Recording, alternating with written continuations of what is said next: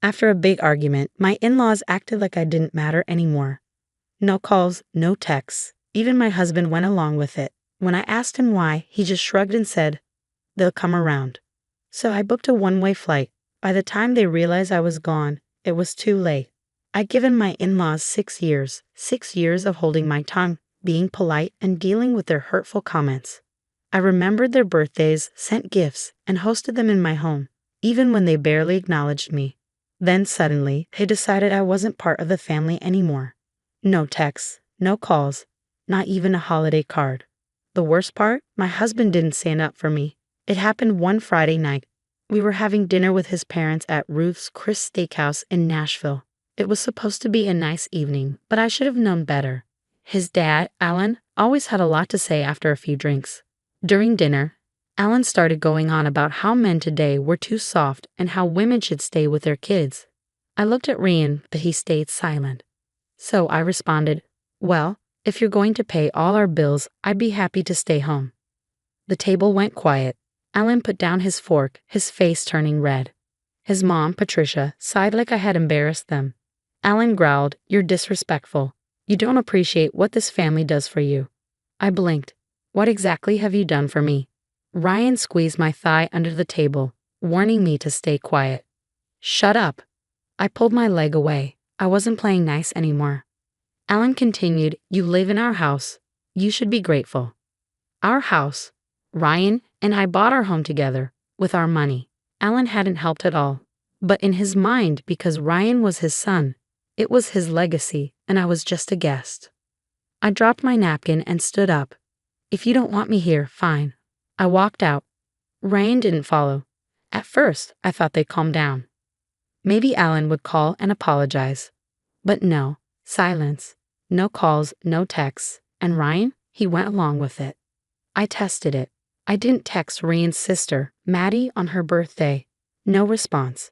I didn't send a card for his cousin's baby. Nothing.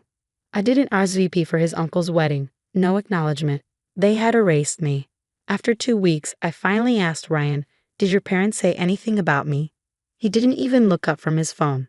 No, I repeated. He shrugged. "They'll come around." That was his answer, like it was nothing. That night, I lay in bed, feeling like a stranger in my own home. My in-laws had shut me out, and Ryan let them. So I decided to stop trying. The next morning, I stopped texting first.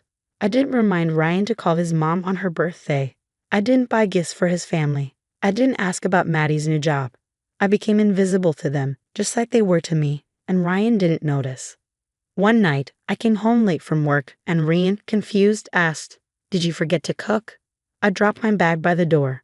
"No, I just figured since I don't exist, my cooking shouldn't either." He laughed.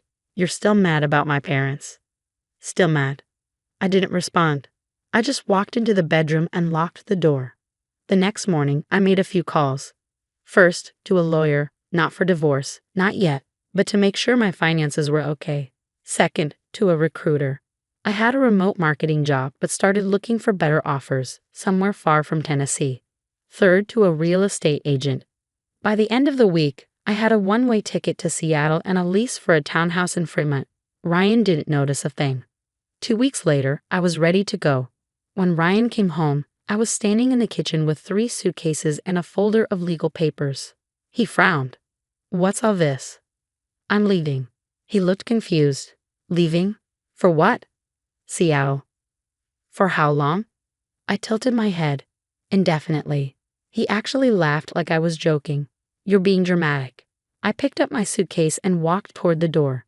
He didn't follow. 2 weeks later, Ryan called. By then, I was in my new townhouse, sipping coffee on my balcony. His voice was strained. "Are you seriously doing this?" I took a slow sip of coffee. "I thought you said they'd come around." Silence. "I didn't think you'd actually leave." "Well," I said, "you didn't think about me at all, did you?" More silence. "Then just come home." Home? I didn't have a home there, just a house full of people who didn't see me. And just like that, my phone started ringing.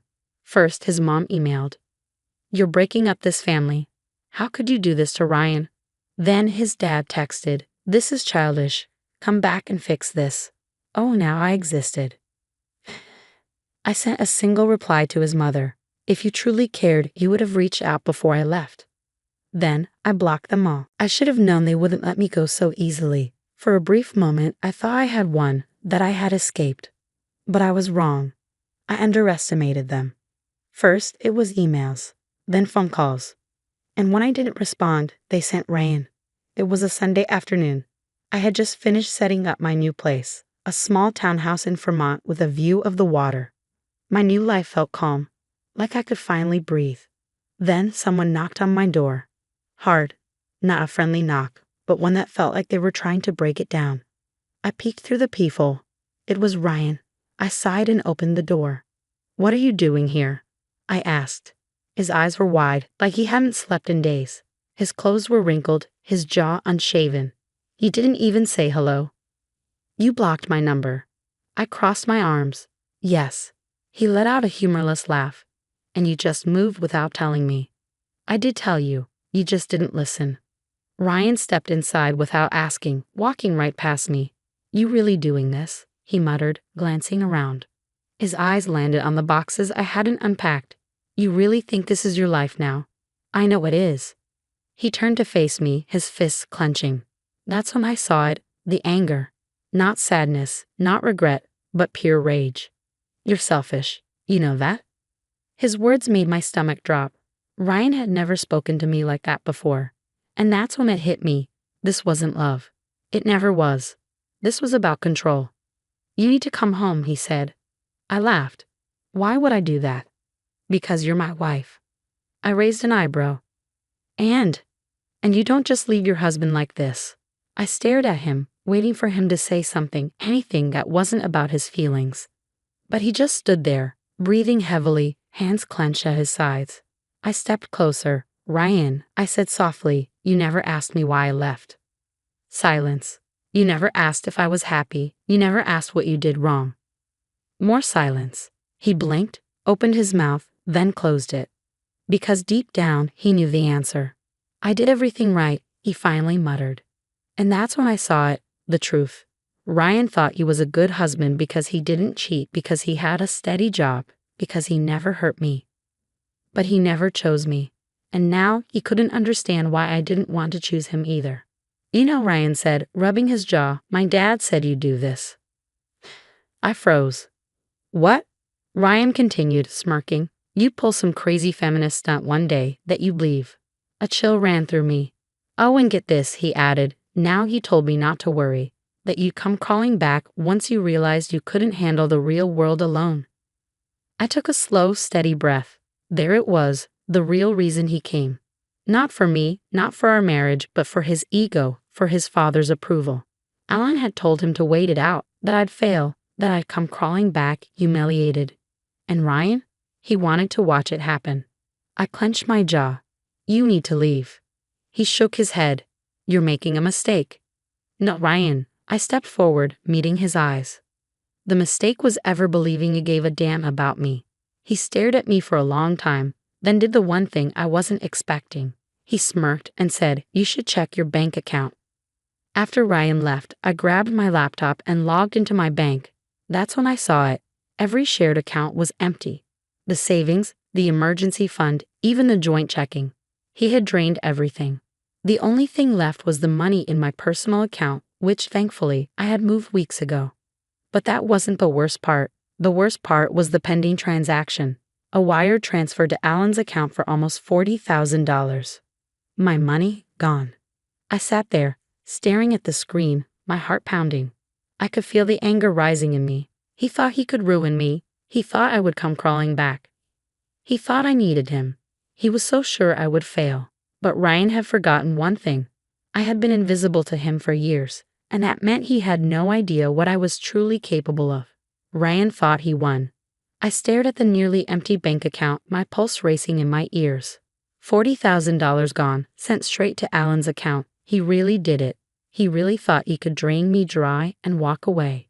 For a moment, panic almost took over. But then I realized something. Ryan didn't know everything, and that was his mistake. I grabbed my phone and dialed a number I never thought I'd use, my lawyer. "Hey, it's me," I said. "We have a problem." And just like that, the real fight began. Here's what Ryan didn't know. Before I left, I had already moved my half of the money into my personal account, that $440,000. It was all his savings, his emergency fund, his rent money. He stole from himself. I leaned back, watching my lawyer's email go out to Ryan and Alan in real time. Subject line: immediate legal action. Unauthorized transaction. The email was cold, professional. It explained how Ryan had fraudulently transferred funds without my consent, how I had already contacted the bank, and how, if the money wasn't returned within 24 hours, we'd escalate to legal action. And the best part? Ryan was about to learn the hard way that Alan wasn't as loyal as he thought. Less than an hour later, my lawyer forwarded me a response. It wasn't from Ryan, it was from Alan. That money was given to me as a gift. If Ryan made a mistake, that's on him. I won't be returning a cent. I laughed out loud. Ryan was screwed.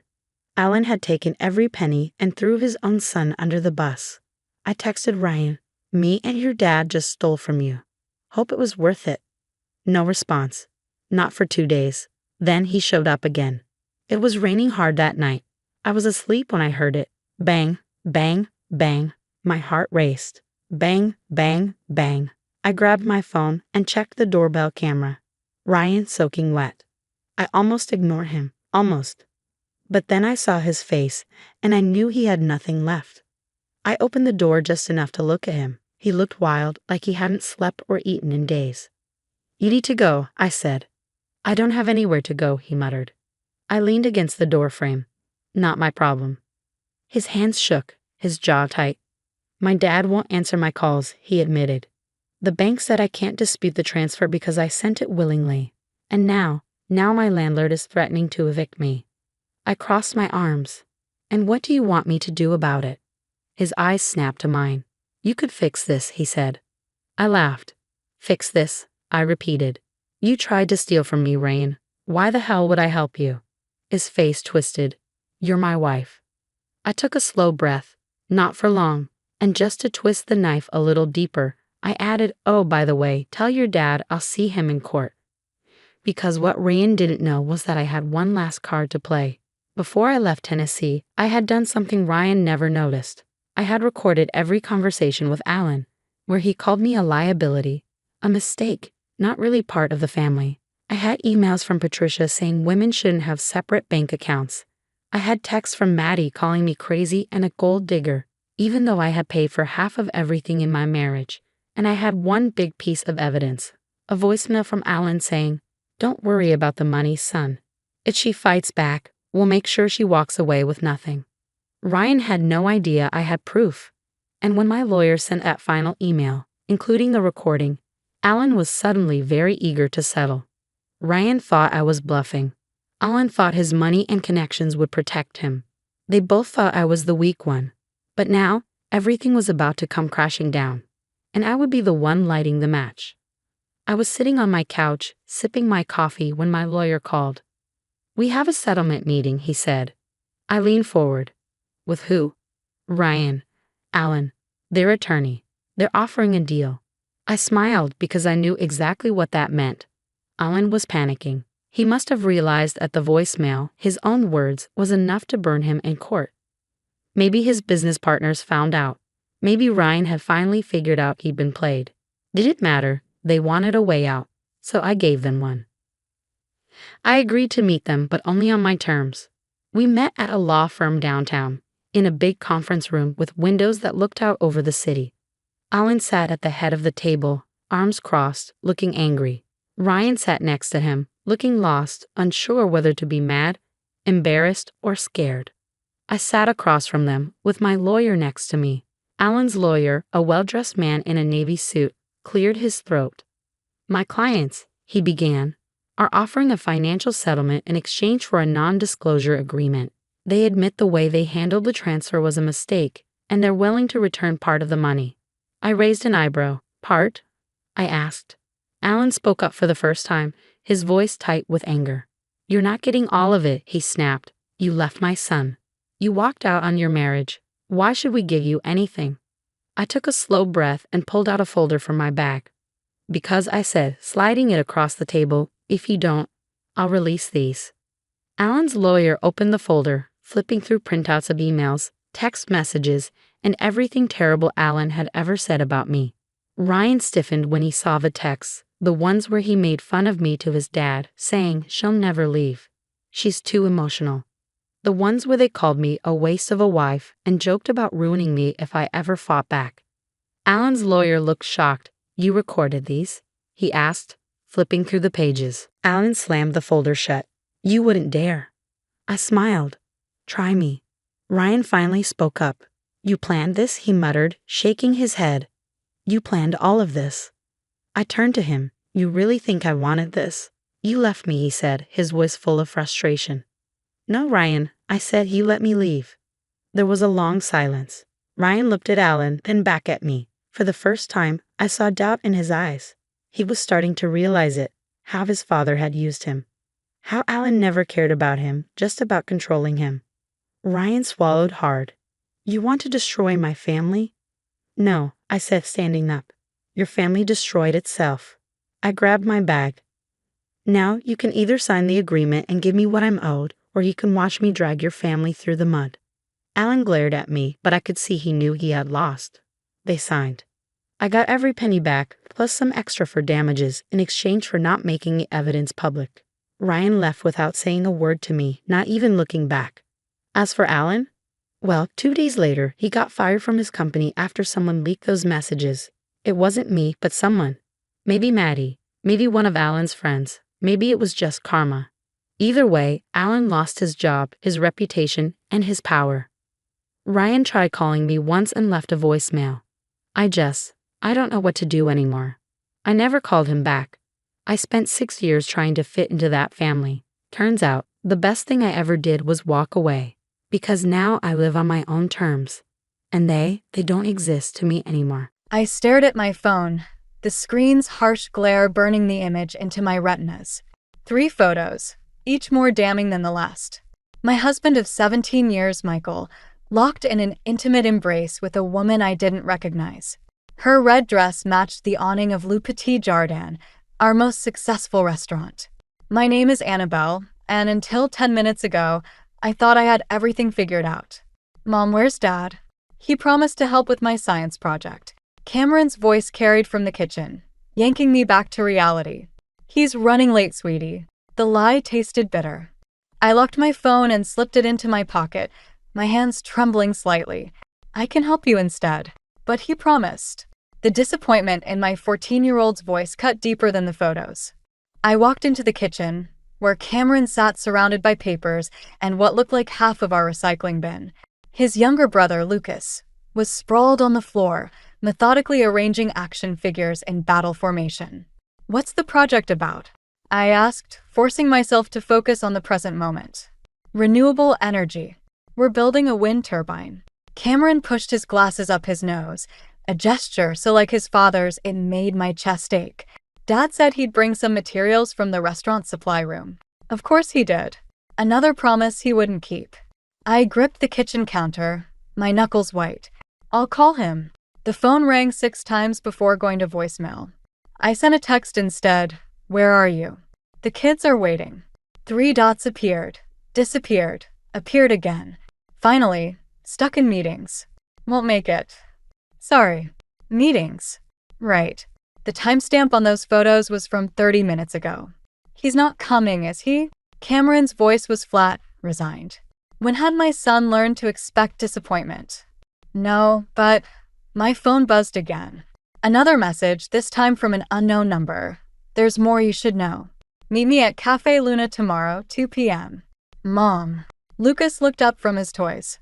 Your face is doing that thing. What thing? The scary thing. Like when the health inspector came. I forced a smile. Everything's fine. Cameron, grab your coat. We're going to the hardware store for your project supplies. Luke, you too. We'll get ice cream after. But it's almost dinner time, Cameron protested. Then we'll have dessert first. The words came out sharper than intended. Both boys stared at me. Sometimes rules need to be broken. Like marriage vows, apparently. As I drove to the hardware store, my mind raced through the past few months. The late meetings, the business trips, the new cologne. Classic signs I'd chosen to ignore because I was too busy running our restaurant empire. too confident in our shared success to imagine he'd risk it all. My phone buzzed again in my pocket. I ignored it until we parked. Another photo. This time, Michael was leaving a jewelry store, a small bag in his hand. The timestamp was from last week, the day before our wedding anniversary. I'd received nothing but a distracted kiss and a mumbled, "Sorry, crazy day." "Mom." Cameron's voice pulled me back again. "Are you okay?" I looked at my sons, one so serious, one still lost in imagination, and made a decision. Michael could betray me, but he wouldn't destroy what we'd built. Not the restaurants, and certainly not our family. "I'm better than okay," I said, pulling out my wallet. "I'm about to teach you both something important about wind and change." I paused, meeting Cameron's worried gaze. Sometimes the strongest structures are the ones that know how to bend without breaking. I stepped out of the car, already composing a message to the unknown number. I'd be at Cafe Luna tomorrow, ready to learn exactly how much bending would be required before something, or someone, broke.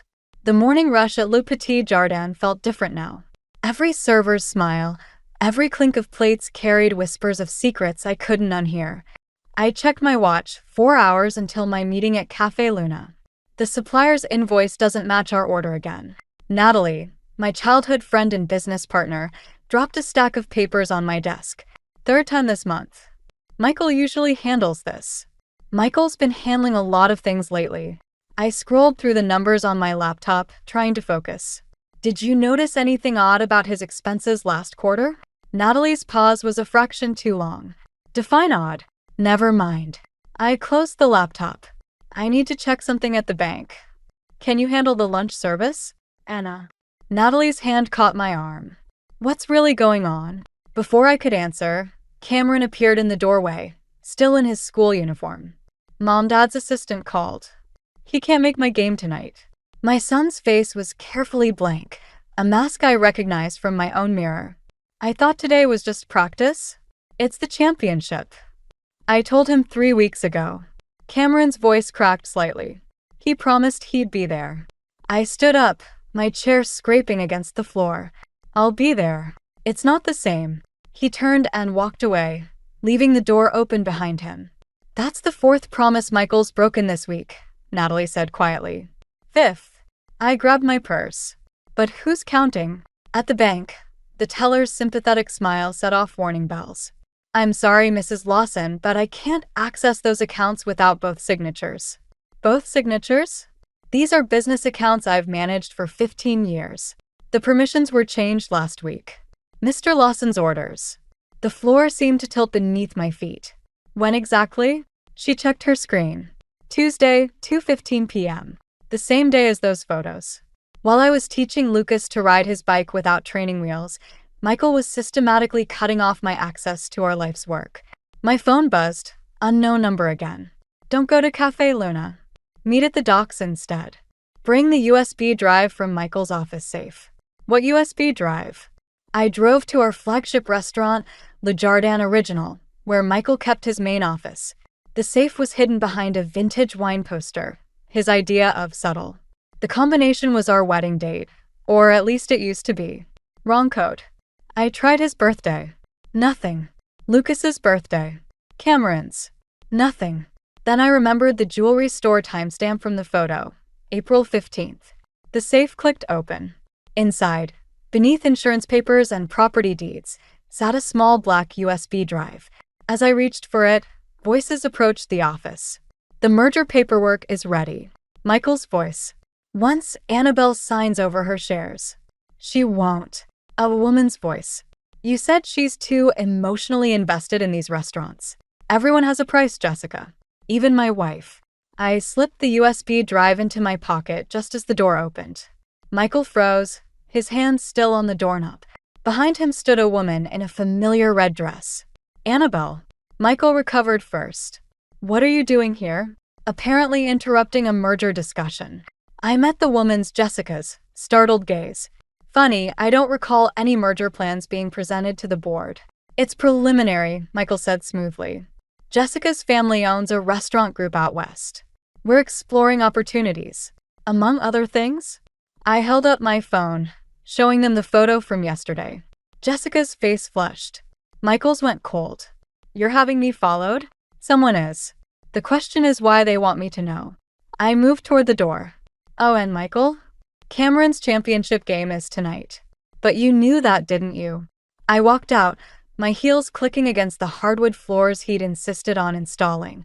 Behind me, I heard Jessica ask, "What championship game?" My phone buzzed again. Change of plans.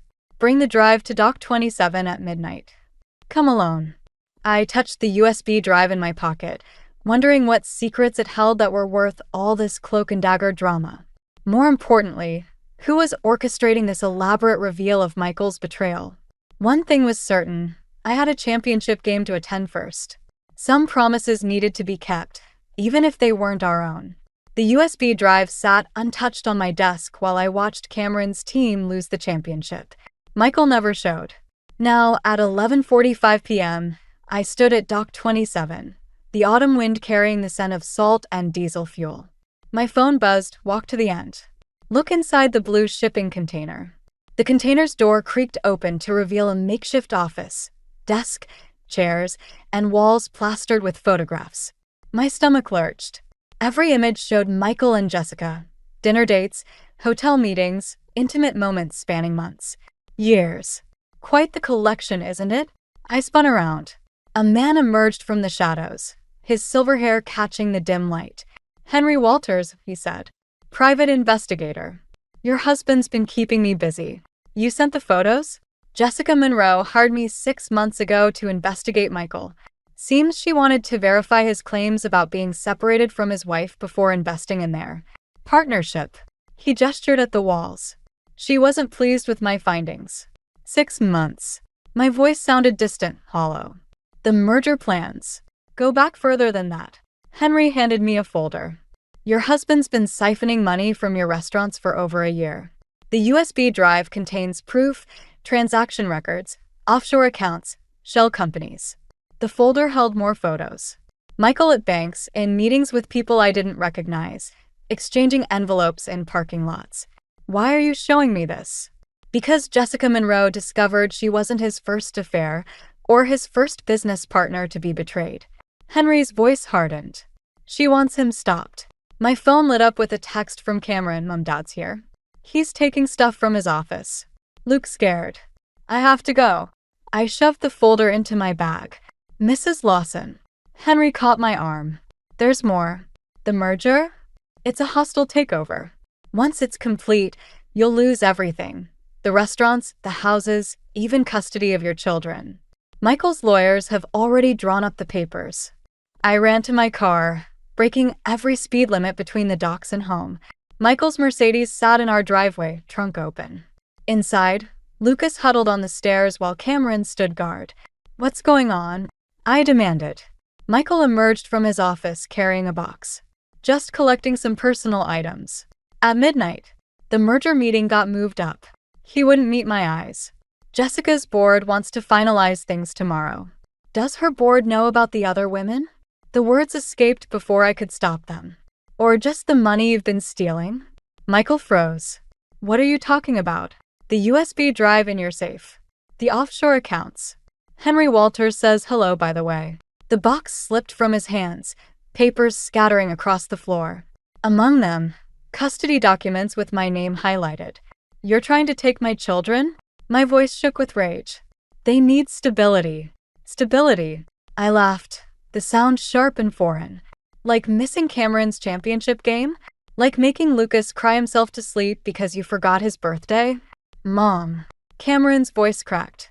"Go upstairs, both of you," I said, not taking my eyes off Michael. "Pack overnight bags. We're staying at Aunt Natalie's." "You can't take them." Michael stepped forward. "I won't allow." "Like you didn't allow me access to our accounts?" I pulled out my phone. Should I call the police about the embezzlement? Or maybe the IRS would be interested in those offshore transfers. "You're bluffing." "Try me." I held up the USB drive. "I haven't looked at this yet. Want to tell me what I'll find?" Michael's face contorted. "You bitch." "Dad." Cameron stood at the top of the stairs, Lucas clutching his hand. Both boys stared at their father, seeing him clearly for the first time. Michael stepped back, straightening his tie. This isn't over. No, I agreed. It's just beginning. After he left, I held my boys while they cried, their tears soaking my shirt. My phone buzzed with a text from Henry. There's a lawyer you should meet. Thomas Reed. He specializes in cases like yours. I looked at the custody papers scattered across the floor, at the USB drive that could destroy the man I once loved, at my children's shattered innocence. Mom, Lucas whispered. Are we going to be okay? I kissed his forehead, tasting salt. Yes, baby. We're going to be more than okay. We're going to fight back. Natalie's guest room felt like exile. 3 days of sleeping on borrowed sheets while my children whispered in the next room, trying to make sense of their shattered world. The USB drive's contents spread across my laptop screen. Transaction records, secret accounts, emails that made my stomach turn. You need to see this. Thomas Reed, the lawyer Henry recommended, placed a document on Natalie's kitchen table. Michael filed for emergency custody this morning. I scanned the papers, my coffee growing cold. He claims I'm unstable and that you're embezzling funds. Thomas's voice remained steady, professional. He's painting you as a vindictive wife manufacturing evidence to destroy him. He's using my own strategy against me. Smart move. Thomas leaned back, studying me. The judge will freeze all assets pending investigation, including your personal accounts. A door creaked upstairs. Cameron appeared, Lucas trailing behind him. They'd gotten ready for school without being asked, their small act of independence breaking my heart. Mom. Cameron held out his phone. Dad wants us to have dinner with him. And Jessica. Lucas's face crumpled. I don't want to meet her. You don't have to. The words came out sharper than intended. Thomas raised an eyebrow. Actually, he said gently, refusing could support Michael's claims about parental alienation. My fingers curled around my coffee mug, knuckles white. When? Tonight, Cameron said. At Le Petit Jardin. Our restaurant. Our first success. Now his battlefield. I'll drive you, I managed. He sent a car. Cameron wouldn't meet my eyes. It's already outside. Through Natalie's window, I saw the sleek town car idling in the driveway. Michael's power play, delivered with perfect timing. Go get ready, I said. I need to speak with Mr. Reed.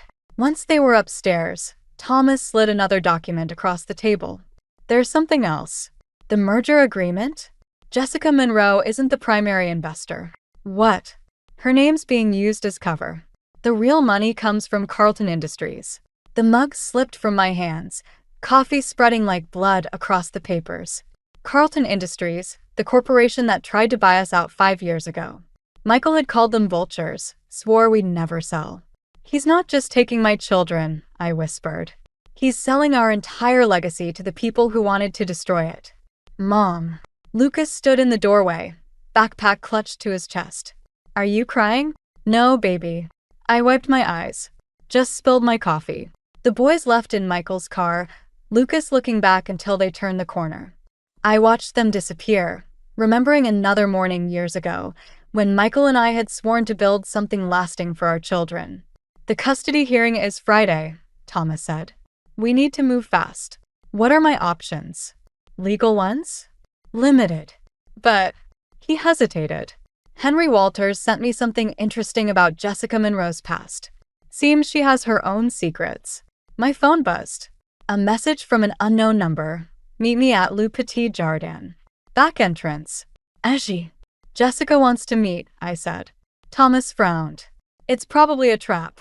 Or an opportunity. I stood up, decision made. What time's your last appointment today? 6.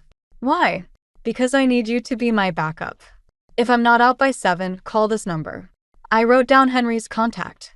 And Thomas? Thank you for not telling me to take the high road. He gathered his papers, a hint of a smile playing at his lips. The high road rarely leads to justice, Mrs. Lawson. Sometimes you have to dig through the dirt to find the truth. I watched him leave, then opened my phone's gallery. A photo from 3 years ago. Michael and me at Le Petit Jardin's anniversary party, champagne glasses raised in triumph. His smile held secrets even then, I realized. I just hadn't wanted to see them. Time to stop playing defense. Michael thought he could use our children as pawns? Fine. But he'd forgotten who taught him how to play chess in the first place. I texted Jessica back. See you at 6. Le Petit Jardin's back-end trance still smelled of garlic and rosemary. Jessica Monroe waited in the shadows, her red dress replaced by a tailored black suit that screamed corporate takeover. Your children seem sweet, she said. Cameron has your eyes. My hand tightened on my purse. Skip the small talk. Why am I here? Because Michael's lying to both of us. She pulled out a tablet. Carlton Industries didn't approach him. He approached them. 6 months before he met me. The security light flickered, casting strange shadows across her face.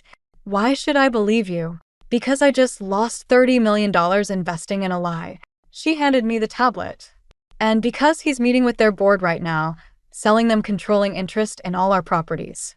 Including mine.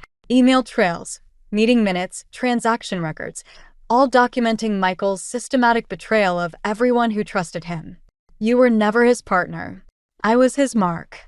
Jessica's laugh held no humor. Just like you. A text lit up my phone, Cameron. Dad's taking us to Carlton Industries' office. Says we need to meet important people. He's using our children as props, I said, my voice hollow. To seal the deal. There's more.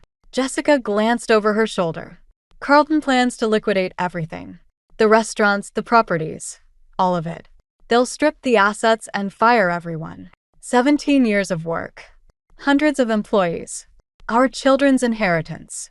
All being dismantled in a boardroom while Michael paraded our sons like show ponies. I have a proposition, Jessica said. One that could save everything. I'm listening. I have proof of Michael's fraud. Recordings, documents. Enough to stop the sale and put him away. She paused. But I need your help to use it. What's the catch? We have to act tonight. And she hesitated. It'll destroy him completely. Your sons will lose their father. My phone buzzed again. A photo from Lucas. Him and Cameron in Carlton's lobby, Michael's hand on their shoulders, his smile triumphant. They've already lost their father, I said. They just don't know it yet. Jessica nodded. Meet me at Thomas Reed's office in an hour. Bring the USB drive. Why Thomas? Because he's not just a divorce lawyer. He specializes in corporate fraud. She smiled grimly. And he's been building a case against Carlton Industries for years. I left through the kitchen, passing the spot where Michael and I first kissed, where we celebrated our first Michelin star, where Cameron took his first steps. Each memory felt like a knife now. Thomas was waiting outside his office, jacket discarded, sleeves rolled up. Jessica called. You ready for this? No, I admitted. But I'm doing it anyway. Inside, spread across his conference table, lay the ruins of my marriage and the blueprint for Michael's destruction. Jessica's evidence, combined with the USB drive and Thomas's Carlton Industries investigation, painted a picture of corruption that went beyond simple betrayal. Once we file these papers, Thomas said, there's no going back. Michael will face criminal charges. The press will be brutal. My phone lit up one last time. A message from Cameron, Mom, something feels wrong. Dad's acting strange. Can you come get us? Make the calls, I told Thomas. But first, I need to get my children. Anna. He caught my arm. Be careful. Michael's desperate. Desperate people. Do desperate things? I pulled away. I know. I'm about to do something desperate myself. I texted Cameron back. On my way. Stay in the lobby. Jessica watched me gather my things. You know this isn't just about revenge anymore, right? It never was. I met her gaze. It's about justice. And protecting what matters. As I drove toward Carlton Industries, my rearview mirror showed Le Petit Jardin's lights going dark. Our first restaurant, where we'd built our dreams. By morning, those dreams would be ashes. But from them, something new would rise. Something stronger. Something honest. Something worth fighting for. Carlton Industries' lobby gleamed with cold marble and colder ambition. Cameron and Lucas weren't there. Instead, Michael waited by the elevator, his smile sharp as broken glass. They're upstairs, he said. Signing some papers. They're minors. They can't sign anything. No, but you can. He held up a manila envelope. Full custody, control of all assets. Everything you want. Just sign over your shares to Carlton. My phone buzzed. Thomas. Don't sign anything. Jessica found something big. Stall him. Where are my children, Michael? Safe. With people who understand business. The elevator opened. Shall we? The ride up felt endless. Through the glass walls, the city sparkled like scattered diamonds. Our restaurants were out there, lights still burning, staff still serving, unaware their world was ending. The boardroom door opened to reveal Carlton's CEO, Richard Barnes, with our sons. Lucas clutched Cameron's hand, both boys pale under the fluorescent lights. Mom, Cameron started. Quiet, Michael snapped. Lucas flinched. Mrs. Lawson. Barnes gestured to a chair. Let's discuss the future of your family's legacy. Let my children leave first. They stay. Michael's voice had an edge I'd never heard before. Sign the papers, Anna. Don't make this harder. My phone vibrated again. Jessica, don't sign. Evidence of kidnapping plot. FBI involved. Thomas calling now. You were going to take them, weren't you? The realization hit like ice water. After the sale. That's why you filed for emergency custody. Michael's smile slipped. You always were too clever. Dad, Cameron's voice cracked. What's he talking about? A fresh start, Michael said. Away from all this mess. Away from her. The boardroom phone rang. Barnes answered, his face darkening. What do you mean, federal agents? Chaos erupted. Michael lunged for the papers. Cameron grabbed Lucas, pulling him toward the door. Barnes shouted into the phone. Stop them. Michael ordered, but I was already moving, placing myself between my children and the men who thought they could buy them. It's over, I said. The FBI has everything. The fraud, the embezzlement, the custody plot. Jessica gave them all of it. Michael's laugh turned ugly. Jessica? My Jessica? She wouldn't. Your Jessica? A new voice cut through the chaos. Jessica stood in the doorway, flanked by federal agents. I was never yours, Michael. Just like these restaurants were never just yours. You forgot the cardinal rule of business. Never underestimate your partner, I finished. The agents moved in. Michael's face contorted with rage. You'll regret this. All of you. You'll what? Thomas appeared behind Jessica, his usual calm replaced by cold fury. Threaten your children again? Add witness intimidation to your charges. Lucas broke free, running to me. Cameron followed, his teenage composure finally cracking. I held them both as the agents read Michael his rights, as Barnes was led away in handcuffs, as our world shifted on its axis once again. Mom, Lucas whispered against my shirt. Is it really over? I met Jessica's eyes over their heads. She nodded slightly, holding up her phone. On the screen, headlines were already breaking. Carlton Industries CEO arrested in fraud scheme. Restaurant empire saved by whistleblowers. Almost, I told him. We just have to be brave a little longer. Later, in Thomas's office, surrounded by federal agents and paperwork, Cameron asked the question I'd been dreading. Will we ever see Dad again? The answer stuck in my throat. How do you tell your children their father chose greed over them? That he'd planned to steal them away, destroy everything we'd built, all for power and pride? Your father made some bad choices, Thomas said gently. But that doesn't erase the good memories. It just means we have to make new ones. My phone lit up one last time. Natalie, the restaurants are packed. Everyone's talking about how you saved them. When are you coming home? Home. Not to the house Michael and I had shared, but to the restaurants where our dream began, where our children grew up, where, perhaps, we could build something new from the ashes of betrayal. Soon, I texted back. We're all coming home soon. The prison visiting room smelled of industrial cleaner and desperation. Michael sat across from me, orange jumpsuit stark against his pale skin. 3 weeks in custody had stripped away his polished veneer. The prosecutors offered a deal, I said, sliding the document across the table. Sign over your shares, testify against Carlton Industries, and they'll recommend reduced sentencing. His laugh held no humor. So you get everything? The restaurants, the children, the legacy. Our children aren't assets, Michael. They never were. No. He leaned forward. Then why bring the deal yourself? Why not let the lawyers handle it? Because Cameron asked me to. The words hung between us. He wants to understand why. Michael's facade cracked slightly. How are they? Lucas has nightmares. Cameron's in therapy. They both miss their father, but they're afraid of the man he became. The man I became? His voice sharpened. I became exactly what you wanted. Successful, powerful, unstoppable. I wanted a partner. A father for our children. Not. I gestured at the prison walls. A criminal? He smiled, that familiar sharp-edged grin. Check your text messages. My phone buzzed on cue. An unknown number. The offshore accounts weren't all his. Check the dates. What is this? Insurance. Michael sat back. You really think I acted alone? That sweet Jessica wasn't playing both sides? That your precious Thomas Reed's hands are clean? The guard stepped closer, sensing tension. You're lying, I said, but doubt crept in. We have proof. You have what we wanted you to have. Another text lit up my phone. Restaurant inspection records, dated before our marriage. Health code violations, buried bribes. That's right, Michael whispered. Our empire was built on fraud from the beginning. Your signature's on those early papers too, Anna. How long before someone connects the dots? My hands shook.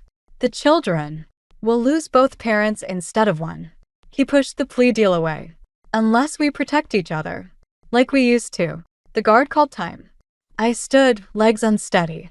Think about it, Michael said. You have 24 hours before I tell the prosecutors everything. Including your role in the early days. Outside, Thomas waited by the car. Are you okay? You look pale. My phone buzzed again. Another text, this time with proof. My signature on falsified documents from 15 years ago. Documents I'd signed without reading, trusting Michael's guidance. Anna, Thomas touched my arm. Take me to Jessica's office, I said. Now. Jessica was waiting, her office view of the city as impressive as ever. He told you. You knew. It wasn't a question. Of course I knew. Why do you think I helped you? She poured 3 drinks. The question is, what are you going to do about it? There's nothing to do, Thomas said. The statute of limitations doesn't apply to ongoing fraud. Jessica handed me a drink. Which is why we need to end this. Tonight. My phone lit up one final time. Michael again, last chance. Protection or destruction? Your choice. I thought of Cameron's therapy sessions, Lucas's nightmares, the staff who trusted us, the legacy we'd built on lies. No more deals, I said. No more secrets. You'll lose everything, Jessica warned. No. I pulled out my own file, documents I'd gathered after that first anonymous photo, insurance of my own. We all will. Unless we do this right. Thomas read the file, his eyes widening. This would implicate everyone. Carlton Industries, the health department, the banks. The whole corrupt system, I finished. Clean slate or no slate. Jessica studied me. You'd sacrifice everything you built? I'd sacrifice everything we stole. I met her gaze. For a chance to build something real. My phone buzzed. Michael's last attempt. Don't do this. I typed back 3 words. Watch me burn. Then I called the prosecutors, ready to tell the whole truth, not just Michael's version. Sometimes justice means burning everything down to build it back right. Sometimes revenge means letting go of who you were to become who you need to be. Le Petit Jardin's kitchen hummed with familiar chaos, pots clanging, orders flying, flames leaping. I stood in the doorway, watching our staff prepare for tonight's reopening. The health inspector signed off on everything, Natalie said, handing me the paperwork. Clean slate. Clean slate. The words echoed from 6 months of investigations, testimonies, and rebuilding. The prosecutors had called it a landmark case in corporate fraud. The papers called it the restaurant empire's fall. Cameron called it finally telling the truth. Mom. Lucas tugged at my sleeve. Can I help plate the desserts? Ask Chef Marcus. I smiled as my youngest raced off, his fear of kitchens apparently cured by weekly cooking lessons with our new head chef. The reporters are gathering outside, Thomas warned, appearing at my side. Ready? Almost. I checked my phone one last time. A message from Jessica. Signed the last deposition. It's done. The investigation had revealed everything. Every bribe, every falsified inspection, every corrupt deal spanning 2 decades. Michael hadn't been wrong about one thing. The rot went deep. But he'd been wrong about me. They're calling you a whistleblower hero, Cameron said, adjusting his new server's apron. At 14, he'd insisted on working the reopening. Heroes don't participate in fraud for 15 years, I replied. No, he agreed. But they stop it when they realize the truth. The dining room filled quickly. Loyal customers, food critics, even some former employees who'd left during Michael's reign. They all wanted to see what would rise from the ashes of scandal. Ladies and gentlemen, I addressed the crowd. Welcome to the truth, where every ingredient, every inspection, every practice is transparent. Cameras flashed. Someone asked about Michael's sentencing next week. Another about the industry-wide reforms our case had triggered. The truth, I continued, is that success built on lies poisons everything it touches. Tonight isn't about revenge or redemption. It's about starting over. About teaching our children that it's never too late to choose integrity. Later, after the last customer left, I found Cameron and Lucas sitting at the bar with Thomas and his daughter Ella, sharing stories about the night's service. Did you see that food critic's face when Lucas explained the sustainable sourcing? Cameron laughed. Did you see Mom's face when that reporter asked if she missed the old restaurants? Lucas countered. I saw everything, I said, joining them. Including you switching tables with Sarah when that difficult customer came in. Cameron blushed. She's better with complaints than I am. That's called knowing your strengths. Thomas smiled. Speaking of which, he slid a newspaper across the bar. The headline read, Restaurant Reform Bill Passes. Industry Leaders Credit Loss in Case. Your testimony changed things, he said quietly. Not just for us. My phone buzzed one final time. An unknown number. You destroyed everything we built. No, Michael. We destroyed what we stole. I'm building something real. I deleted the message without responding. Through the windows, dawn painted the sky in shades of possibility. The breakfast crew would arrive soon, ready to start another honest day's work. Mom, Lucas yawned. Can we stay? I want to learn how to make those special pancakes. The ones your father used to make? He shook his head. New ones. Our own recipe. I looked at my sons, Cameron teaching Ella how to properly fold napkins, Lucas sketching pancake designs on a napkin, at Thomas, who'd show me that love could be built on truth instead of ambition. At our new restaurant, smaller than the empire we'd lost, but built on stronger foundations. New recipes sound perfect, I said. The morning light streamed through windows we'd uncovered during renovation, hidden behind years of false walls and fake reviews. Like truth, it illuminated everything, the scars and the beauty, the endings and beginnings. I picked up Lucas's sketch, adding my own notes in the margin. Together, we'd create something that would feed more than ambition, something that would nourish the soul, something real. The kitchen doors swung open. Another day began. This time we'd do it right. I never thought my life would unravel over a simple text message. My husband Ethan's face was ghostly pale as he stared at his phone, his hand trembling slightly. I had just walked through our front door after a long day at the dental clinic, and something was clearly wrong. My name is Harper, and until that moment, I thought I had a pretty good handle on my life. Sure, being a stepmom to a 19-year-old had its challenges, but Jake and I had found our rhythm over the years. At least, I thought we had. Harper, we need to talk, Ethan said, his voice uncharacteristically shaky. He was still in his work clothes, his usually pristine blue tie loosened around his neck. It's about Jake. I dropped my purse on the kitchen counter, my stomach already nodding. What's wrong? Is he okay? He's fine, Ethan said quickly, running his hands through his graying hair. But he needs our help.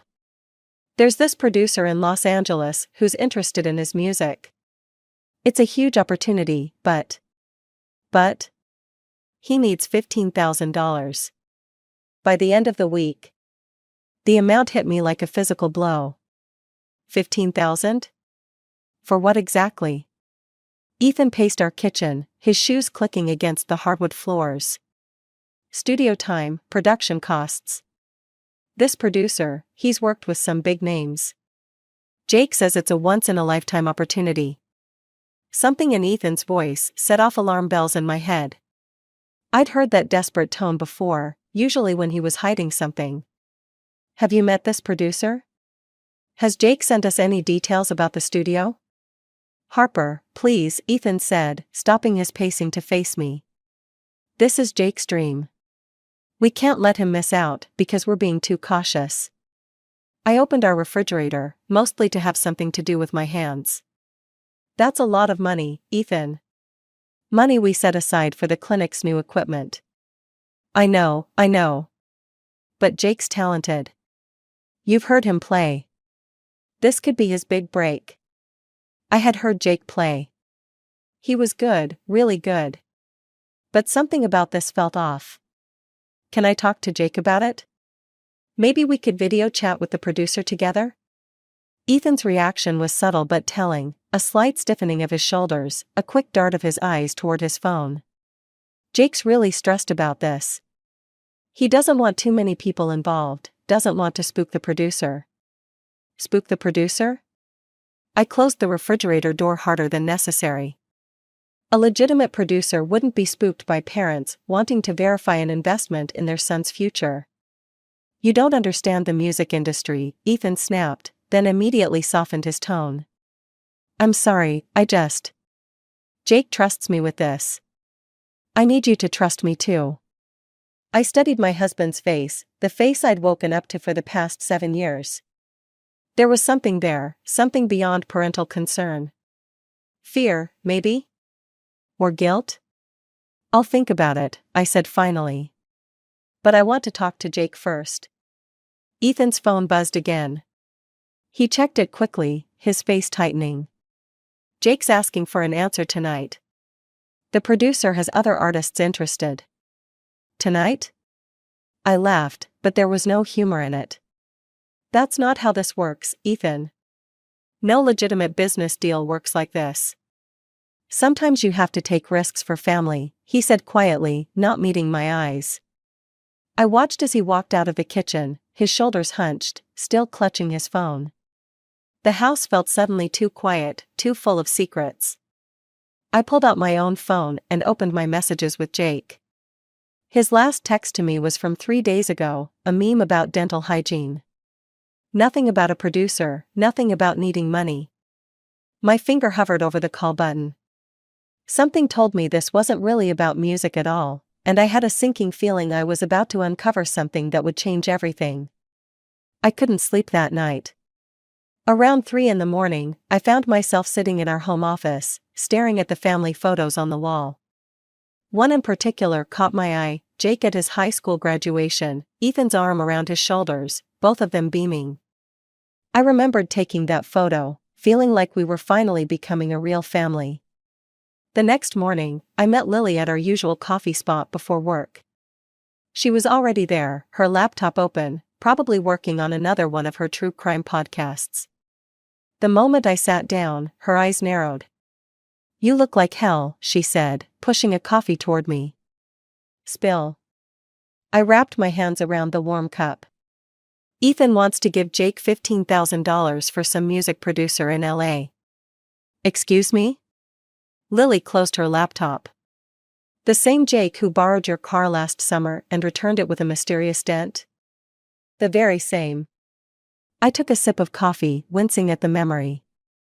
But this feels different. You should have seen Ethan last night, Lily. He was practically shaking. Have you tried calling Jake directly? 3 times. Straight to voicemail. I pulled out my phone, showing her the screen. But look at this. I opened Jake's Instagram profile. His latest post was from 2 days ago, a video of him playing guitar at some local coffee shop. The comments were full of heart emojis and praise, but nothing about a producer or record deal. Something's not adding up, Lily said, scrolling through the feed. And $15,000 is way too much for initial studio time. Trust me, I know plenty of musicians from the podcast circuit. My phone buzzed, a text from Ethan, "Did you think about it? Jake needs an answer today." God, the pressure they're putting on you, Lily muttered, reading over my shoulder. Harper, remember when Ethan got weird about those phone calls last year? I did remember. For about 2 weeks, Ethan had been taking calls in private, always stepping outside or into another room. When I asked about it, he said it was work-related stress. I believed him then, but now. I should get to the clinic, I said, standing up. I have patients waiting. Harper. Lily grabbed my wrist. Promise me you won't write that check without doing some digging first. I promise. At work, I tried to focus on my patients, but my mind kept wandering. Between appointments, I searched online for music producers in Los Angeles. There were hundreds. Without a name or studio, it was impossible to verify Jake's story. Around lunch, my phone lit up with a text from Jake. Hey Harper, Dad told you about the producer thing? It's legit, I swear. This could change everything for me. I stared at the message. It was the first time he'd reached out directly about the money. Something about the timing felt calculated. I typed back, can we video chat about it? I'd love to hear more details. 3 dots appeared, disappeared, appeared again. Finally, in meetings all day. But trust me, okay? You've always supported my music. That hit hard. I had always supported his music. I'd been at every local show, helped him buy his first electric guitar, even convinced Ethan to let him defer college to pursue music. But this felt like manipulation. As I was about to respond, my receptionist knocked on my office door. Dr. Winslow? There's a man here asking for you. Says his name is Marcus Reed? I froze. I'd heard that name before, Ethan's old friend from college. They'd had some kind of falling out years ago, but Ethan never told me why. He says it's about your husband, my receptionist added, looking concerned. My heart started racing. Marcus showing up now couldn't be a coincidence. I glanced at my schedule, 2 more patients before my afternoon break. Tell him I can meet him in 45 minutes, I said, trying to keep my voice steady. There's a coffee shop across the street. As my receptionist left, I looked down at my phone again. Jake's message stared back at me, along with Ethan's earlier text, demanding an answer. Whatever was really going on, I had a feeling Marcus Reed was about to blow it wide open. Marcus Reed wasn't what I expected. He sat across from me at the coffee shop, methodically stirring his Americano.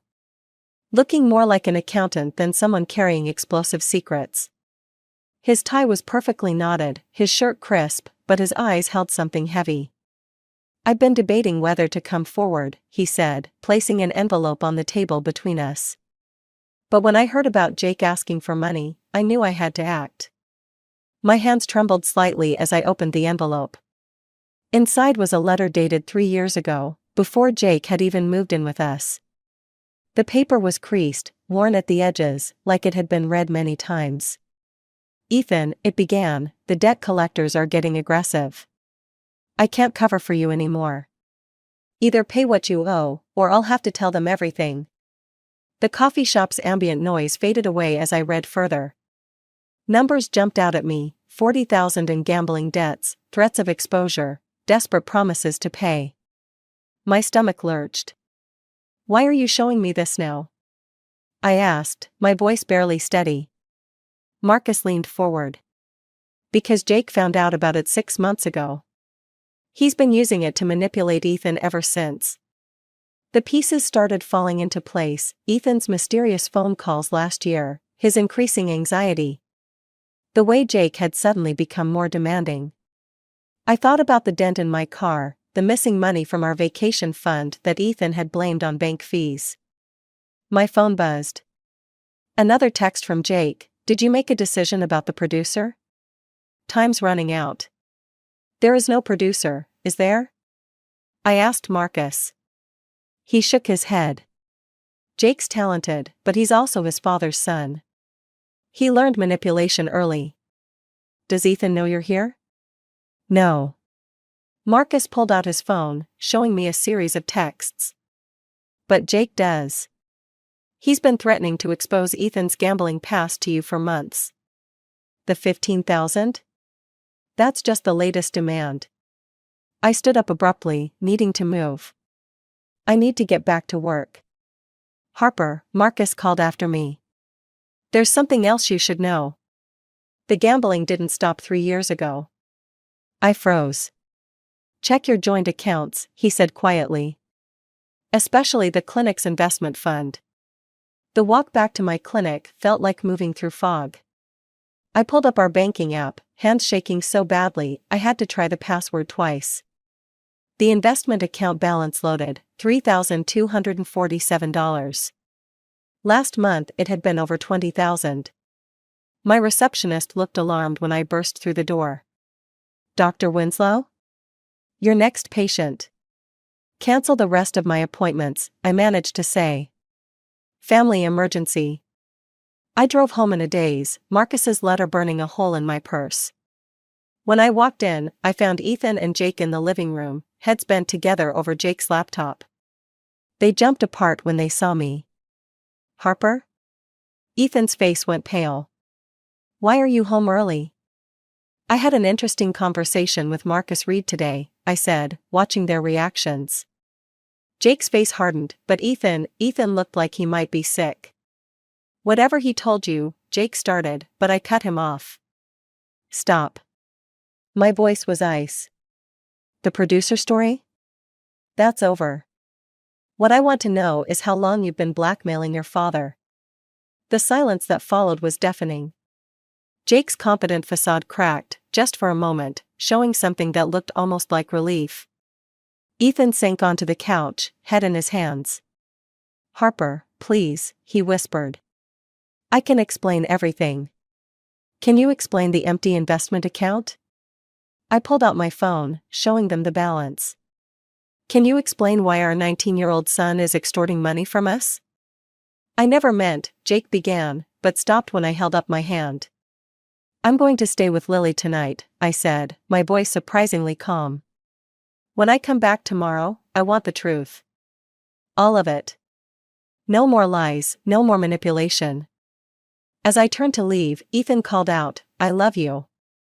I paused at the door, not looking back. Love without trust isn't enough, Ethan. It never was. Lily's guest room felt like a sanctuary and a prison all at once. I lay awake, scrolling through years of photos on my phone, looking for signs I might have missed. There were hundreds of pictures of our happy little family, holidays, birthdays, Jake's music recitals. All of them lies. My phone lit up with another text from Ethan, please come home. We need to talk.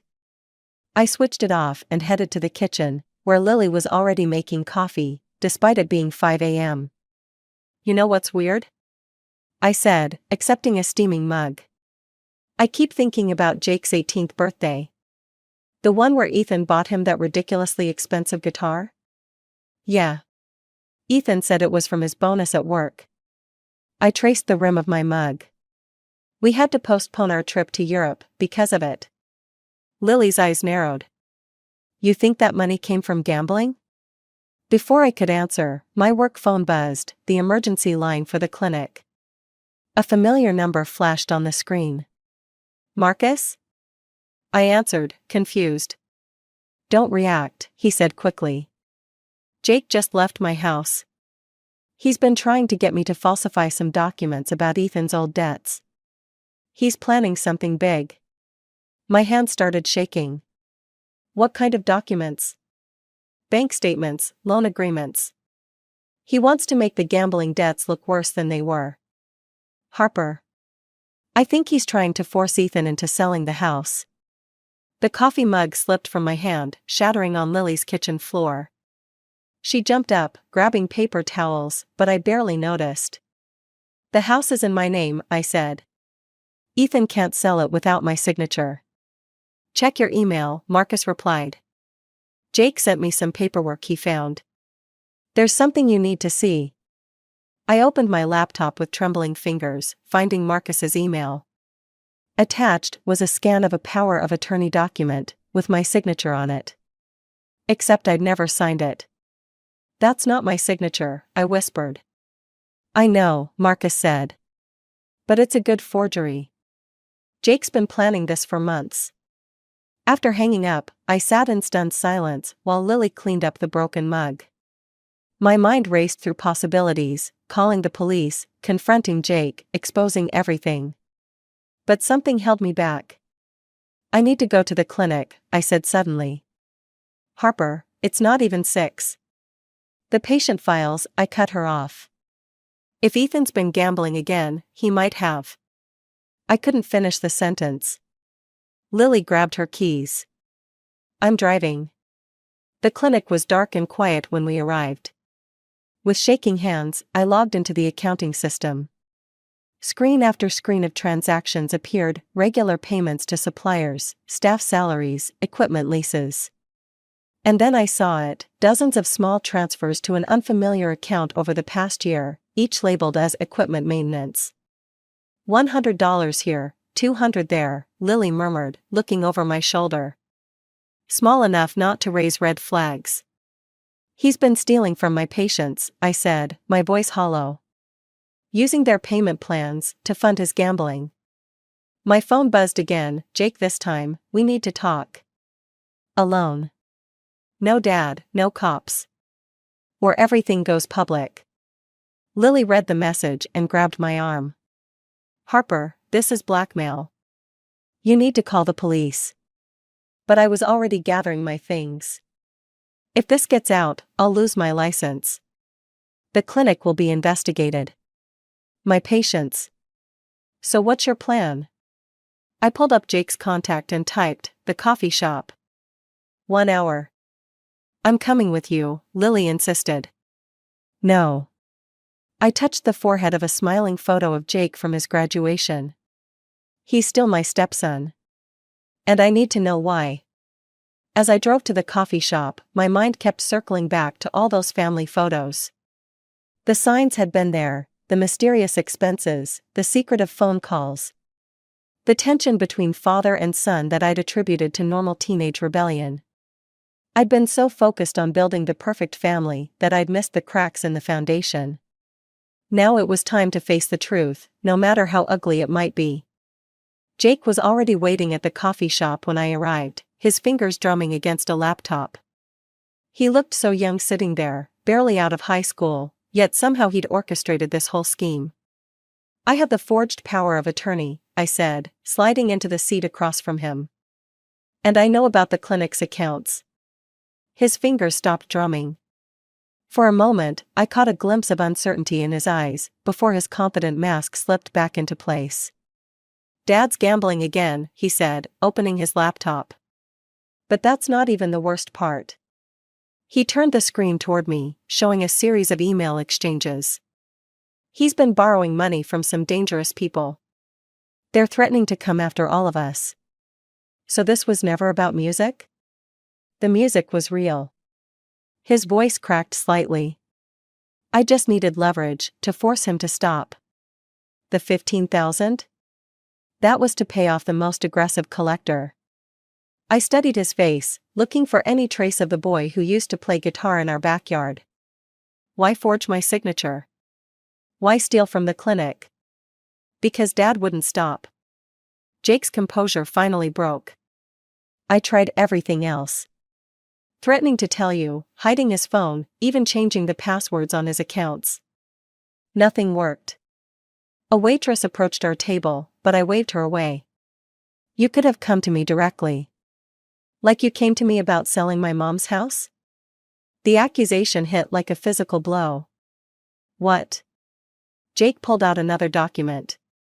2 months ago, Dad took out a loan against Mom's house, the one she left me in her will.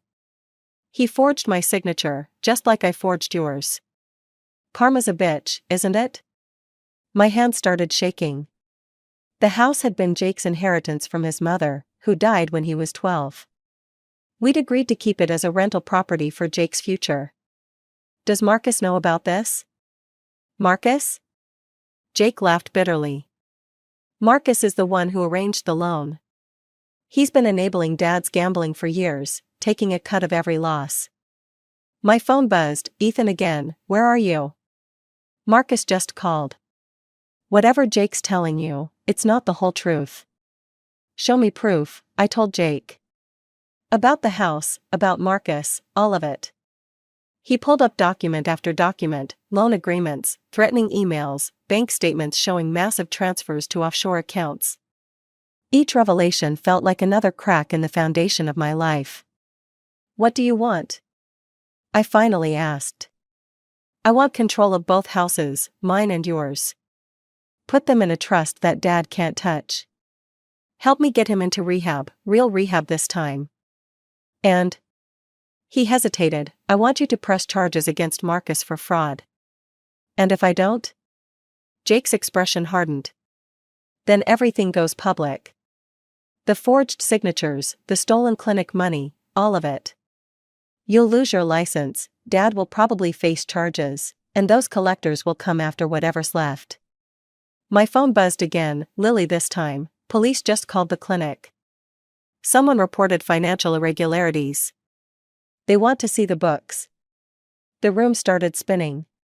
Years of building my practice, my reputation, my family, all of it balanced on the edge of a knife. And my 19-year-old stepson held the blade. "You're just like him," I said quietly. Jake flinched. "I'm nothing like him. I'm trying to save this family." "By destroying it?" "By forcing everyone to face the truth."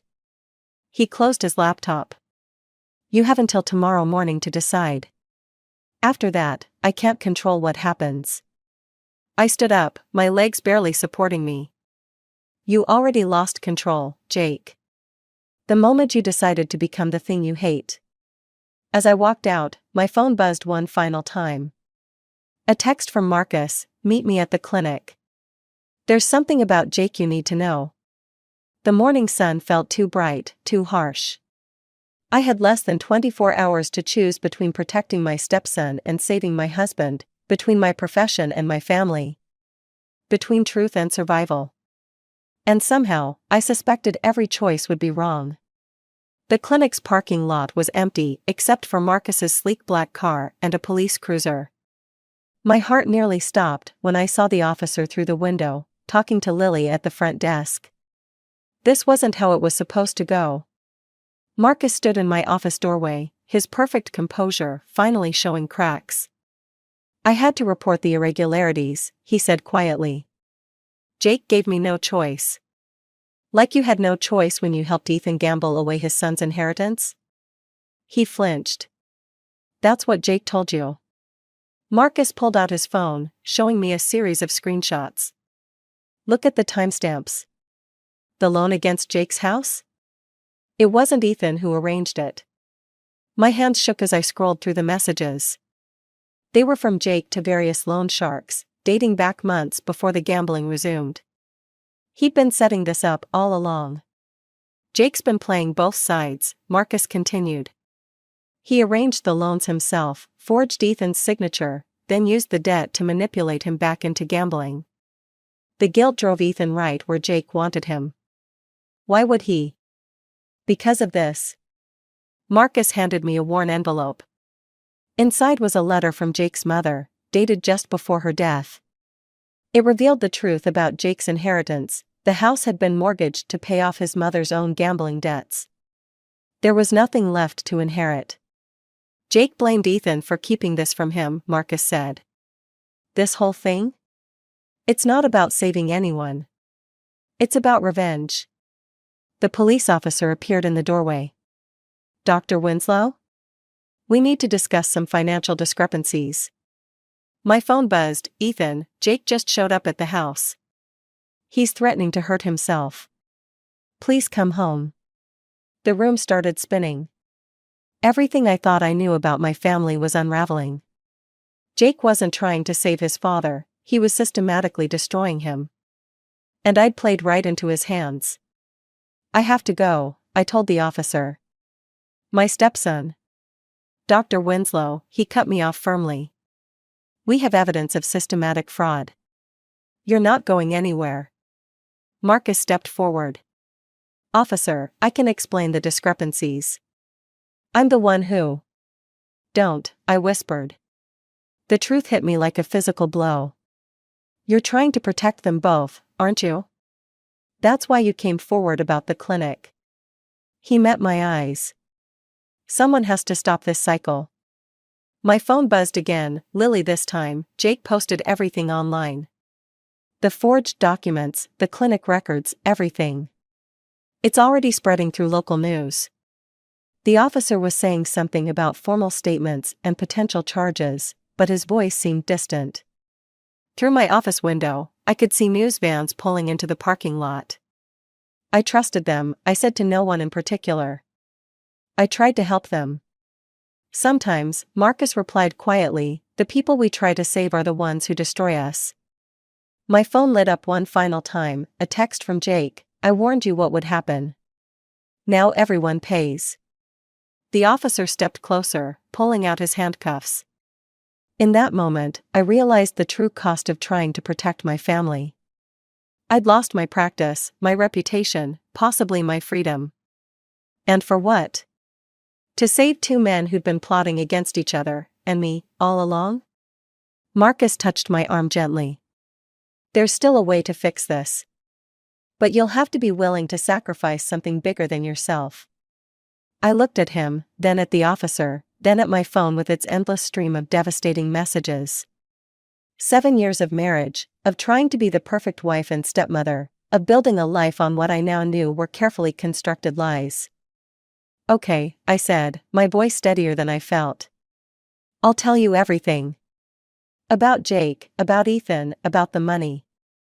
But first, there's something you need to know about what really happened the night Jake's mother died. Marcus went pale. Apparently, there were still some secrets even he didn't know. The police let me make one call before taking me in. I chose Ethan, not because I trusted him anymore, but because I needed him to understand what was coming.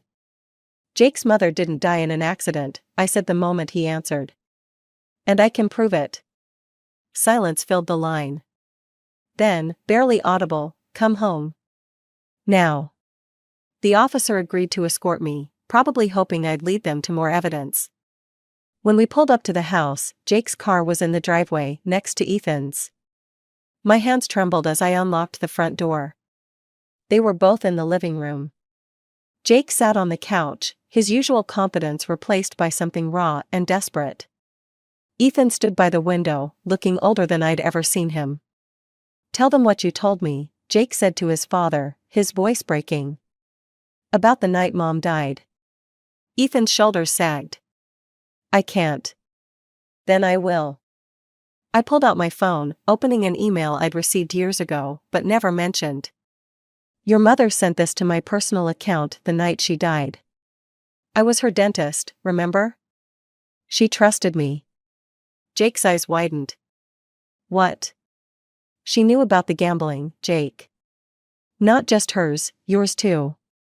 You were 16, stealing from her accounts to place bets online. She confronted you that night. Stop, Jake whispered.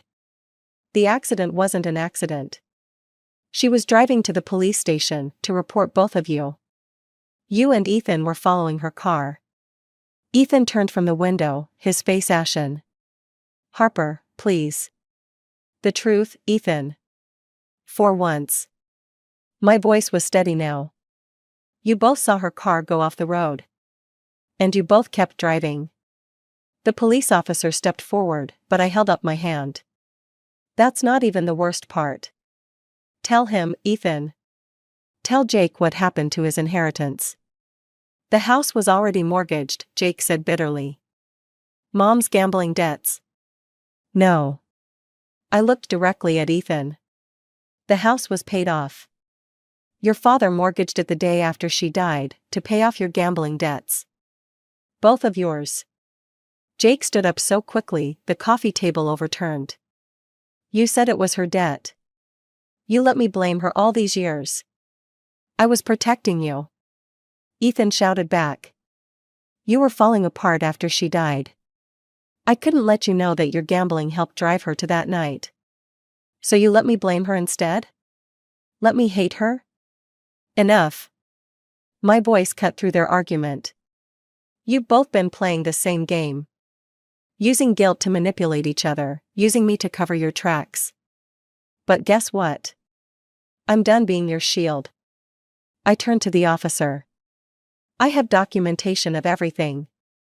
The original mortgage papers, the email from Jake's mother, bank records showing both their gambling activities. And yes, proof of the clinic fraud, which they both committed using my passwords.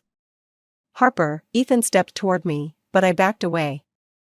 I loved you both, I said quietly. But love without truth is just another form of manipulation. Jake sank back onto the couch, all his schemes finally crumbling. What happens now? Now? I looked between them, my husband and stepson, both trapped in a web of their own making. Now we all face the consequences. Starting with the truth about that night. The officer moved forward, reading them their rights. As he led them out, I noticed Jake's guitar in the corner, covered in dust. All his talk about music, about needing money for producers, just another lie in a house built on deception. My phone buzzed one last time. Lily, Marcus turned himself in. Said he's ready to tell everything. I watched the police cars pull away, carrying the remains of my family with them. The truth hadn't set any of us free, but at least it had stopped the cycle of revenge. Sometimes, I realized, that's the best kind of justice we can hope for. The house keys felt heavy in my hand as I locked up for the last time. Tomorrow, there would be questions, investigations, probably trials. But tonight, in the growing darkness, I finally felt something I hadn't in years: peace. 6 months later, I sat in the visitor's room at the county jail, watching Jake fidget with his sleeve across the table. He looked younger in his prison uniform, more like the teenager who used to play guitar in our backyard. The therapy's helping, he said quietly. Both kinds. Gambling addiction and the other stuff. I nodded, placing a manila envelope on the table. Your mother's full letter. I think you're ready to read it now. His hand shook as he opened it. I'd only shown the police the relevant parts about that night, but the rest, her love for him, her fear for his future. Her own struggles with addiction, that belonged to Jake alone. Marcus visited last week, he said, carefully folding the letter without reading it. Said you're buying the clinic back. The board reviewed the case. Since I reported the fraud myself and cooperated fully, they're letting me restore my license. With conditions. Jake met my eyes for the first time. Dad told me about the music therapy program you're starting. For addiction recovery. It seemed right. I smiled slightly. Sometimes the best revenge against our past is helping others avoid the same mistakes. The guard signaled our time was almost up. Jake stood, then hesitated. Harper? That night, when Mom... I'd been wanting to ask. Did you know all along? I suspected. The email gave me leverage when I needed it, but... I took a deep breath. We all have secrets we keep thinking we're protecting someone else. He nodded, understanding the weight of what wasn't said. As the guard led him away, I noticed he was humming, something original, not the covers he used to play. Outside, Lily was waiting in her car. Ready for the hearing?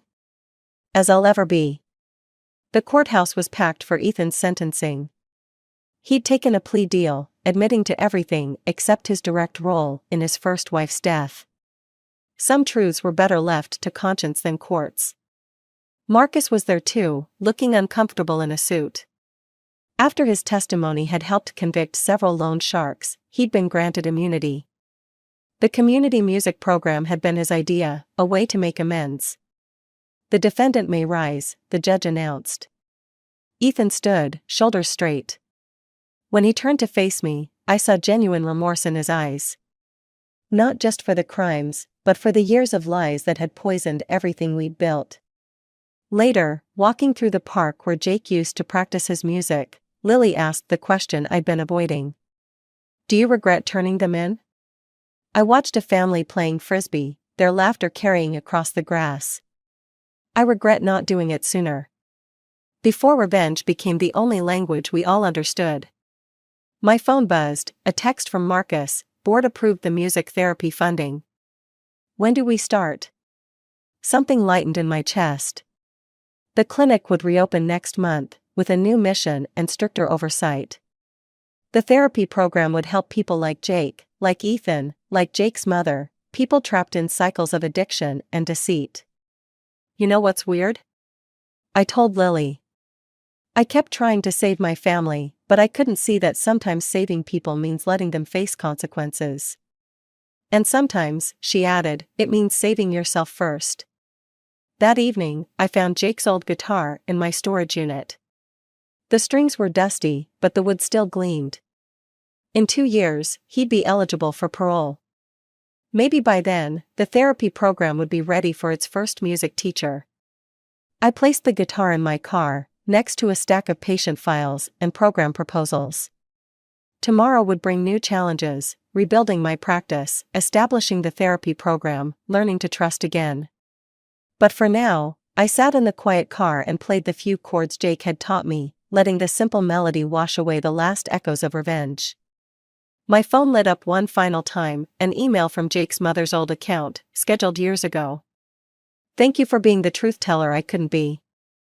Sometimes, I realized, the greatest act of love isn't protection or revenge. It's simply being brave enough to face the truth, no matter the cost. I never thought a simple text message could shatter my entire world, but that's exactly what happened last Tuesday night.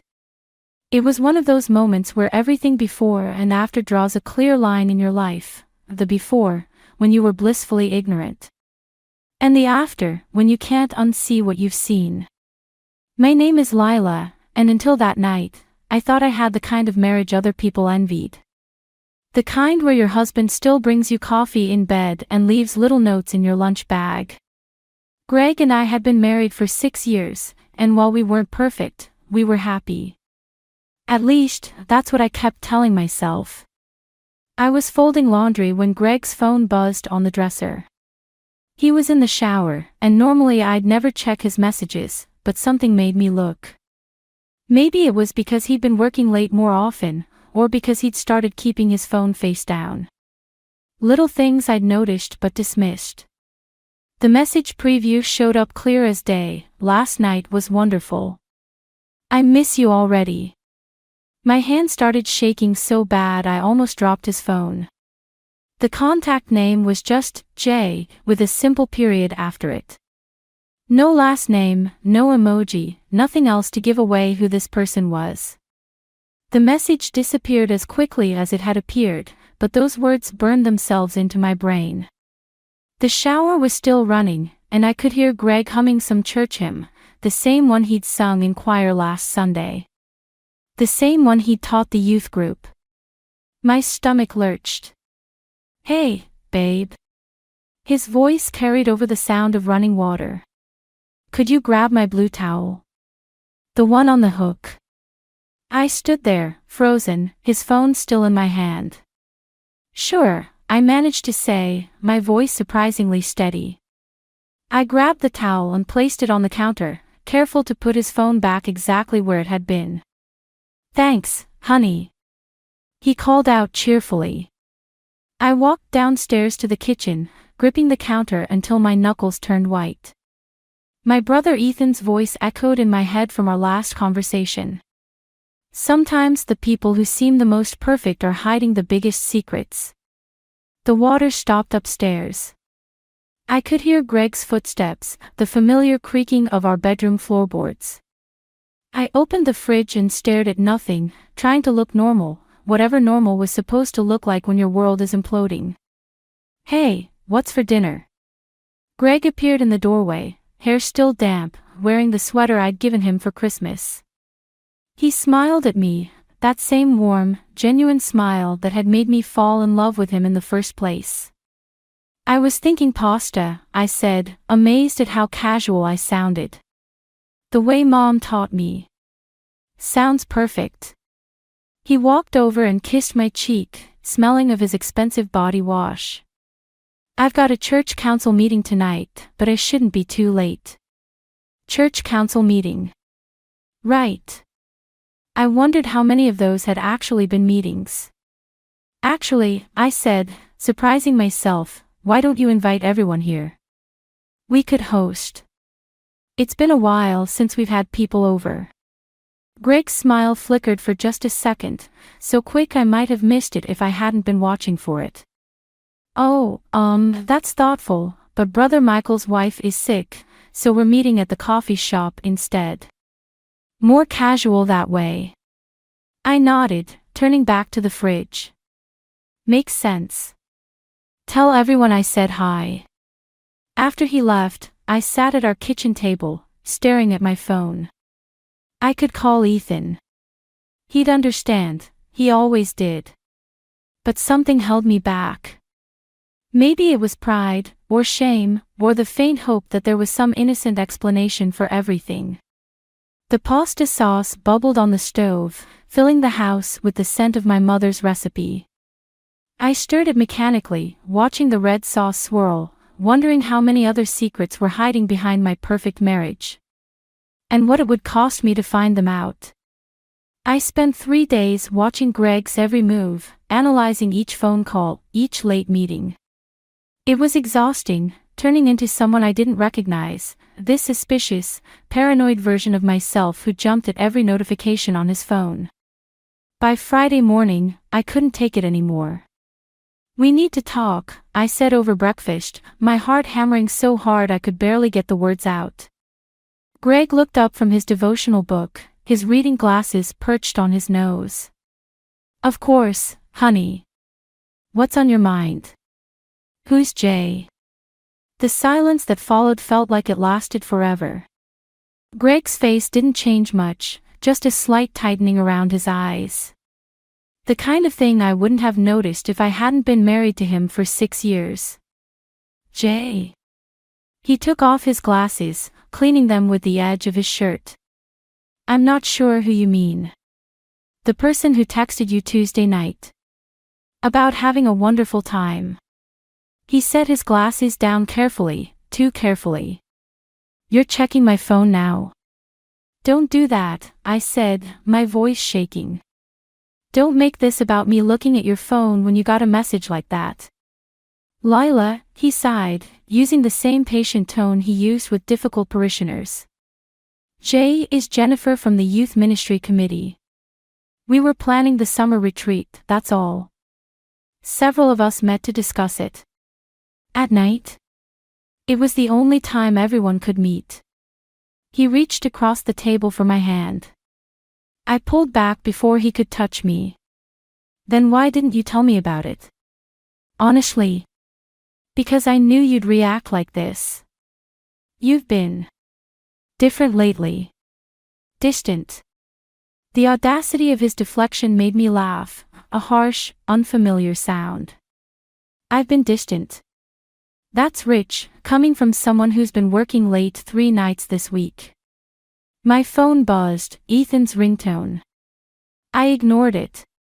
I have responsibilities at the church, Greg said, standing up. You knew that when you married me. I can't believe you're turning this into something it's not.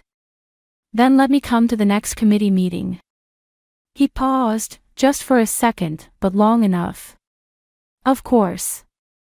When we schedule the next one, I'll let you know. My phone buzzed again. This time, I grabbed it, needing the distraction. Ethan had sent several messages.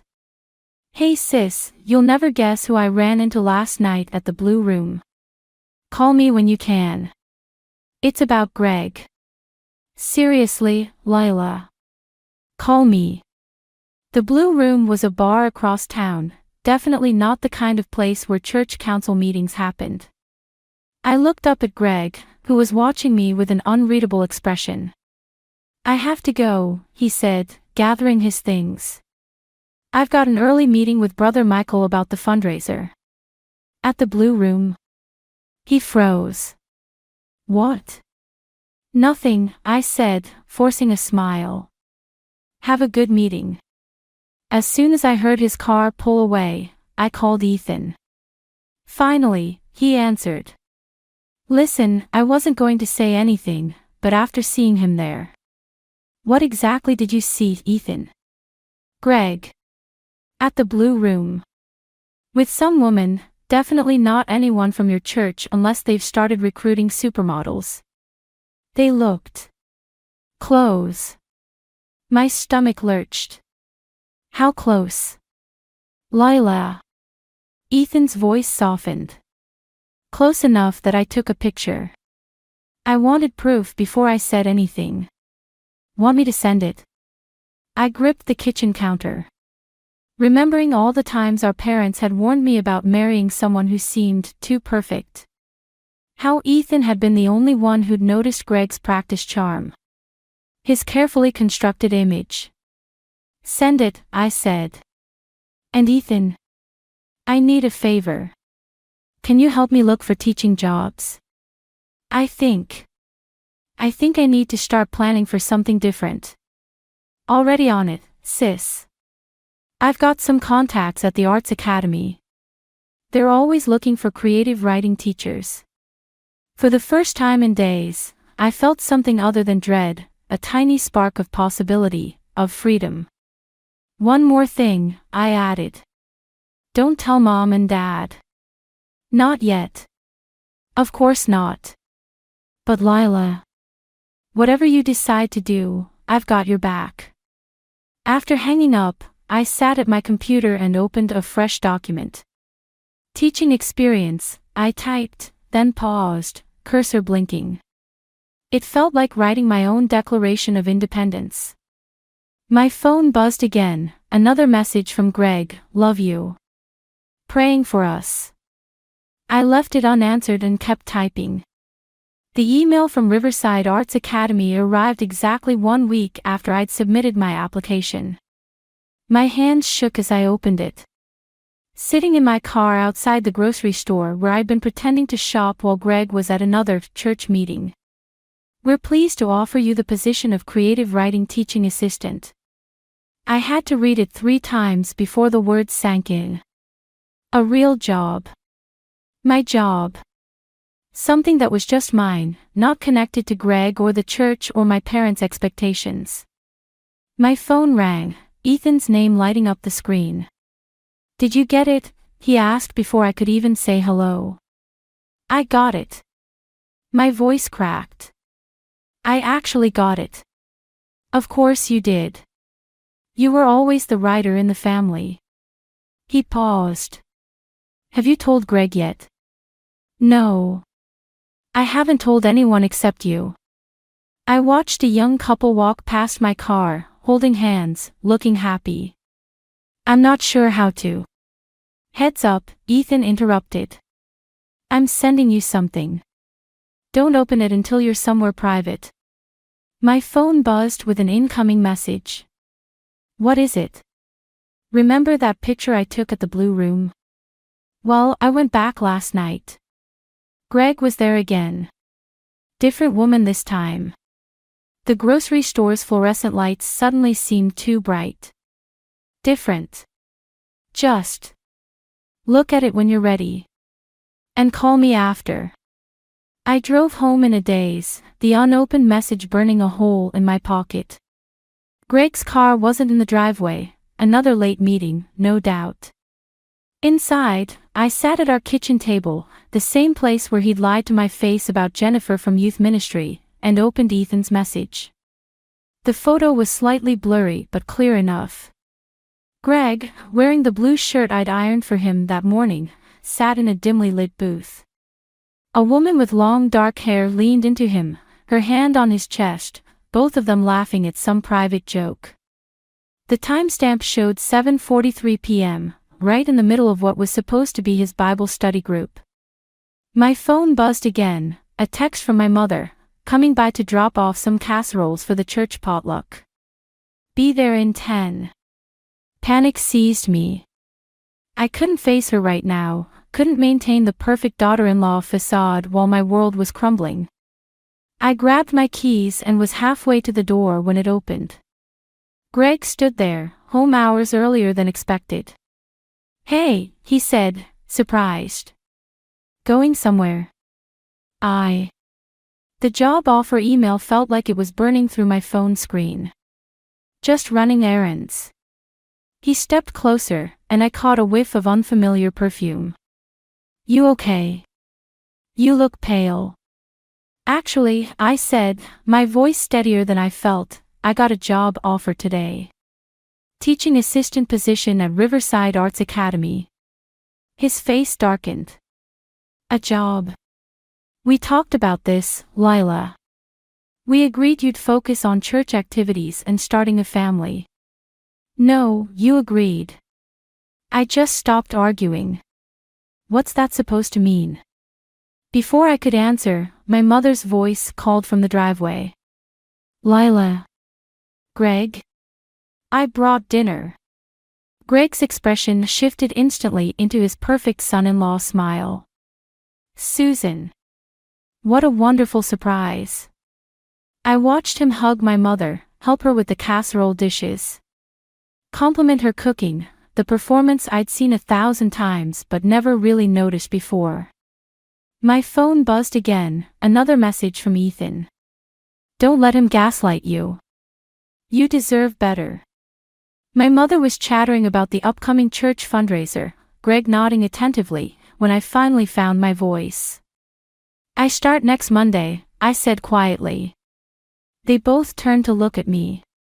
Start what, dear? My mother asked. My new teaching job.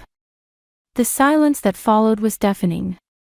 Greg's smile remained fixed, but his eyes turned cold. My mother's face crumpled in confusion. But what about the youth ministry? She asked. And the women's auxiliary? And I need to do this, I said, surprising myself with how calm I sounded. For me. As my mother launched into a lecture about priorities and family obligations, I caught Greg checking his phone. Smiling slightly at whatever, or whoever, had messaged him. I touched my own phone, feeling the weight of Ethan's photos like evidence of a crime. Soon, very soon, everyone would know exactly who Greg Turner really was. But first, I needed to secure my escape route. Mom, I interrupted her mid-sentence, tell me more about that church fundraiser. I have some ideas I'd like to share. My first week at Riverside Arts Academy felt like stepping into another world. No church politics. No perfect wife expectations, just teenagers eager to learn about creative writing and colleagues who actually wanted to hear my ideas. It was intoxicating. Mrs. Turner, I love your idea about personal narratives, Sarah, one of my students, said after class. It's like you really get how stories can help us understand ourselves. I flinched at Mrs. Turner but managed to smile. I hadn't told anyone at school about my crumbling marriage or the photos burning a hole in my phone's memory. Here, I could pretend to be whole. The illusion shattered when I walked into the teacher's lounge and saw a familiar face, Jennifer from youth ministry. Not the imaginary Jennifer from Greg's Lies, but the real one, who apparently taught music here. Our eyes met, and her face went pale. Lila, she said, gathering her things quickly. I didn't know you were teaching here. Funny, I didn't know you were either. Especially since Greg said you were organizing the summer retreat with him. She paused, guilt flashing across her face. Listen, Lila. Was any of it true? Any of those late-night meetings? I haven't been to a youth ministry meeting in months. She lowered her voice. I've seen him, though. At the Blue Room. With. My phone buzzed, Greg calling. I let it go to voicemail. I should have told you, Jennifer continued. But he's so respected in the church, and your parents. Do you know her name? I interrupted. The woman in the photos. Women, Jennifer corrected gently. There's been more than one. The room tilted slightly. I grabbed the edge of a table to steady myself. Mrs. Turner. Sarah appeared in the doorway, holding up a paper. Could you look at my story draft?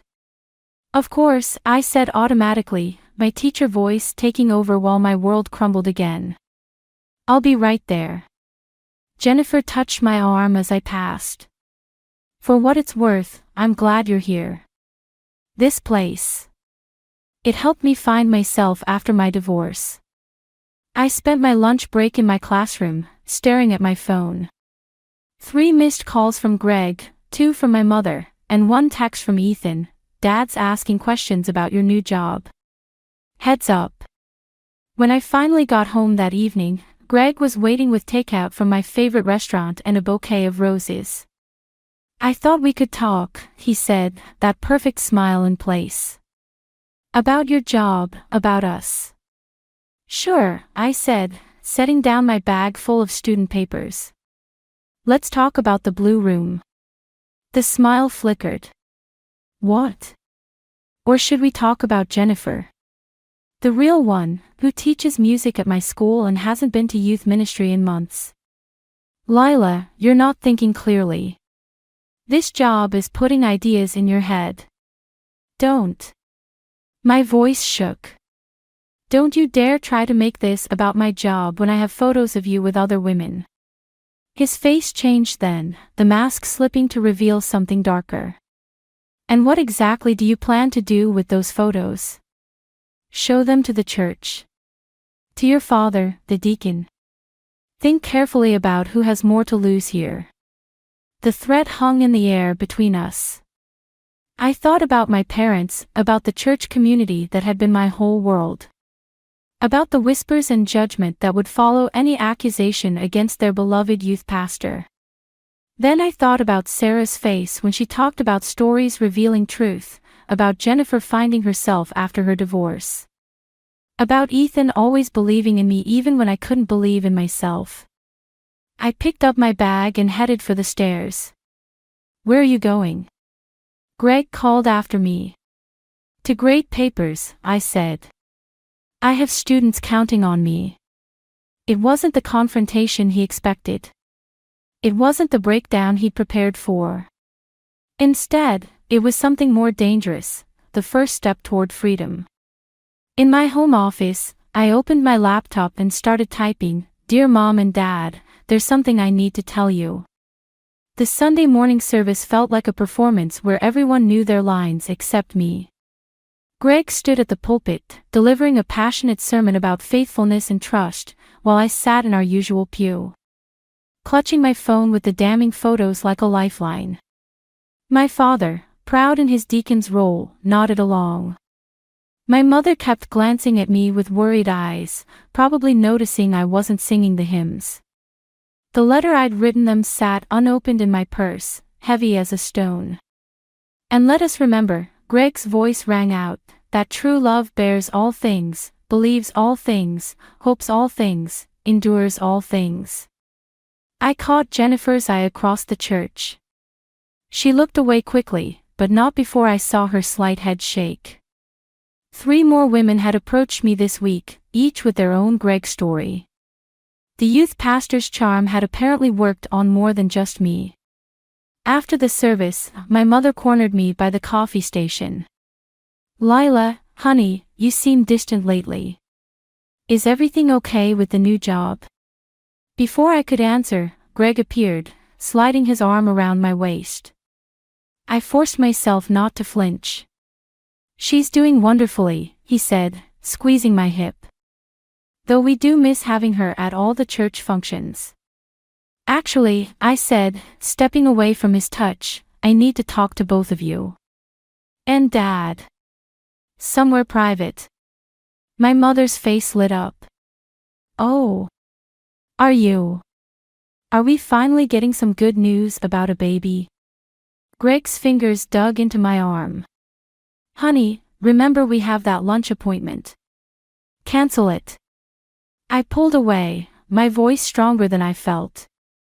This can't wait. We gathered in my father's office, the same room where Greg had asked for permission to marry me 6 years ago. My parents sat behind the desk, Greg took the chair nearest the door, and I remained standing. I found something, I said, pulling out my phone. About Greg. About who he really is. Lila, Greg's voice carried a warning. Think carefully about what you're doing. My father frowned. What's going on? I opened my mouth to explain, but my mother interrupted. Whatever it is, we can work through it with prayer and counseling. That's what family does. Family doesn't do this, I said, and showed them the first photo. The silence that followed was deafening. My father's face turned red, then purple. My mother's hand flew to her mouth. These are obviously doctored, Greg said smoothly. Lila's been under a lot of stress with the new job. Ask Jennifer, I cut in. Ask any of the women who've come forward. Ask Brother Michael's wife why she really left town last year. My father stood so abruptly his chair crashed backward. Get out. Robert, my mother whispered. Not Lila, he clarified, turning to Greg. You. Get out of my office. Now. Greg's mask slipped for just a moment, revealing the anger underneath. Then he smiled, that perfect, practiced smile. Of course. I'll let you all discuss this as a family. Though I should remind everyone how much the church relies on my youth ministry programs. And the summer camp funding. Are you threatening us? My voice shook with disbelief. Not at all, dear. Just remembering how much we all have to lose if scandal touches our church family. He stood, straightening his tie. I'll be at home when you're ready to talk sensibly. After he left, my mother started crying. My father paced, muttering about damage control. I stood there, feeling oddly calm, watching their world unravel just as mine had. There's more, I said quietly. And I'm not the only one with evidence. My father stopped pacing. What do you want to do? For the first time in weeks, I knew exactly what I wanted. I want a divorce. And I want him gone, not just from my life, but from any position where he can hurt other women. The scandal. My mother began. Will be nothing, I finished, compared to what happens if we let him continue. My phone buzzed, a text from Ethan, ready when you are, sis. The truth sets you free. I looked at my parents, seeing them clearly perhaps for the first time. So, are you with me, or with him? I didn't expect Greg to be waiting at home when I returned from my parents' office. But there he was, sitting in our darkened living room, a glass of whiskey in his hand, something I'd never seen him drink before. You know what's funny, he said as I closed the door. I actually thought you'd keep quiet. Good girls always do. I'm not that girl anymore. I reached for the light switch, but he stopped me. Leave it off. Suits the mood better, don't you think? The day my perfect little wife decided to destroy everything we built. My phone buzzed, probably Ethan checking on me. Greg's eyes flickered to my pocket. More evidence to share. He laughed darkly. Go ahead. Show everyone. But remember, churches love a redemption story. A repentant sinner, forgiven by his loving wife. They'll eat it up. But a bitter woman spreading rumors. That's harder to sell. They're not rumors. I have proof. And I have 6 years of being the perfect youth pastor. Who do you think they'll believe? He stood, moving closer. Besides, your father's already calling my cell. Want to know what he said? My stomach dropped. You're lying. Greg, son, let's handle this internally. For the church's sake. Your own father, choosing peace over truth. Just like you should. A text lit up my phone. Mom wants you to come home. Says you need time to think and pray about this. The room spun slightly. After everything, after the photos and the testimonies, they were still choosing the comfortable lie over the painful truth. It's not too late, Greg said softly, using his counseling voice. We can fix this. I'll get help. We'll renew our vows. Think about your students, your position at the school. Small towns talk, Lila. Is this really how you want to be known? For a moment, I wavered. The familiar pull of conformity, of keeping peace at any price, tugged at me. Then I remembered Jennifer's face, the other women's stories, the weight of silence. Actually, I said, I do know how I want to be known. I turned on the light. Greg blinked, looking suddenly smaller, less certain. I want to be known as the woman who stopped you. And I'm not alone. I pulled out my phone, showing him the group text with Jennifer and the other women. We're all coming forward. Together. Tomorrow, at the church board meeting. You wouldn't dare. I already did. Check your email. The board members have copies of everything. Even that video from the Blue Room security camera that Ethan retrieved. The one from last Thursday. Greg lunged for my phone. I stepped back, but not before he grabbed my wrist, squeezing hard enough to hurt. Let go, I said quietly. Or what? You'll add assault to your little list of accusations. No need. Ethan's voice came from the doorway. I've got that part covered. Greg released me, spinning around to find my brother recording everything on his phone. Behind him stood my father, his face ashen. I thought. Greg started. You thought I'd cover for you, my father said. Choose the church's reputation over my daughter's truth. That's what men like you always think. Get out, I said to Greg. Now. Before I add pressing charges to tomorrow's agenda. He grabbed his keys, mask completely shattered. You'll regret this. All of you. After he left, my father couldn't meet my eyes. Lila, I'm so. Don't. I rubbed my wrist where Greg's fingers had left marks. Just tell me you'll stand with me tomorrow. That's all I need to know. He nodded, looking older than I'd ever seen him. Ethan wrapped an arm around my shoulders. You okay, sis? No, I admitted. But I will be. My phone buzzed again, Jennifer, adding another woman to our group chat. Then another. And another. Tomorrow would be hard. Some people would never forgive me for shattering their perfect image of Greg. But as the messages kept coming, I realized something important. Sometimes breaking the silence means breaking everything else too. And maybe that's exactly what needs to happen. The church board meeting felt more like a trial, with 12 stern faces staring down at us from their elevated platform.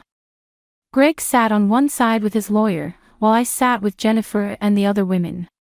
My mother's empty chair beside my father spoke volumes. Before we begin, Greg's lawyer announced, my client would like to make a statement.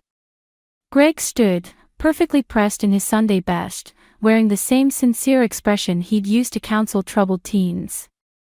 I come before you today as a broken man, seeking forgiveness. Objection, I said, surprising myself. This isn't court, and we're not here for another performance.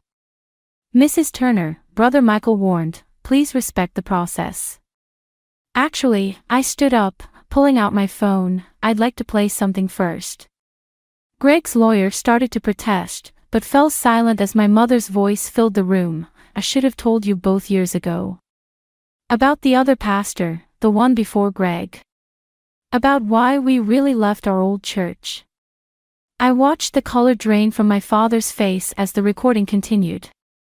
Your father forgave me, my mother's voice cracked. But I never forgave myself. That's why I pushed so hard for perfection, for appearances. I couldn't bear to see either of you make my mistakes. Greg's mask slipped, just slightly. He hadn't expected this. My mother couldn't be here today, I said, stopping the recording. She's probably praying at home, thinking silence protects us. But she sent this instead, along with her diary from 20 years ago. Every detail about how the church covered up scandal after scandal. Different pastors, same story. This is irrelevant, Greg's lawyer interjected. Actually, Jennifer stood up beside me, it's exactly relevant. Because it stops today. One by one, the women stood. Not just the ones I knew about, more kept rising, filling the room.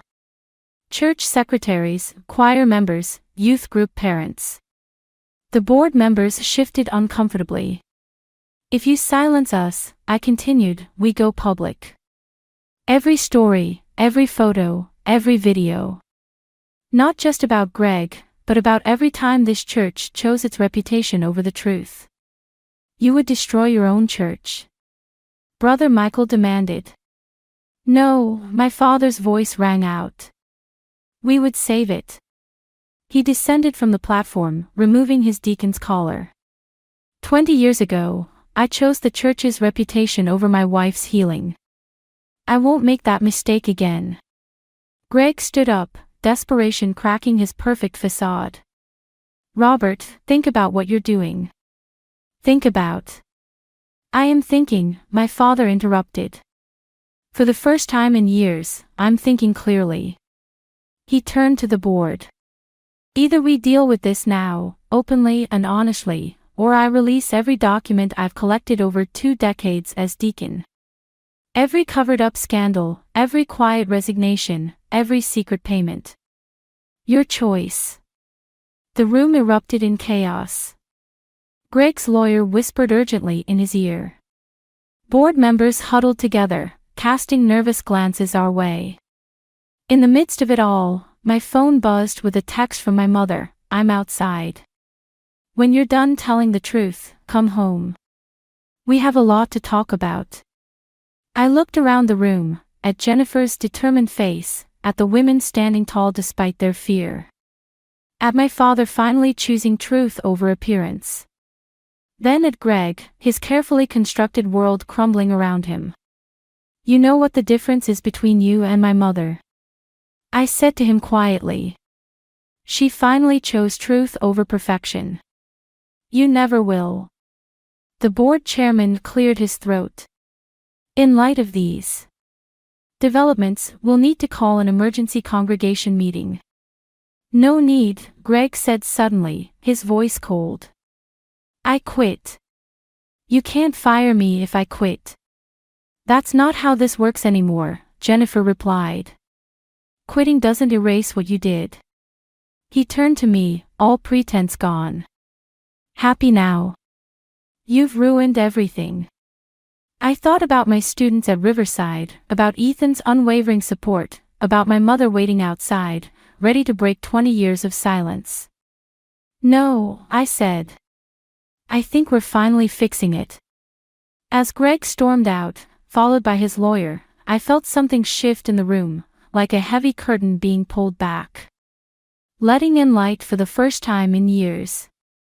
The truth hurt, but silence had hurt more. 6 months after the church board meeting, I stood in front of my creative writing class.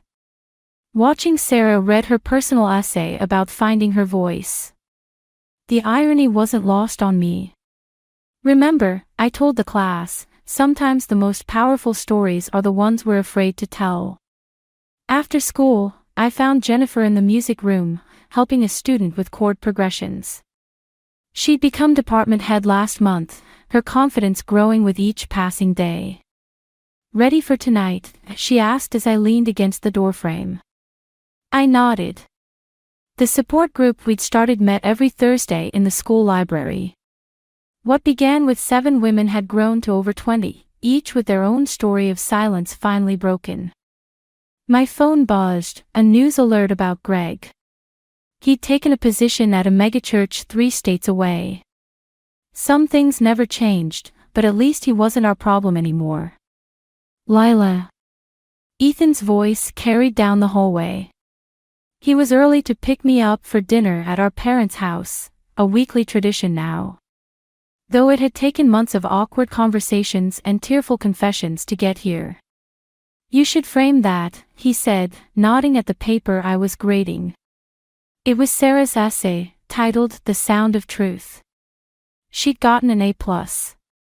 At home, Mom was waiting on the porch, looking more relaxed than I'd seen her in years. She'd started counseling, finally dealing with her own past trauma. Dad sat beside her, his deacon's collar replaced by a simple sweater. "I made your favorite," Mom said, hugging me. "And I have something for you." Inside, she handed me a worn leather journal. "I found this while cleaning out the attic. It's from right after everything. I thought maybe it could help with your book." I ran my fingers over the cover. I'd started writing my story, our story, 3 months ago. Not for revenge or exposure, but for healing. For truth. Speaking of the book, Ethan chimed in, "Guess who called me today? That publisher I told you about. They want to see the first 3 chapters." Mom tensed slightly, then deliberately relaxed. Good. It's time people understood how silence spreads, and how to break it. Over dinner, Dad asked about the support group, something he never would have done before. "Are you helping people?" "We're helping each other," I corrected gently. "That's the difference." Later, as Ethan drove me home, he asked the question I knew was coming. "Have you read the letter yet?" Greg had sent it last week, a lengthy apology that felt more like self-justification. It sat unopened on my kitchen counter. "Not yet," I said. "Maybe never. You don't owe him forgiveness." "I know. That's why I can choose to give it anyway. Not to him, but to myself." At home, I opened Mom's journal, a loose paper falling out. It was a recent note, not part of the original diary. "Dearest Lila. When you were born, I prayed you'd never know the pain of betrayal. Now I pray you'll always know the strength of speaking truth.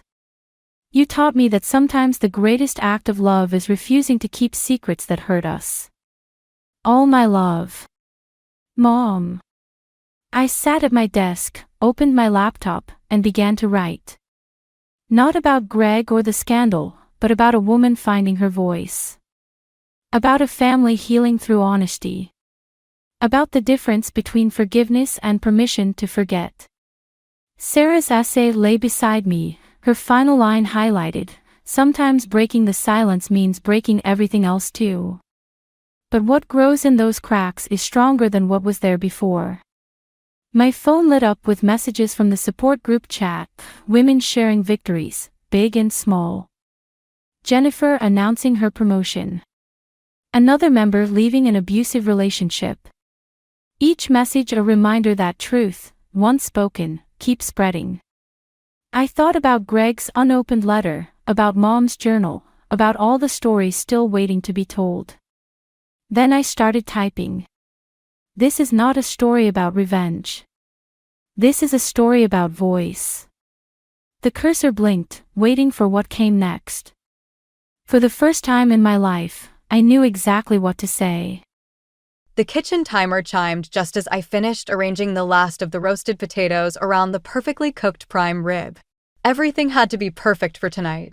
After all, it's not every day you meet the woman who's stolen your only child's heart. My name is Maggie, and after 20 years of being a widow, my son Ethan is all I have. When he called to tell me he was engaged, I felt that familiar mix of joy and loss that comes with watching your child build their own life. But I was determined to welcome his fiancée with open arms. "Mom, you really didn't have to go all out," Ethan said, walking into the kitchen. He looked thinner than I remembered, his usually filled-out frame somehow diminished in his dress shirt. "Nonsense. First impressions matter," I replied, adjusting the centerpiece on my dining room table. "How's Chloe feeling about tonight?" "She's excited." His hesitation made me look up. Maybe we should have mentioned." The doorbell cut him off. Ethan's face went pale, and that should have been my first warning sign. Chloe Bennett was striking in person, tall, willowy, with sharp features and even sharper eyes. She wore a flowing dress made from what looked like sustainable fabric, and her smile didn't quite reach her eyes as she hugged me. "It's wonderful to finally meet you, Dr. Harlow," she said, her voice carrying a hint of judgment I couldn't quite place. "Please, call me Maggie." I gestured toward the dining room. "I hope you're hungry. I've prepared my specialty." That's when everything went sideways. Chloe stopped dead in her tracks, staring at the spread on the table. Her face transformed from polite interest to absolute horror. "Is that meat?" "Mom's prime rib," Ethan said weakly. "It's her signature dish." "You didn't tell her?" Chloe's voice rose sharply. "Ethan, how could you let your mother prepare a dead animal without warning her that I'm vegan?" The temperature in the room seemed to drop 10 degrees. I watched my son shrink into himself, something I hadn't seen since he was a teenager. I thought. "You thought what?" Chloe's eyes narrowed. "That I'd compromise my principles? That I'd participate in this carnival of cruelty." "I'm so sorry," I started. I had no idea. "I can quickly prepare something else." "No." Chloe's hand shot up, stopping me mid-sentence. This is exactly what I was afraid of. This complete disregard for ethical choices. "Do you have any idea how many sentient beings suffered for this meal?" I've been a doctor for 30 years. I've handled emergency room crises, delivered difficult news to patients, and dealt with every kind of personality imaginable. But something about the way this young woman was speaking to me in my own home made my blood boil. "Chloe, please," Ethan pleaded. "Mom didn't know." "And whose fault is that?" She turned on him, her voice dripping with disappointment. "I thought you were committed to our lifestyle choices. Or was that just another lie?" I watched my son's face crumple, and something protective stirred in my chest. Before I could speak, Chloe was already gathering her things. "I can't be here. This is violence on a plate. Call me when you're ready to take our relationship seriously, Ethan." She stormed out, leaving a stunned silence in her wake. Ethan stood there, looking lost. "Mom, I'm so sorry. I should have told you." "Sweetheart," I said softly, "is this what you want?" He didn't answer immediately, and that silence spoke volumes.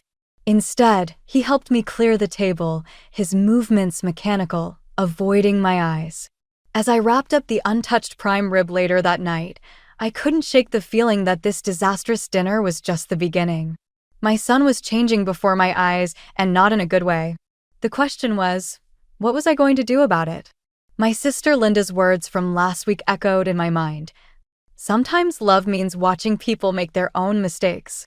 But as I looked at the family photos on my wall, showing a happier, healthier Ethan, I wondered if there was a limit to that wisdom. 6 months flew by, and suddenly I found myself standing in an eco-friendly wedding venue that smelled strongly of patchouli and hemp. Everything was draped in organic cotton and bamboo fabrics, with potted plants serving as centerpieces. It would have been beautiful if it hadn't felt so aggressively pointed. I adjusted my recycled polyester dress, a requirement from the bride, and watched my son from across the room. Ethan was talking to some of Chloe's friends, his suit hanging looser than when he'd bought it 3 months ago. The shadows under his eyes weren't hidden by his forced smile. "Well, this is different," Linda whispered, sidling up next to me with her husband, Frank. "I've never seen quinoa served 7 different ways before." "At least the champagne's real," Frank muttered, taking a sip. "Though I'm pretty sure someone's going to lecture me about the ethics of yeast cultivation any minute now." I should have laughed, but I couldn't take my eyes off Ethan. He'd always been athletic, solid, like his father. Now his cheekbones were too sharp, his movements slightly sluggish. When did he start looking so fragile? "Have you tried talking to him?" Linda asked, following my gaze. "Every time I bring up his health, he gets defensive. Says he's never felt better." I watched as Chloe appeared beside him, her wedding dress made of raw silk and decorated with preserved flowers. She wrapped her arm around his waist, her fingers digging into his side like she was marking her territory. "Ladies and gentlemen," the wedding coordinator announced, "please take your seats for the reception dinner." The menu cards at our table listed items I could barely pronounce. Frank stared at his plate of mushroom-based fish with the expression of a man facing execution. "What exactly am I looking at?" he whispered. "It's seafood without the sea or the food," Linda replied, poking at something that was supposedly a crab cake but looked more like wet cardboard. Across the room, Chloe was holding court with her activist friends, gesturing animatedly while Ethan sat quietly beside her. She hadn't touched her food, but she kept glancing at his plate, monitoring each bite he took.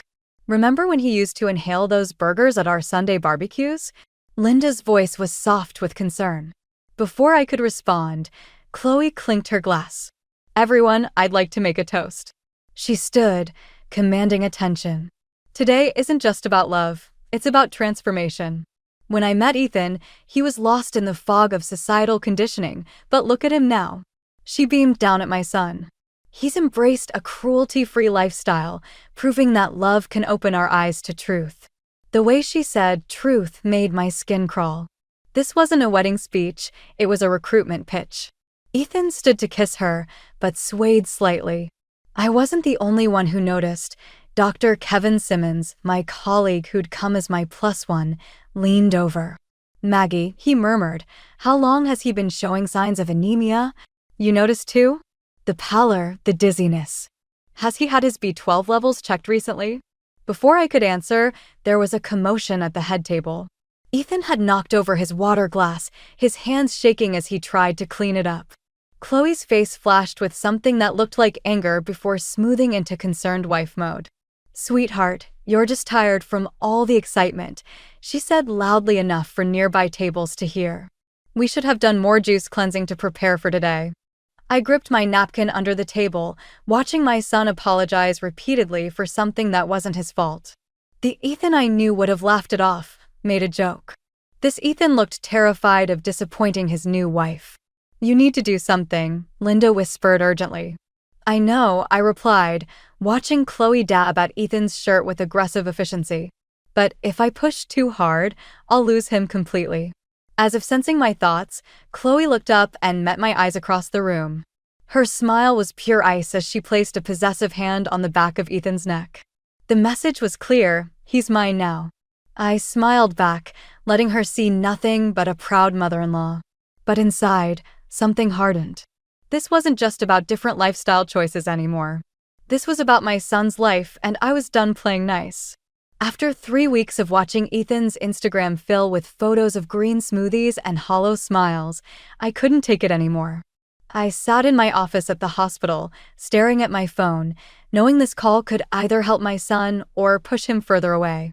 "Hello, Dr. Harlow." Chloe's voice was honey-sweet, but I could hear the edge beneath it. What a surprise. "Chloe, I'm calling because I'm worried about Ethan." I kept my tone professional, the same one I use with difficult patients. "His appearance at the wedding." "Oh, you mean how amazing he looked? The toxins just melting away." I gripped my desk, steadying myself. "I mean the visible symptoms of malnutrition." As a medical professional.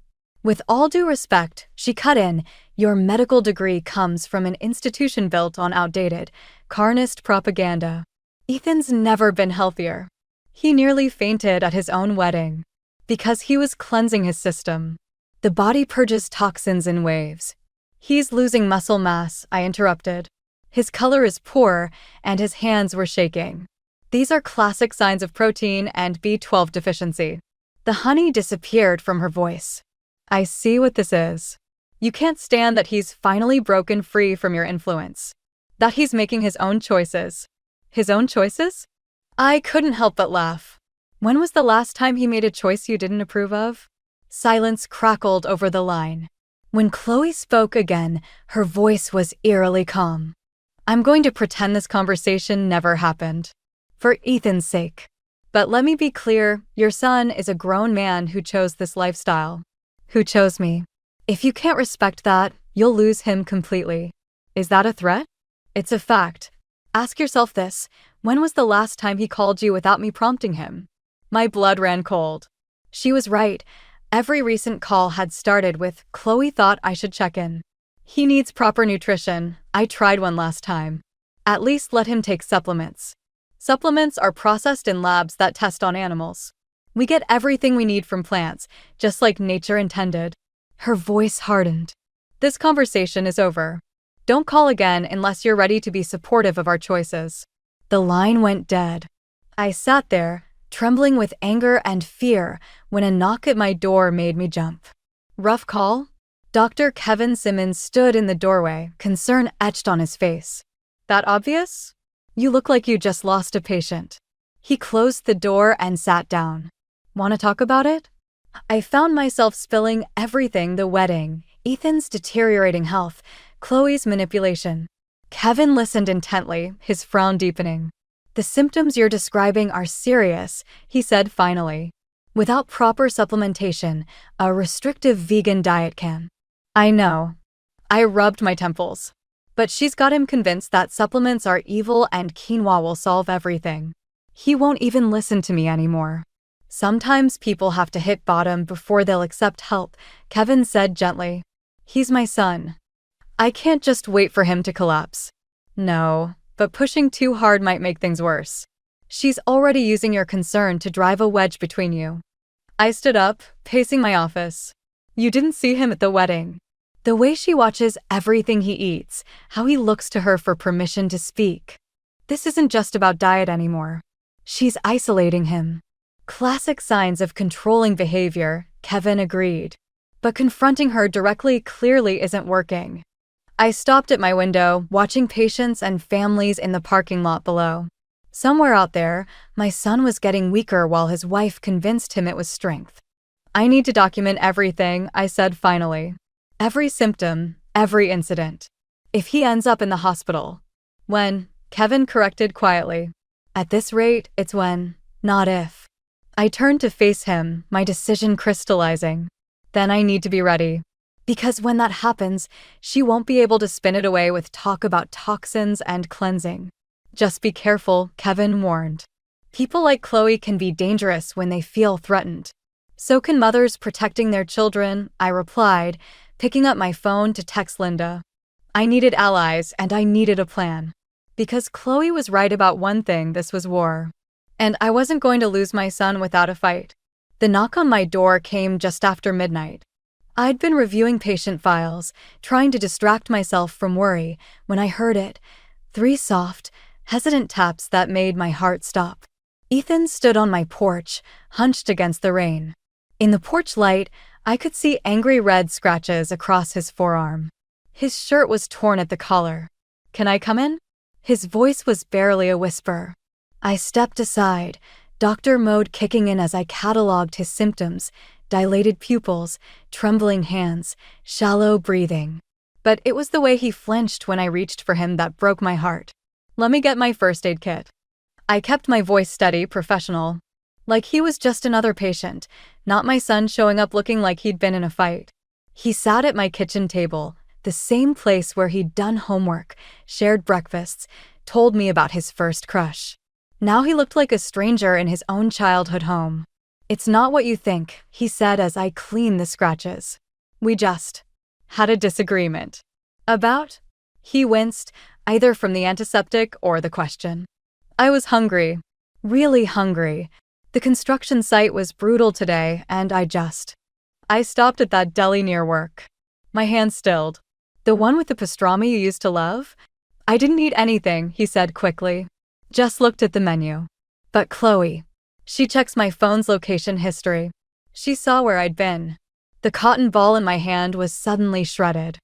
I forced myself to breathe slowly. And? She said I was betraying everything we believe in. That even thinking about meat makes me complicit in murder. His voice cracked. When I tried to explain about needing more protein for work, she got upset. Upset enough to do this? I gestured to his arms. She didn't mean to.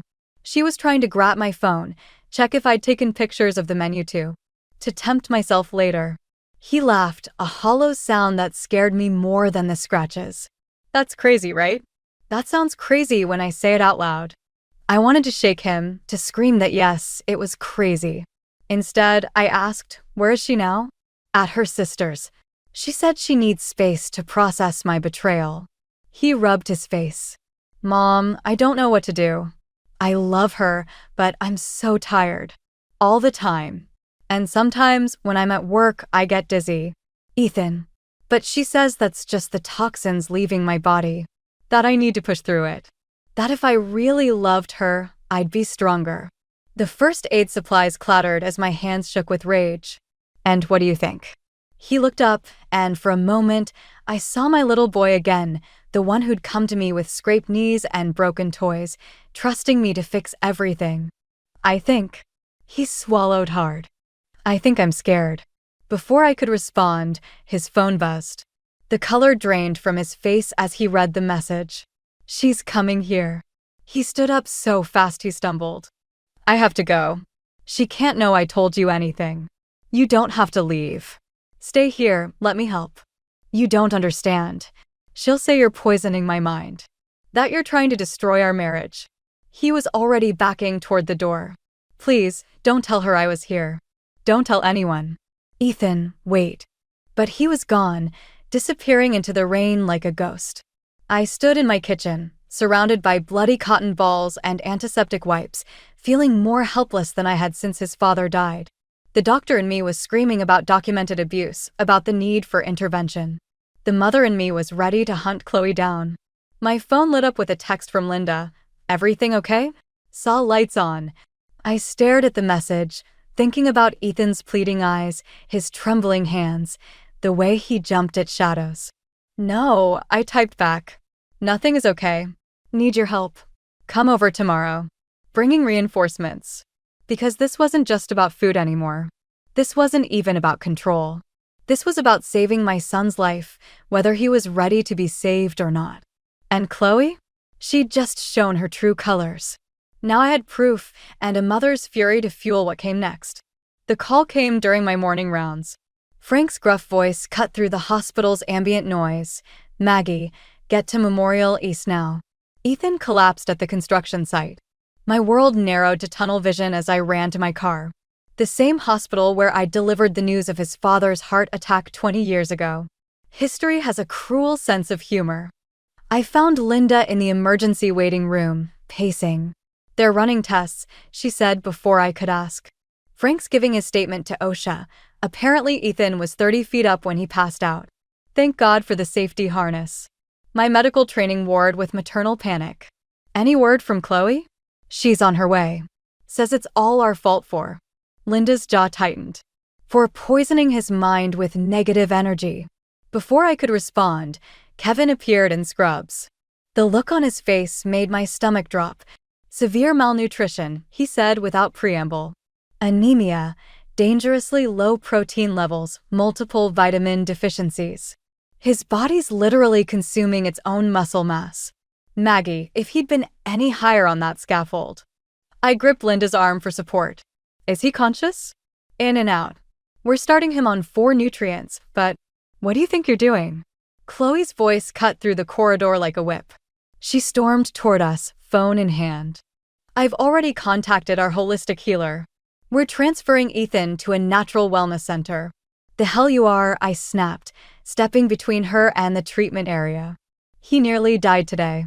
Because you've all been undermining his commitment. The stress of your constant judgment is what made him weak. Weak?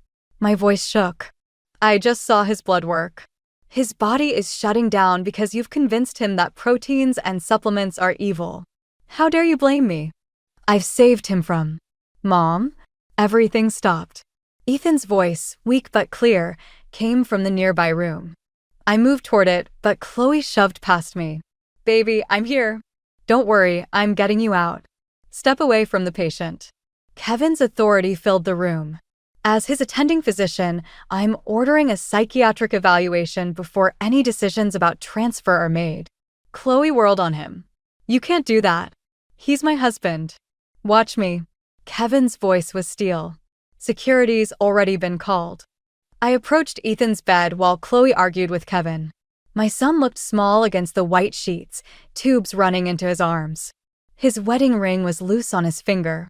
The harness caught me, he whispered. But I saw Dad. Just for a second. Something inside me broke and reformed. Ethan, listen to me.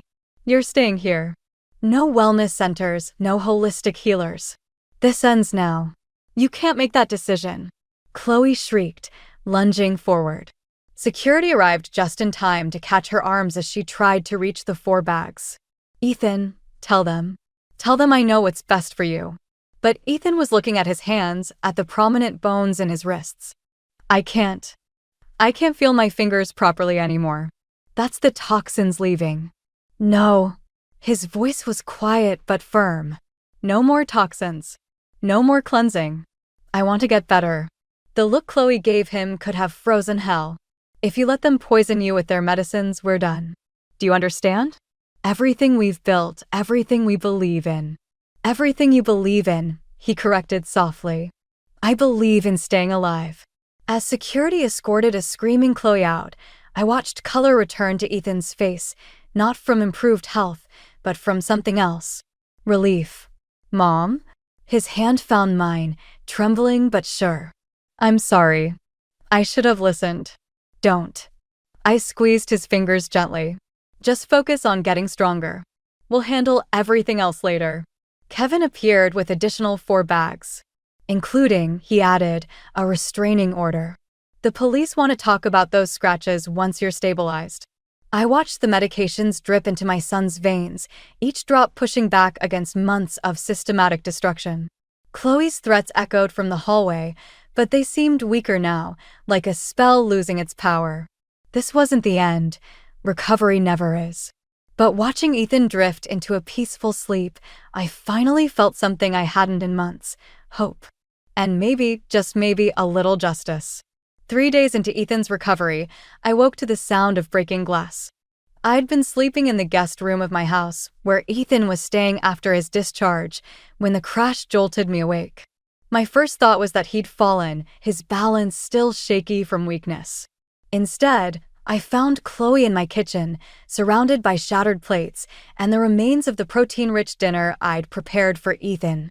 You're poisoning him, she snarled, looking wild-eyed and dangerous. Filling him with corpses and chemicals. Get out before I call the police. I reached for my phone, but she laughed, a high, unhinged sound. Already called them myself. Told them you're holding my husband against his will. Forcing him to break his ethical principles. That's abuse, Dr. Harlow. Elder abuse, since he's your caretaker. My blood ran cold. What are you talking about? The paperwork I filed. About how you're manipulating your vulnerable son, making him care for you because you're too unstable to live alone. She smiled, all teeth. Your medical license might even come under review. Mom? Ethan appeared in the doorway, pale and swaying. What's going on? Baby? Chloe's voice transformed instantly, becoming soft and concerned.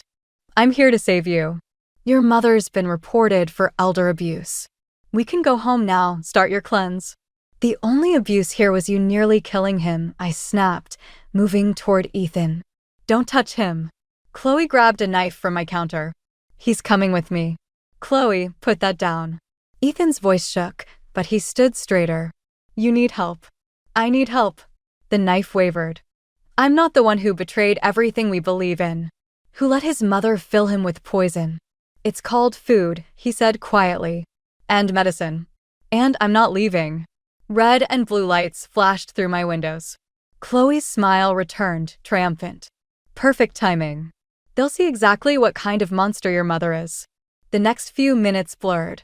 Police officers entered, taking in the scene. Broken glass, a knife-wielding woman, my trembling son. But then Chloe started speaking, her voice steady and reasonable, spinning a tale of concern for her confused husband and his manipulative mother. To my horror, one officer started nodding sympathetically. She has documentation, he said, showing his partner some papers. Claims of elder abuse, medical manipulation. That's ridiculous, I protested. My son nearly died from malnutrition. We have hospital records.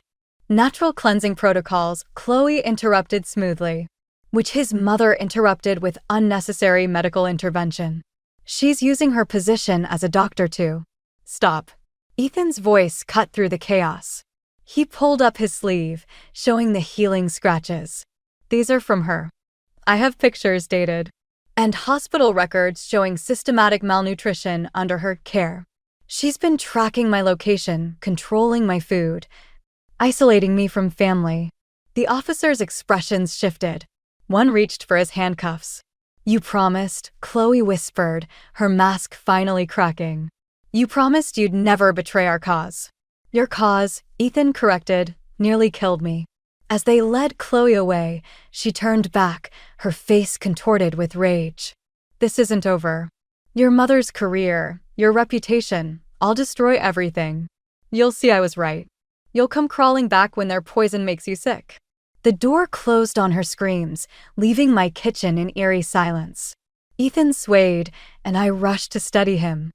I've got you, I murmured, helping him to a chair. She's right about one thing, he said quietly.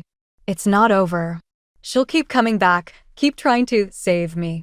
I looked around my destroyed kitchen, at the wasted food that could have helped my son grow stronger, at the knife still lying where Chloe dropped it. The police would need statements. The hospital would need to be notified about potential security issues. My career might face scrutiny from her false claims. But my son was alive and choosing to stay that way. Let her try, I said, starting to clean up the mess. We've survived worse. Ethan picked up a broom, his hands steadier than they'd been in months. Together this time? Together. Because sometimes rock bottom isn't where you lose everything. It's where you find what's worth fighting for. A week after the kitchen incident, I found Ethan sitting at our old breakfast nook, staring at divorce papers. The morning light caught the returning fullness in his face, the healthy glow slowly replacing months of pallor. Chloe's lawyer delivered these, he said without looking up, along with a manifesto about how I've betrayed the movement. I set down my coffee, choosing my words carefully. How are you feeling about that? Honestly? He traced the edge of the papers. Relieved. And then guilty for feeling relieved. Is that crazy? Before I could answer, the doorbell rang. Through the peephole, I saw Chloe, looking immaculate in sustainable bamboo clothing, a far cry from her wild appearance last week. We should call the police, I said. The restraining order. No. Ethan stood, steadier than he'd been in months. I need to face her. For myself. I opened the door, positioning myself between them. Chloe's practiced smile didn't reach her eyes. I'm here to talk sense into my husband, she announced. Privately. Anything you have to say, you can say in front of my mother, Ethan replied.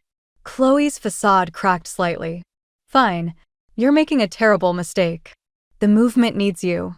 I need you. Whatever lies they've told you about your health. Lies. Ethan's laugh was bitter. I have medical records, Chloe.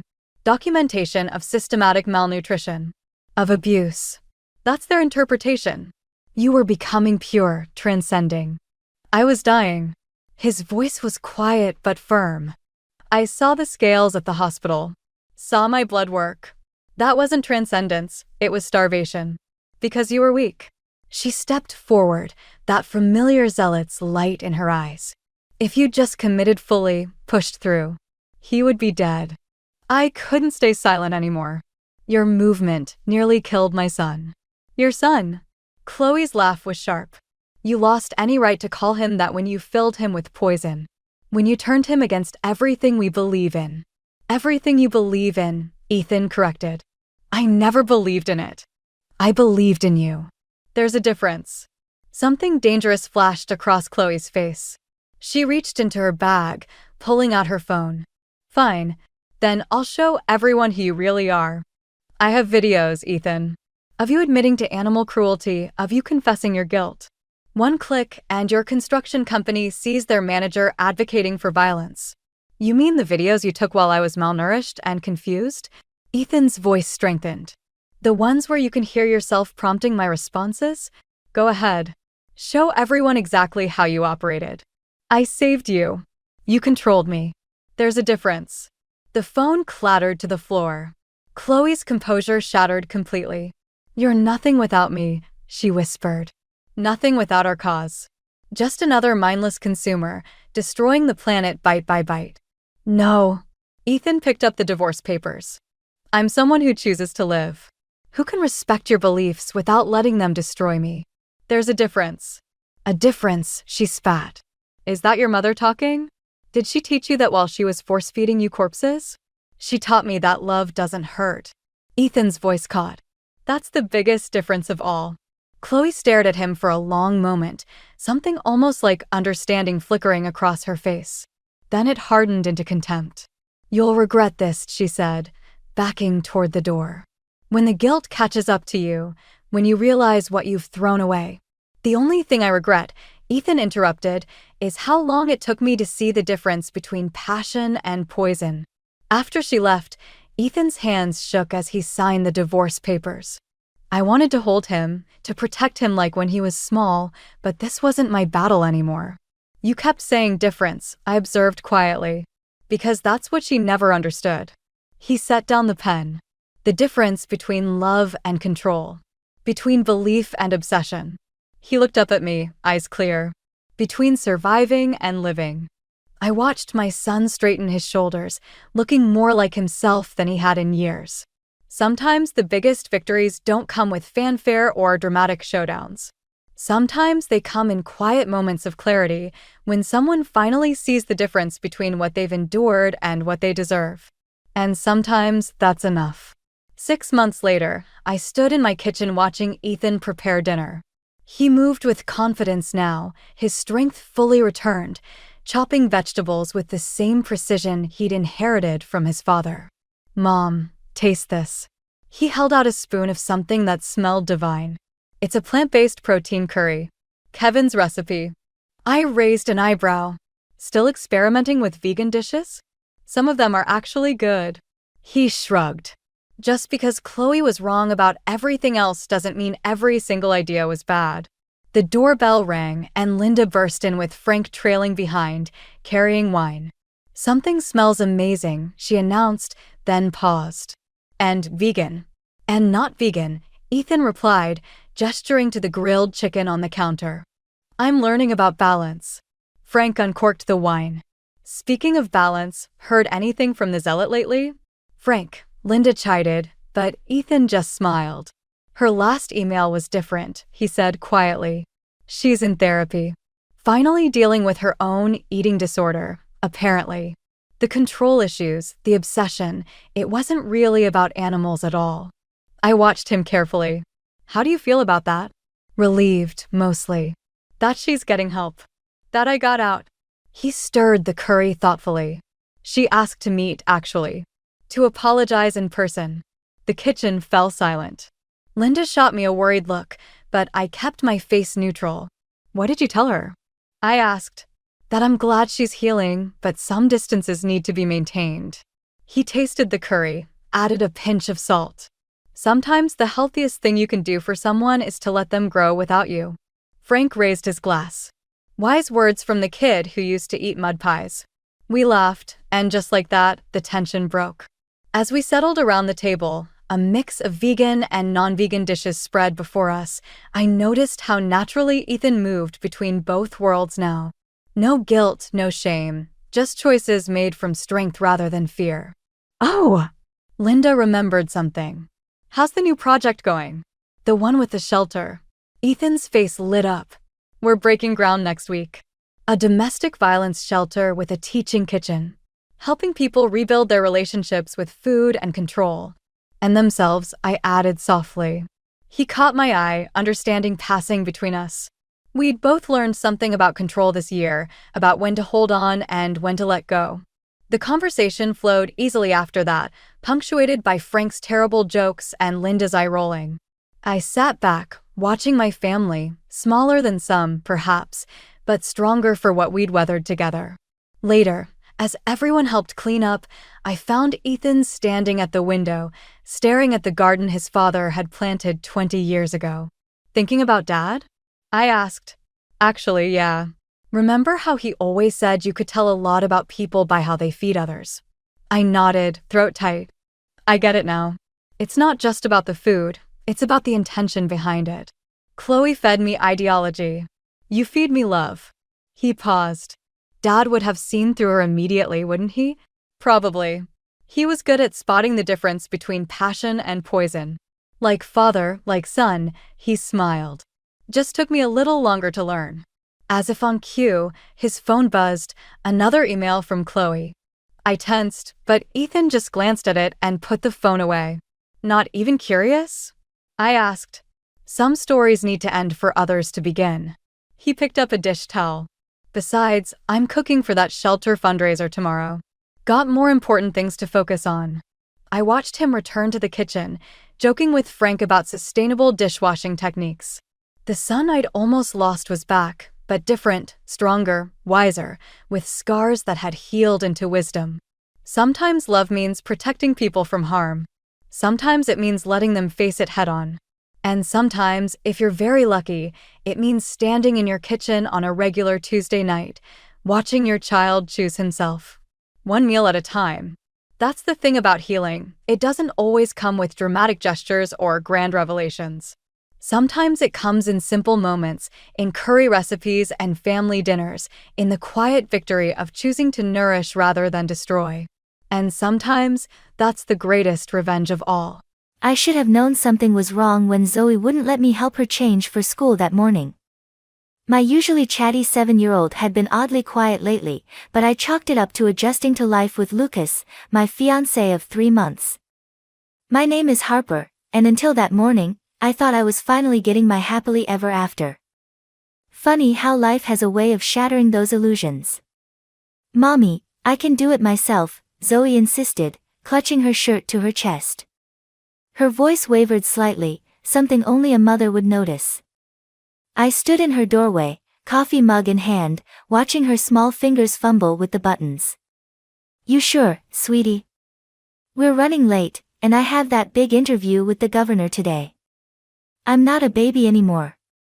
She turned away from me, and that's when I caught a glimpse of something dark on her shoulder blade.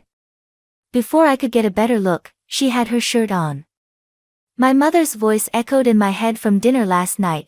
There's something off about that Lucas, Harper. The way he looks at Zoe when he thinks no one's watching. I dismissed her concerns, attributing them to her general distrust of politicians. After all, Lucas was the governor's right-hand man, charming and successful. He'd swept me off my feet after meeting during a previous interview. Zoe, did you hurt yourself at playground? I tried to keep my voice casual, though my heart was racing. No, Mommy. Can I have breakfast now? The way she avoided my eyes made my stomach clench. I followed her downstairs, where Lucas was already dressed in his signature crisp suit, reading something on his phone. There's my favorite girls, he smiled, but something about it seemed practiced. Had it always been that way? Ready for the big interview, Harper? I managed a smile while pouring Zoe's cereal. As ready as I'll ever be. Though Zoe's running a slight fever. I can watch her, Lucas offered quickly. Too quickly. I can work from home today. No. Zoe's spoon clattered against her bowl. Both Lucas and I turned to look at her. I want to go to school. Please. Lucas's jaw tightened for just a second before his smooth smile returned. Now, Zoe, if you're sick. I'll take her to my mother's, I interrupted, surprising myself with the firmness in my voice. She's been asking for some grandmother-granddaughter time anyway. Something flickered in Lucas's eyes, anger. Frustration. Before he nodded. Whatever you think is best, darling. He kissed my cheek, his lips cold against my skin, then headed for the door. Good luck with the interview. Make me look good. After he left, I knelt beside Zoe's chair. Honey, you know you can tell me anything, right? Anything at all. She nodded, still not meeting my eyes. I know, Mommy. Is there something you want to tell me? About the mark on your shoulder? She shook her head vigorously, suddenly very interested in her cereal. I just fell. Can we go to Grandma's now? I watched her spoon move in circles, barely touching the food. My daughter, who used to tell me everything, now seemed to be carrying a weight I couldn't see. The interview with the governor suddenly seemed trivial compared to the knot forming in my stomach. As I drove Zoe to my mother's house, I made a decision. After dropping her off, I called the office and rescheduled the interview, citing a family emergency. Then I sat in my car, opened my laptop, and began searching through my old articles about similar cases, children who couldn't speak up. Families torn apart by secrets. My phone buzzed with a text from Lucas. "How's the interview prep going?" I stared at his message, remembering all the little moments that had felt off but that I'd ignored. The way Zoe flinched when he moved too quickly. The sudden nightmares. His insistence on family time that always seemed to exclude me.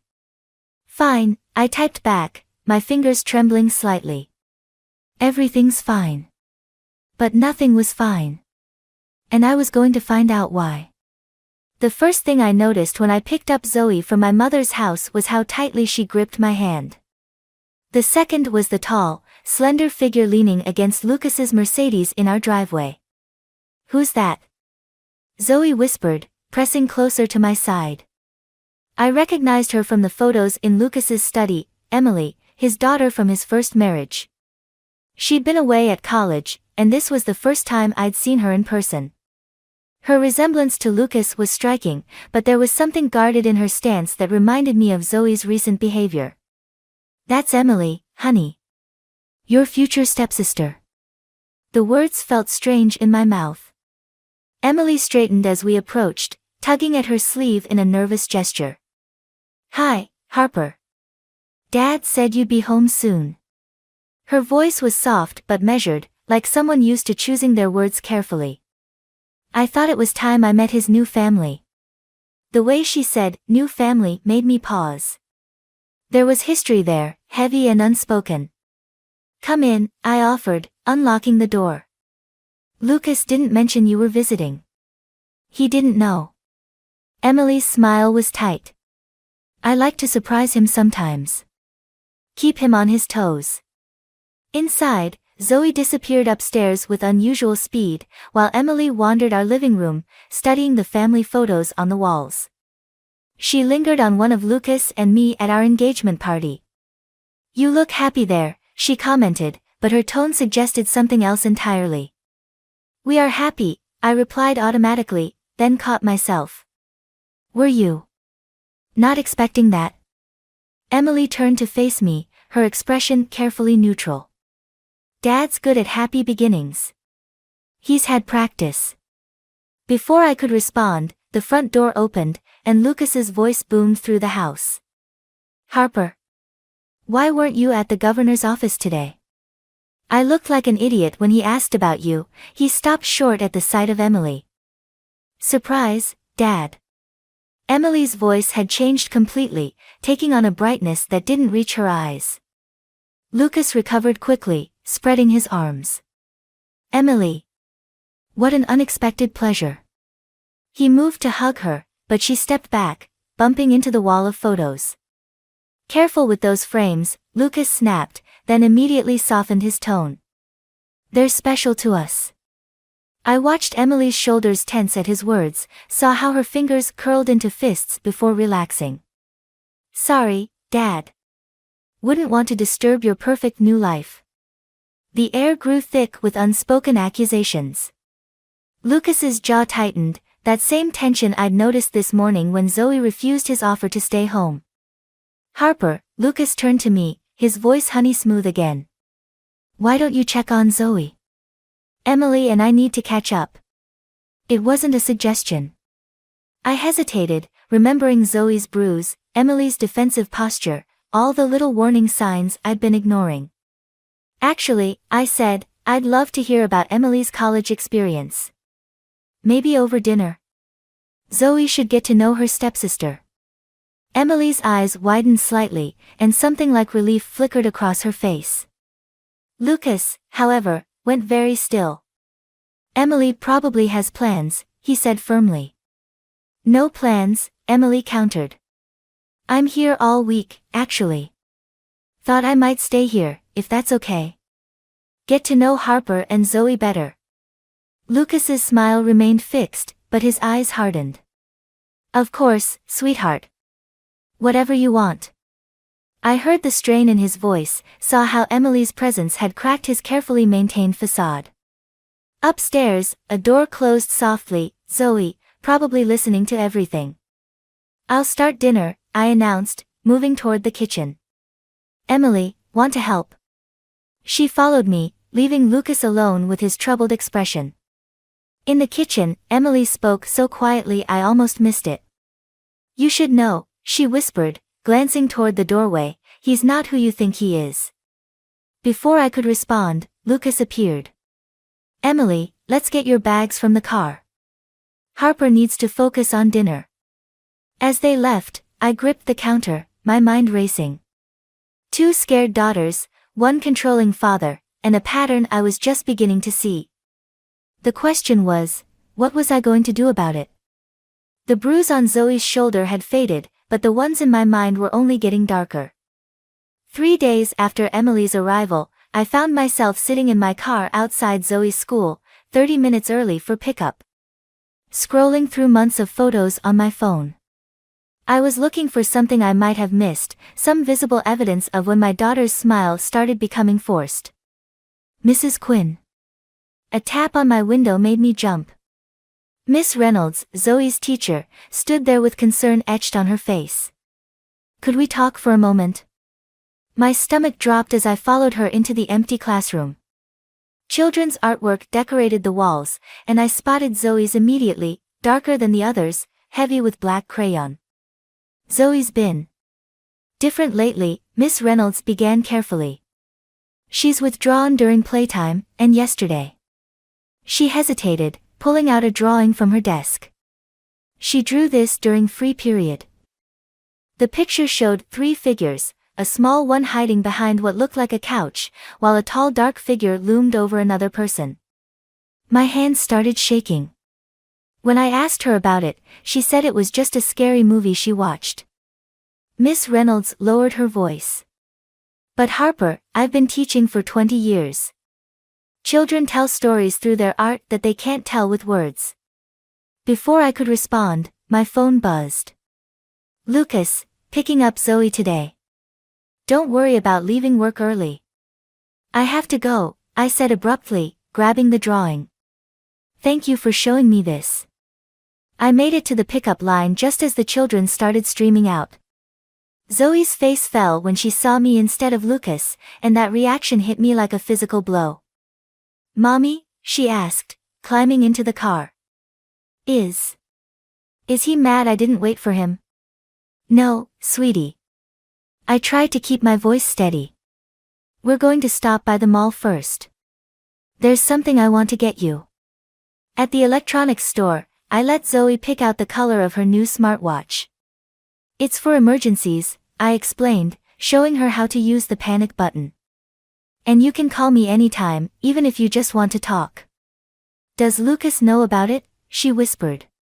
"This is just between us, okay?" I knelt to her level. Like a secret superhero gadget.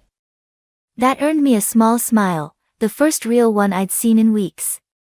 At home, Emily was in the kitchen, tension visible in her shoulders as Lucas lectured her about something.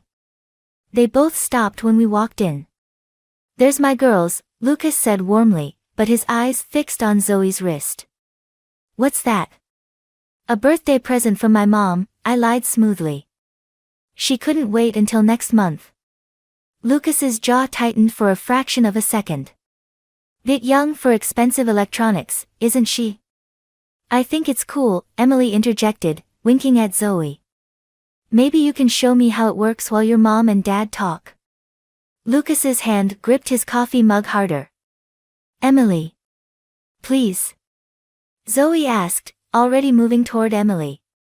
Something passed between father and daughter, a silent battle of wills that Emily won when Lucas forced a smile. "Of course, sweetheart. Just don't be too long. We need to discuss Emily's living arrangements." After they left, Lucas turned to me. "You shouldn't undermine my parenting decisions, Harper. Zoe needs structure, discipline. Like Emily did." The words slipped out before I could stop them. His expression darkened. "Emily's issues are complicated. You don't understand our family dynamic." "I'm starting to," I replied, thinking of Zoe's drawing, Emily's defensive posture, all the pieces falling into place. Later that night, I heard muffled voices from Zoe's room. Approaching quietly, I found Emily sitting on the bed, speaking softly to my daughter. "Remember," Emily was saying, "the watch is like a shield. No matter what, you're not alone anymore." I stepped back, tears burning my eyes. In trying to protect my daughter, I'd found an unexpected ally, another little girl who'd grown up afraid, now determined to break the cycle. The question was, how far would Lucas go to maintain his control? And more importantly, how far would I go to stop him? The first recording came through at 2:47 p.m. I was at my desk, pretending to work on the governor's interview piece, when my phone buzzed. The smartwatch's app had captured audio while I was at the office. My hands shook as I connected my earbuds. "Where's your mother?" Lucas's voice, cold and unfamiliar. "Working." Zoe's voice was barely a whisper. "And that watch she bought you, you've been talking to her, haven't you? Telling tales?" Silence. "Answer me when I speak to you." A small whimper. "No, I promise." Something crashed in the background. "Don't lie to me." I ripped out my earbuds, bile rising in my throat. My phone buzzed again, another recording. And another. Each one worse than the last. Lucas's voice growing harder, Zoe's responses becoming smaller, more frightened. The office door opened. "Harper." My editor stood there, frowning. The governor's office called again. "They want to know when I quit." The words surprised us both. "Family emergency." "I'm sorry." I was halfway to my car when Emily called. "Where are you?" Her voice was urgent. "Dad's on his way home. He found the watch." My blood ran cold. "Where's Zoe?" "Safe. I picked her up from school. We're at the park 3 blocks from your house." I broke every speed limit getting there. They were on the swings, Emily gently pushing Zoe, who clutched her backpack like a shield. "Mommy." Zoe ran to me. I held her too tight, breathing in her strawberry shampoo. "He smashed it," she whispered. "But I saved the backup one Emily gave me. It's in my bag." I looked at Emily, who shrugged. "I bought it the day after you got hers. Knew he'd find the first one eventually." "Smart girl," I said, meaning both of them. Emily's face darkened. I had years to learn his patterns. The calm voice that isn't calm at all. The way he isolates people. Makes them doubt themselves. She touched her left wrist absently. "I have scars you can't see." My phone rang, "Lucas." I let it go to voicemail. "We can't go back," I said, more to myself than them. "Actually," Emily pulled out her phone, showing me a text, "We have to. He's threatening to call the police, report Zoe kidnapped." He wouldn't. He would. He's friends with half the force, remember? His position with the governor. Another call from Lucas. Then one from Jake, my ex-husband. "Harper." Jake's voice was tense when I answered. "Why is Lucas calling me about Zoe missing?" "She's with me." "Jake, I need you to listen." "I'm coming over," he interrupted. "Don't do anything until I get there." I ended the call, mind racing. The recordings would prove everything, but Lucas's influence could bury them, twist them around. He'd already started spinning his story, the concerned stepfather, the unstable ex-wife. "Emily," I said slowly, "would you testify? About what he did to you?" She paled but nodded. "It won't be enough. It never is, with men like him. They're too careful, too connected." Zoe tugged my sleeve. "Mommy?" I recorded something else. Something bad. She pulled out the second watch, fingers trembling as she accessed its memory. A new recording began to play, Lucas on the phone, his voice sharp with anger. "Don't care how you handle it, Just make sure those photos never reach the governor's desk. Yes, I know what it'll cost. Just get it done. Emily's eyes widened. The corruption investigation. The one that disappeared last month. Suddenly, everything clicked. The missing evidence in the governor's corruption case. The story I'd been working on, that Lucas had been so eager to help with. He's been burying evidence, I said. Using his position to protect the governor, and himself. My phone buzzed again, Lucas. This time, I answered. Bring my daughter home, he said, his voice terrifyingly calm. Now. I looked at Zoe, at Emily, at the evidence we'd gathered. No, Lucas. You're the one who's going home. To an empty house. Because we're done. You have no idea what you're doing, he warned. Actually, I replied, for the first time since I met you, I know exactly what I'm doing.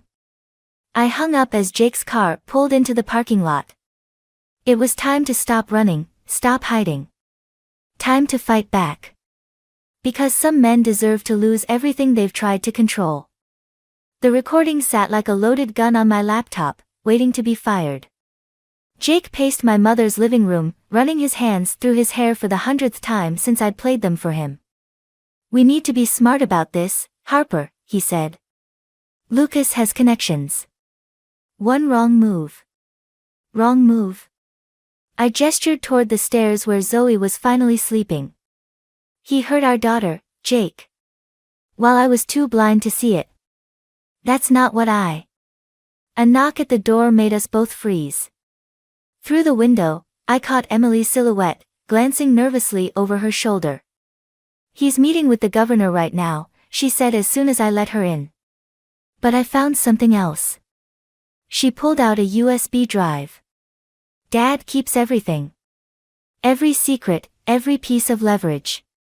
It's how he maintains control. My hands shook as I plugged it into my laptop. Files appeared, dozens of them, labeled by date and name. I clicked one at random and felt the blood drain from my face. These are blackmail files, Jake whispered. On everyone. Judges, police chiefs, business owners. Emily nodded grimly. Why do you think my mother never got custody? Why no one ever believes the accusations against him? A new file caught my eye, dated 3 years ago, labeled Quinn_J_custody. I clicked before I could stop myself. Son of a bitch, Jake breathed. Photos filled the screen, Jake with a woman who wasn't his girlfriend at the time, taken through a window. The timestamp showed it was during our custody battle. He's been planning this for years, I realized. Getting close to me, to Zoe. He needed another family to control after Emily left. My phone buzzed, Lucas calling again. This time, there was a text, you're making a mistake. Think about Zoe's future. Emily's face hardened. That's his favorite threat. Think about your future. Like he owns it. We can't just release everything, Jake warned. Some of these people are innocent, just caught in his web. And the backlash. Then we don't release everything, I said slowly. Just enough. The corruption evidence, the recordings of him threatening Zoe, his involvement in covering up the governor's scandal. He'll still come after us, Emily said. He always does. Let him. The cold certainty in my voice surprised even me. I'm done being afraid. My phone buzzed again, a video call from Lucas. I answered, holding the phone so Jake and Emily stayed out of frame. Harper. His smile was gentle, reasonable. You're upset, I understand. But we can work this out. Come home, bring Zoe, and we'll talk like adults. Like you talked to Emily. I watched his smile falter. Or like you talked to Zoe when you thought no one was listening. You're not thinking clearly. Actually, I'm thinking clearly for the first time in months. You know what I'm thinking about? That custody hearing 3 years ago. The one where Jake mysteriously dropped his petition for joint custody. Lucas's mask slipped for just a second, showing something ugly underneath. Be very careful, Harper. Some doors shouldn't be opened. You're right. That's why I'm closing them all. Tonight. I ended the call before he could respond. He'll be here within the hour, Emily said quietly. Jake moved toward the stairs. I'll get Zoe ready. My sister's place is off the grid, he won't think to look there. No, I said firmly. We're not running. That's what he expects, what he wants, to chase us, hunt us down, prove his power. Then what's the plan? Emily asked. I opened my laptop, fingers hovering over the keyboard. We're going to take everything he values most, his reputation, his power, his control. And we're going to do it before he reaches this house. He'll destroy you, Emily whispered. No, I replied, thinking of Zoe's bruises, Emily's scars, all the lives Lucas had quietly ruined. We're going to destroy him. And we're going to do it with the truth. I began typing, crafting the story that would tear Lucas's carefully constructed world apart. Because sometimes, the best revenge isn't served cold, it's served with receipts. The headlights sweeping across my mother's living room windows announced Lucas's arrival. I'd expected rage when he burst through the door. Instead, he walked in calmly, straightening his tie like this was just another business meeting. Where's my daughter? His voice was silk over steel. She's not your daughter. I stood my ground, USB drive clutched in my palm. And she never will be. Lucas's smile didn't reach his eyes. Harper, Harper. Always so dramatic. Did you really think I wouldn't have a backup plan? He pulled out his phone, showing me an email draft. One click, and every editor in the state gets proof of your fabricated sources. Your entire journalism career, exposed as fraud. My throat went dry. You're bluffing. Am I? Who do you think suggested those anonymous sources for your biggest stories? The ones that won you those awards? He stepped closer. I've been protecting you, Harper. Guiding your career. Making you successful. The realization hit like a physical blow. All those perfectly timed leads, those convenient sources. You set me up. From the beginning. I helped you. Like I help everyone I care about. His voice softened. Don't throw it all away now. Dad. Emily appeared at the top of the stairs, Jake beside her. It's over. Lucas's mask slipped for just a second. Emily, sweetheart. I was wondering where you'd run off to. I'm not running anymore. She held up her phone. And I'm done keeping your secrets. You ungrateful little, he caught himself, smoothing his expression. Everything I did was for this family. Was it for family when you hurt Zoe? My voice shook. When you threatened her to keep quiet? I was teaching her discipline. Structure. Like I taught Emily. He turned to his daughter. Remember how wild you were before? How much better your life became with proper guidance. Emily flinched. Jake stepped forward, but Lucas pulled out another phone. Careful, Jake. Those photos of you and the intern. Imagine how they'd affect your custody appeal. You're right, I said quietly, making them all turn. You've thought of everything. Built the perfect trap. I opened my laptop, showing the email I'd drafted. Except one thing. And what's that? I don't care anymore. I hit send. About my career, the scandal, any of it. Because protecting Zoe is worth more than everything you could possibly take from me. Lucas's phone buzzed. Then again. And again. His face darkened as he read the notifications. What did you do? Told the truth. All of it. The governor's corruption, your blackmail schemes, the abuse. With evidence. I held up the USB drive. Emily's not the only one who kept records. You'll never work again, he snarled, mask completely gone now. I'll make sure. You'll what? Jake's voice was deadly quiet. Threaten us? Blackmail us? Look at your phone, Lucas. Look how fast the story's spreading. Lucas lunged for my laptop. I stepped back, but not fast enough. His hand caught my throat, slamming me against the wall. I made you, he hissed. I can destroy you. Dad, stop. Emily screamed. A small voice cut through the chaos, leave my mommy alone. Zoe stood in the doorway, my mother behind her, phone raised and recording everything. Lucas released me instantly, but it was too late. His true face had been exposed, captured forever. Zoe, sweetie, he tried, reaching for her. She backed away, tears streaming down her face. You're a bad man. I hate you. Something broke in Lucas's eyes, not sadness or regret, but rage. Pure, uncontrolled rage. This isn't over, he spat, backing toward the door. You have no idea what I'm capable of. Actually, Emily said, we finally do.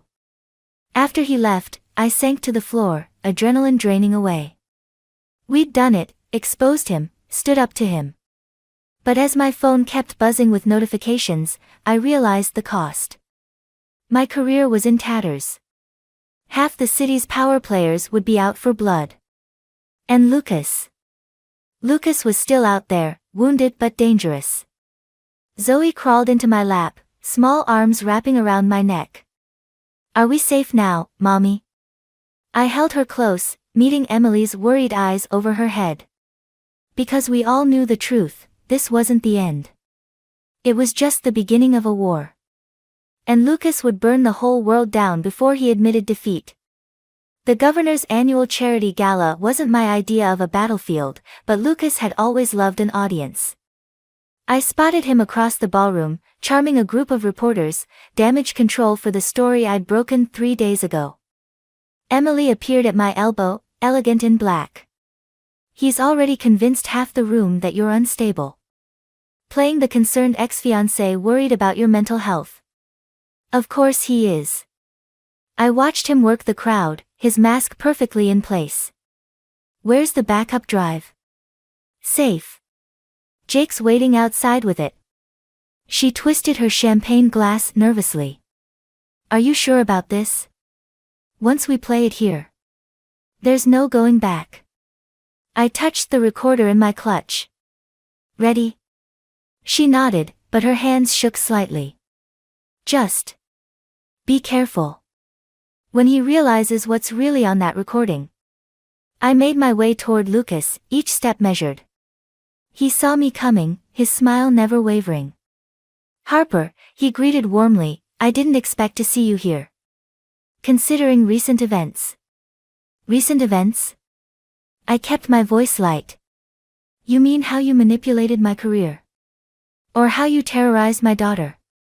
The reporters around us shifted uncomfortably. Lucas laughed smoothly. You see what I mean about her mental state? The stress of our breakup. Play it, I said to Emily. She pulled out her phone, and suddenly Lucas's voice filled the quiet ballroom. I own you, Emily. I own this whole family. Your mother thought she could leave too, remember how that ended? The color drained from Lucas's face as his own words continued, one call, that's all it took. One suggestion about her mental stability, and poof, she lost everything. Just like Harper will. Turn it off, he growled. Why? I stepped closer. Isn't this the real Lucas Bennett everyone should know? The one who breaks his children to control them. He grabbed my arm, fingers digging in. You have no idea what you're doing. Actually, I do. I nodded to Emily, who pressed another button. The ballroom speakers crackled to life, and a new recording played, Lucas discussing bribes, blackmail. Every dirty secret he'd kept for the governor. The crowd erupted in whispers. Security. Lucas called out, but no one moved. They work for the governor, I said quietly. Who, by the way, just received proof that you've been skimming from those bribes for years. Quite the paper trail you left, Lucas. His grip tightened painfully. I'll destroy you. No, Emily stepped forward, you won't. Because I remember everything. The accidents that kept happening to Mom until she disappeared. The way you'd hurt me then by my silence. I was too scared to speak up then, but I'm not anymore. Lucas's mask finally cracked. After everything I did for you.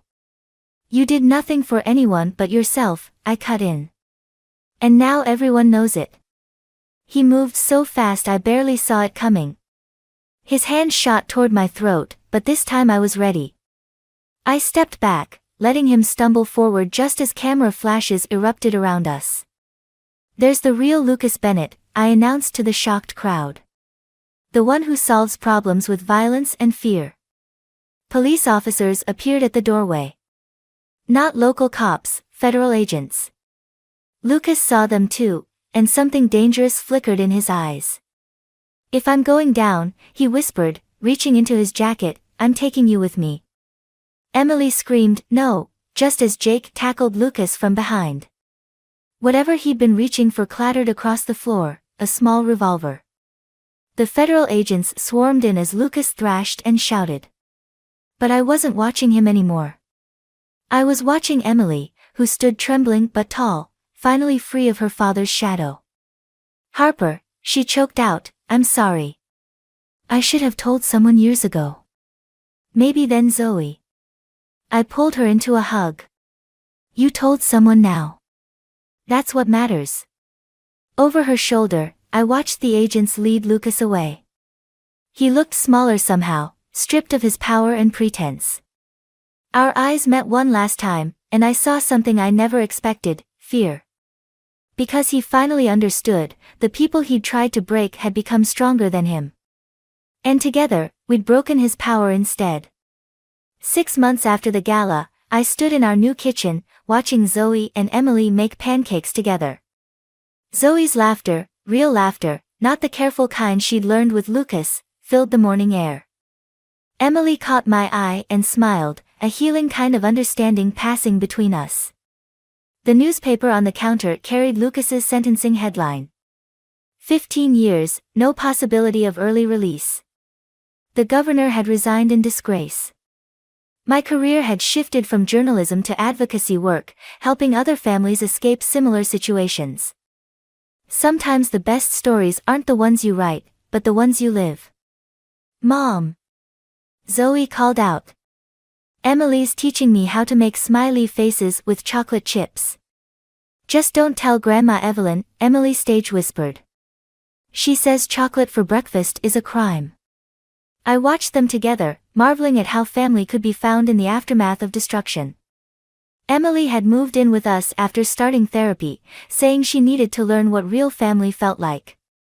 Zoe had immediately declared her the best big sister ever. The doorbell rang. Jake stood outside, holding a manila envelope. This came to my office, he said quietly. From the prison. My hands trembled slightly as I opened it. Lucas's familiar handwriting filled the single page. Harper. I've had time to think.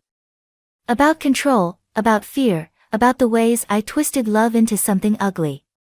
I won't ask for forgiveness, I don't deserve it. But I want you to know that Emily was right. She was always right about me, and I was too proud to see it. Take care of our girls. They deserve better than what I gave them. You okay? Jake asked. I folded the letter carefully. He still doesn't get it. They were never his girls. They belonged to themselves all along. Back in the kitchen, Emily was showing Zoe how to flip a pancake. It landed half-folded, and they both dissolved into giggles. Perfect timing. Emily announced. We made plenty for everyone. Jake hesitated in the doorway until Zoe ran to hug him. Daddy. Stay for breakfast. As we gathered around the table, I thought about cycles, how they break, how they heal. Emily had found her voice. Zoe was learning that love shouldn't hurt. And I discovered that sometimes the greatest revenge isn't in destroying your enemy, but in building something beautiful from the ruins they left behind. Harper. Emily's voice pulled me back. There's something I need to tell you. She took a deep breath. I found my mom. The kitchen went quiet. Emily twisted her napkin. She's in Oregon. Has been for years. She wants to meet me. Maybe meet all of us. Of course she does, I said softly. You're pretty amazing. Emily's eyes welled up. I used to think I was broken. That he'd broken me. But being here, with you and Zoe. She wiped her eyes. I'm not broken. I'm just healing. We all are, Jake added, surprising me. He'd been quiet about everything that happened, but now he reached across the table and squeezed Emily's hand. And your family now. Whatever you need. Zoe, not fully understanding but feeling the moment's weight, climbed into Emily's lap. Can we make pancakes for your mom too? Emily laughed through her tears. Yeah, little sis. We can make her pancakes.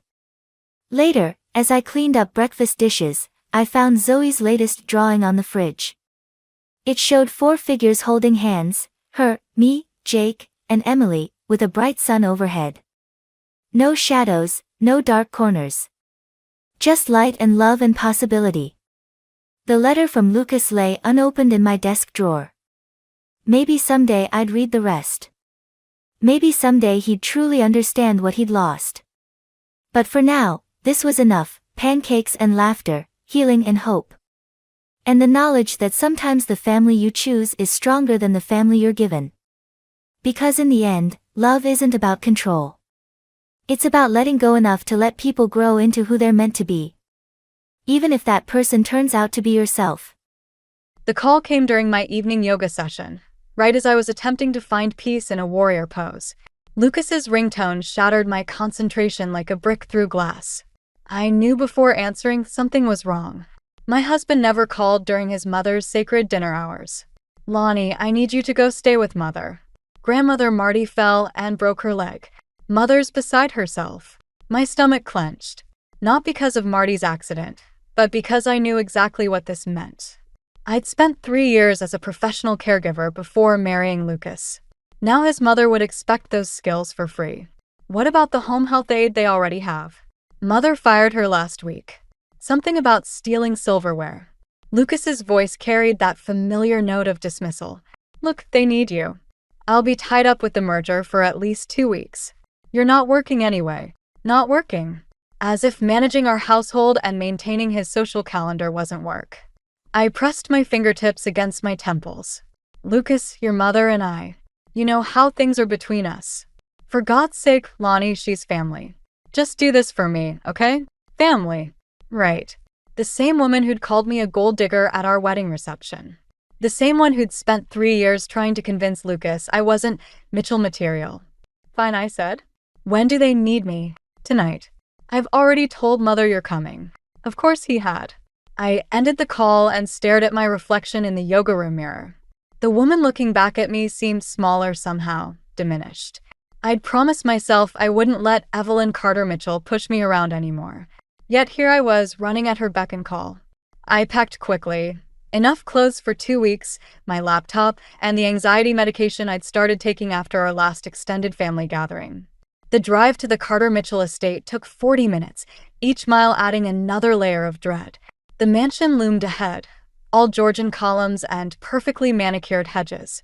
Evelyn stood in the doorway, her silver hair immaculate, her posture rigid as ever. She didn't smile. Finally, Mother's been asking for her pain medication for the past hour.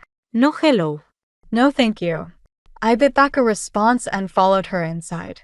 The house smelled of furniture polish and old money. Mother's in the East Wing guest room, Evelyn said, her heels clicking against the marble floor. I've had the staff move her from upstairs. You'll stay in the adjoining room to monitor her at night. Where's the doctor's care plan? I'll need to know her medication schedule. Evelyn waved dismissively. It's all in her room. Really, Leilani, I expected you to be here sooner. A proper daughter-in-law would have come immediately. I clutched my overnight bag tighter, nails digging into the leather. I came as soon as Lucas called. Yes, well. She paused at Marty's door. Do try to keep her quiet. I have the garden club coming tomorrow, and I can't have her moaning disrupting our meeting. Before I could respond, she turned and clicked away down the hall, leaving me alone with my thoughts and a growing sense of unease. I took a deep breath and opened the door. Marty lay in bed, her eyes closed, looking frilier than I remembered. But something wasn't right. Her supposedly broken leg rested on top of the covers, and I'd seen enough injuries in my career to know that the positioning was all wrong. Her eyes snapped open as I approached, and a familiar mischievous glint appeared, one I'd seen countless times when she was plotting something at family gatherings. Hello, dear, she said softly.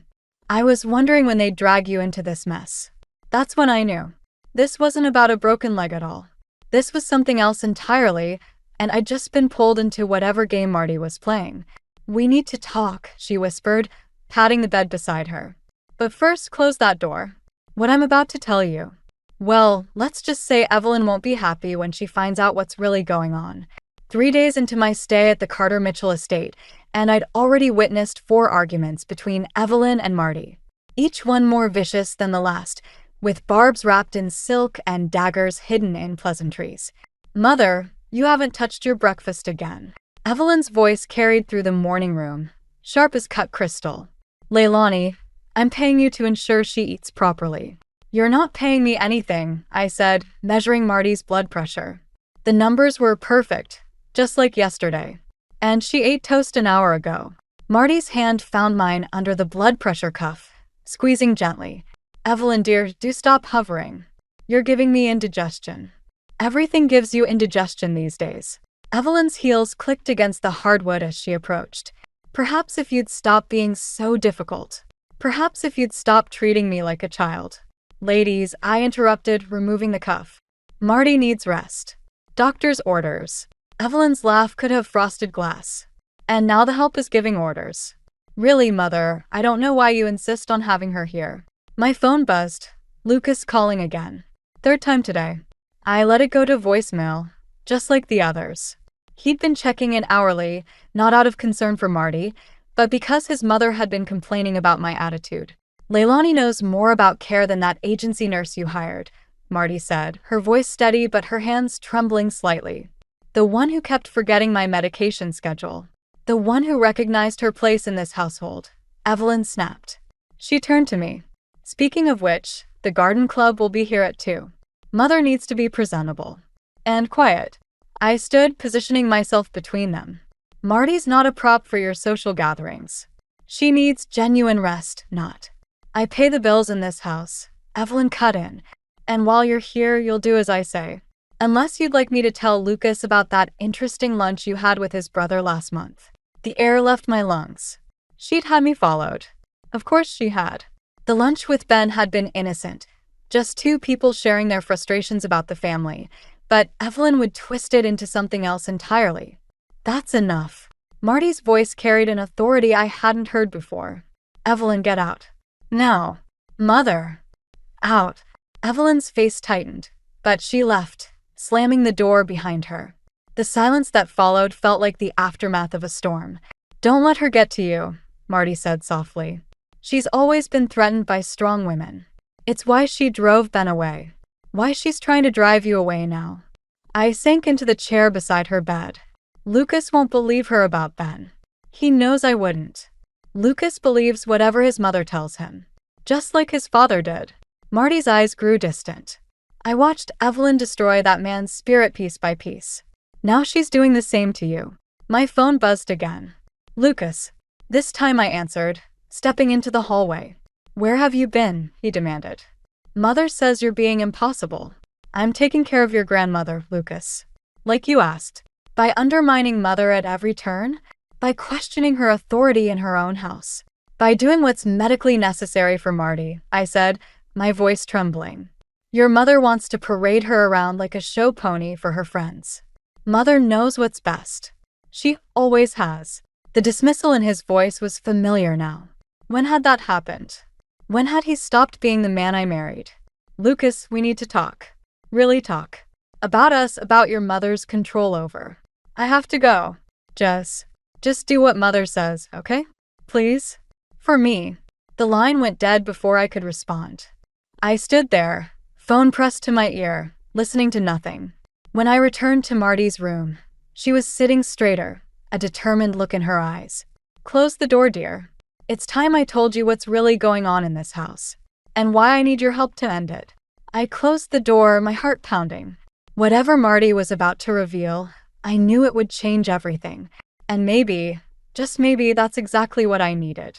The garden club meeting had ended hours ago, but my hands still shook from what I'd witnessed. I paced Marty's room in the dark, replaying the scene. Evelyn parading her mother around like a trophy, Marty's theatrical groans of pain, the sympathetic clucks from blue-haired socialites. But it was what happened after they left that changed everything. Help me up, Marty had whispered once the house emptied. These pillows are suffocating me. I'd reached to adjust them, but she grabbed my wrist with surprising strength and pulled herself upright. Then, without warning or assistance, she'd swung her broken leg off the bed and stood. Close your mouth, dear. You'll catch flies. She'd smiled, stretching like a cat. Evelyn's not the only one who can play games. Now, hours later, Marty sat in her armchair, looking more regal than frail. You're taking this rather well. Well, I laughed, the sound brittle. You've been lying to everyone. To me. I've been waiting. She reached for a leather-bound folder on her side table. Waiting to see if you were different from the others. If you had the spine to help me fix this mess. Fix what mess? This family. What Evelyn's turned it into. She opened the folder, revealing property deeds, bank statements, and legal documents. Did you know this house isn't actually hers? Nothing is. It's all in my name. My throat went dry. Does Lucas know? Lucas knows what his mother tells him. Just like he knows what she tells him about you and Ben. The mention of Ben's name made my stomach clench. That lunch meant nothing. But it could have. Marty's eyes pierced mine. Ben was always the stronger one. That's why Evelyn drove him away. She couldn't control him like she controls Lucas. A knock at the door made us both jump. Evelyn entered without waiting for a response, her face flushed with triumph from her successful afternoon. Really, Mother, still awake? Leilani, I told you she needs rest. She paused, noticing the papers. What are those? Just some light reading, Marty said, sliding the folder under her blanket. Leilani's been helping me organize my affairs. Evelyn's eyes narrowed. That's not necessary. I handle all the family paperwork. You handle what I allow you to handle. Marty's voice carried an edge I'd never heard before. Just like you handled Ben's inheritance? The color drained from Evelyn's face. Mother, I know what you did, Marty continued. I know about the forged documents, the lost trust fund. Did you really think I wouldn't find out? My phone buzzed. Lucas again. I silenced it, transfixed by the scene unfolding before me. Everything I did was for this family, Evelyn hissed. To keep us together, to maintain our position. To maintain your control, I said, surprising myself. Just like you're trying to control my marriage. Evelyn turned on me, her mask slipping. You ungrateful little. That's enough. Marty stood suddenly, causing Evelyn to stumble backward. Oh yes, dear. I can walk. I can do quite a lot of things you don't know about. Including change my will. The silence that followed was deafening. Evelyn stared at her mother, then at me, her carefully maintained composure cracking. Leilani, she said, her voice honey-sweet again, perhaps it's time you went home to Lucas. I'm sure he misses you. She's not going anywhere, Marty said. In fact, she's exactly where she needs to be. Now get out of my room. After Evelyn left, slamming the door behind her, Marty sank back into her chair. Well, that was invigorating. She patted the folder. Now, shall we discuss how to really shake things up? I thought about Lucas, probably still calling, still believing his mother's version of reality. About Ben, somewhere out there, free from all this manipulation. About my own dignity, eroding day by day in this gilded cage. Yes, I said, sitting down beside her. Let's shake things up. Marty's smile was razor-sharp in the dim light. Good girl. Because what I'm about to propose will either save this family or tear it apart completely. Are you ready for that? I thought about Evelyn's threats, Lucas's betrayal, and my own fading sense of self. I'm ready for anything. Perfect, Marty said, opening the folder again. Then let's begin. Lucas showed up unannounced at midnight, reeking of expensive scotch and his mother's influence. I found him in Marty's sitting room, rifling through her desk drawers. What are you doing? I kept my voice low, though my heart hammered. He jumped, nearly dropping the papers in his hands. Looking for proof. His words slurred slightly. Mother says you and grandmother are plotting something. Your mother says a lot of things. I moved closer, recognizing Marty's legal documents scattered across the desk. Does she know you're here? Of course she knows. She's worried about you, Lonnie. About us. He reached for me, but I stepped back. You've changed since coming here. I've woken up. The grandfather clock in the corner ticked away the silence between us. Lucas had loosened his tie, his usually perfect hair disheveled. He looked lost, like a child searching for permission to misbehave. Ben called me today, he said suddenly. My stomach dropped. What? Asked about you. About Mother. Said he's coming home. Lucas's laugh was bitter. Funny timing, don't you think? Right when you and grandmother start acting strange. Before I could respond, the lights flicked on. Marty stood in the doorway, perfectly steady on her supposedly broken leg. Well, she said, this is disappointing but not surprising. Lucas staggered backward. You're walking? Mother said. Your mother says a lot of things, Marty echoed my words. Like how she protected you from the truth about your father's death. The color drained from Lucas's face. What about father's death? Don't. I whispered, remembering what Marty had told me earlier that day. About the changed medication, the convenient accident, the insurance policy that saved the family from bankruptcy. He deserves to know, Marty said. About everything. The forged documents, Ben's stolen inheritance, your father's. Lies. Lucas slammed his fist on the desk. Mother would never. But she did. Marty's voice was steel. And now she sent you here to spy on us. To protect her secrets. I came to protect my wife.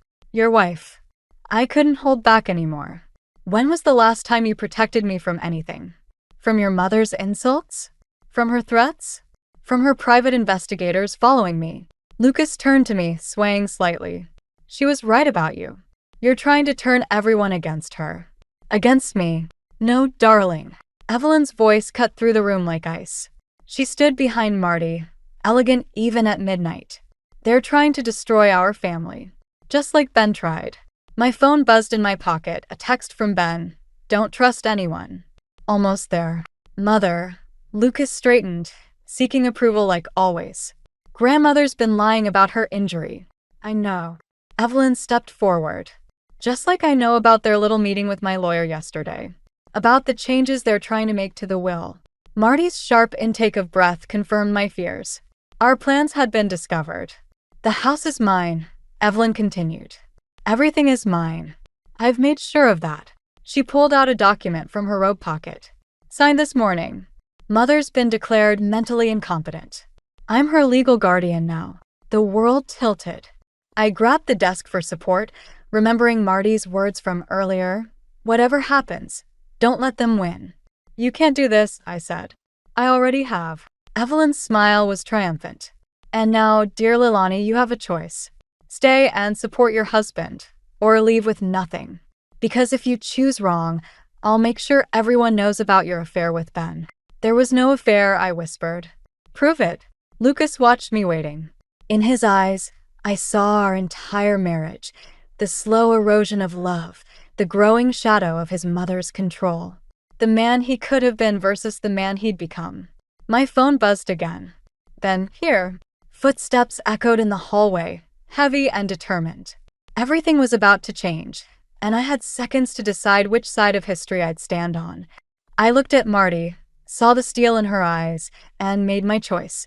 Ben's arrival shattered the tension like a hammer through glass. He stood in the doorway, briefcase in hand, looking nothing like the broken man who'd fled 5 years ago.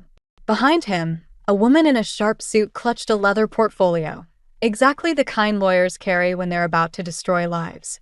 You're too late, Evelyn said, waving her guardianship papers. I've already won. Have you? Ben's smile was razor sharp. Mother, show them. Marty pulled a phone from her cardigan pocket and pressed play. Evelyn's voice filled the room, crystal clear. Just change the medication dosage. No one will question it. It worked with Richard. It'll work with Mother. Lucas stumbled backward. Mother, what is she playing? Evidence, the lawyer said, stepping forward. Of premeditated attempted murder. Among other things. My hands shook as I reached for the desk to steady myself. All those times Evelyn had insisted on personally administering Marty's medication. All those suspicious dizzy spells. It's not what you think. Evelyn's composure cracked slightly. I was protecting our legacy. Our name. By killing your husband? Ben's voice cut like steel. By stealing my inheritance? By driving me away with false accusations. You were weak. Evelyn spat. Just like your father. Just like her. She jabbed a finger at me. This family needs strength to survive. No, I said, finding my voice. This family needs truth to survive. Lucas stood between us all, swaying slightly. Ben, you can't believe. The recordings don't lie, Ben interrupted. Neither do the financial records. Or Father's autopsy report. The lawyer opened her portfolio. Mrs. Carter Mitchell, we have enough evidence to pursue criminal charges. However, my clients are willing to discuss alternatives. Client. Lucas turned to me. Lonnie, what have you done? What you should have done, I said. Protected your grandmother. Protected the truth. Marty stood straighter, her facade of frailty completely gone. Evelyn, you have one chance. Sign over control of the estate to me, resign from the family company board, and leave. Otherwise, these recordings go to the police. You wouldn't dare. But Evelyn's hand trembled as she clutched her guardianship papers. Lucas, tell them. Tell them what she's really like. How she's turned you against me. Lucas looked at me, really looked at me, for the first time in years. Did you know? About Father. You suspected, you whispered. But I needed proof. We all did. Sign the papers, Mother, Ben said, pulling documents from his briefcase. Or I start making calls. The grandfather clock struck 1, its chimes echoing through the sudden silence. I watched Evelyn's face, seeing the moment her mask finally cracked completely. She'd built her empire on secrets and lies, and now those very weapons were being turned against her. Lucas, she pleaded. My darling boy, you know everything I did was for you. But Lucas had found the autopsy report in the lawyer's portfolio. His hands shook as he read, his face growing paler with each page. Sign, Marty commanded. Now. The scratch of Evelyn's pen on paper sounded like victory. But as I watched Lucas's world crumble, as I saw the pain in Ben's eyes, I realized revenge wasn't the clean, satisfying thing I'd imagined. It was messy, complicated, and the collateral damage could never be undone. Get out, Marty said once the papers were signed. Both of you. Evelyn straightened her spine one last time. This isn't over. Yes, I said, it is. As they left, Evelyn leading, Lucas trailing behind like a lost child, Ben turned to me. You okay? I wasn't. Nothing about this was okay. But watching them go, knowing the truth was finally out, feeling the weight of secrets lifting from my shoulders, it felt like breathing for the first time in years. What now? I asked Marty. She smiled, tired but triumphant. Now, my dear, we rebuild. But first, I believe we all need a drink. The lawyer began organizing papers. Ben poured scotch, and somewhere in the house, a door slammed, the sound of an era ending. The revenge we'd planned had worked perfectly, but its taste was bittersweet on my tongue. 3 days after Evelyn's departure, Lucas appeared at my door with divorce papers and a restraining order. Not against me, against Marty and Ben. The letterhead belonged to the most expensive law firm in the state. Mother's not finished, he said, voice hollow. She's claiming elder abuse. Says you and Ben manipulated grandmother into changing her will. I stared at the stack of documents. Those recordings. Inadmissible. Obtained without consent. He wouldn't meet my eyes.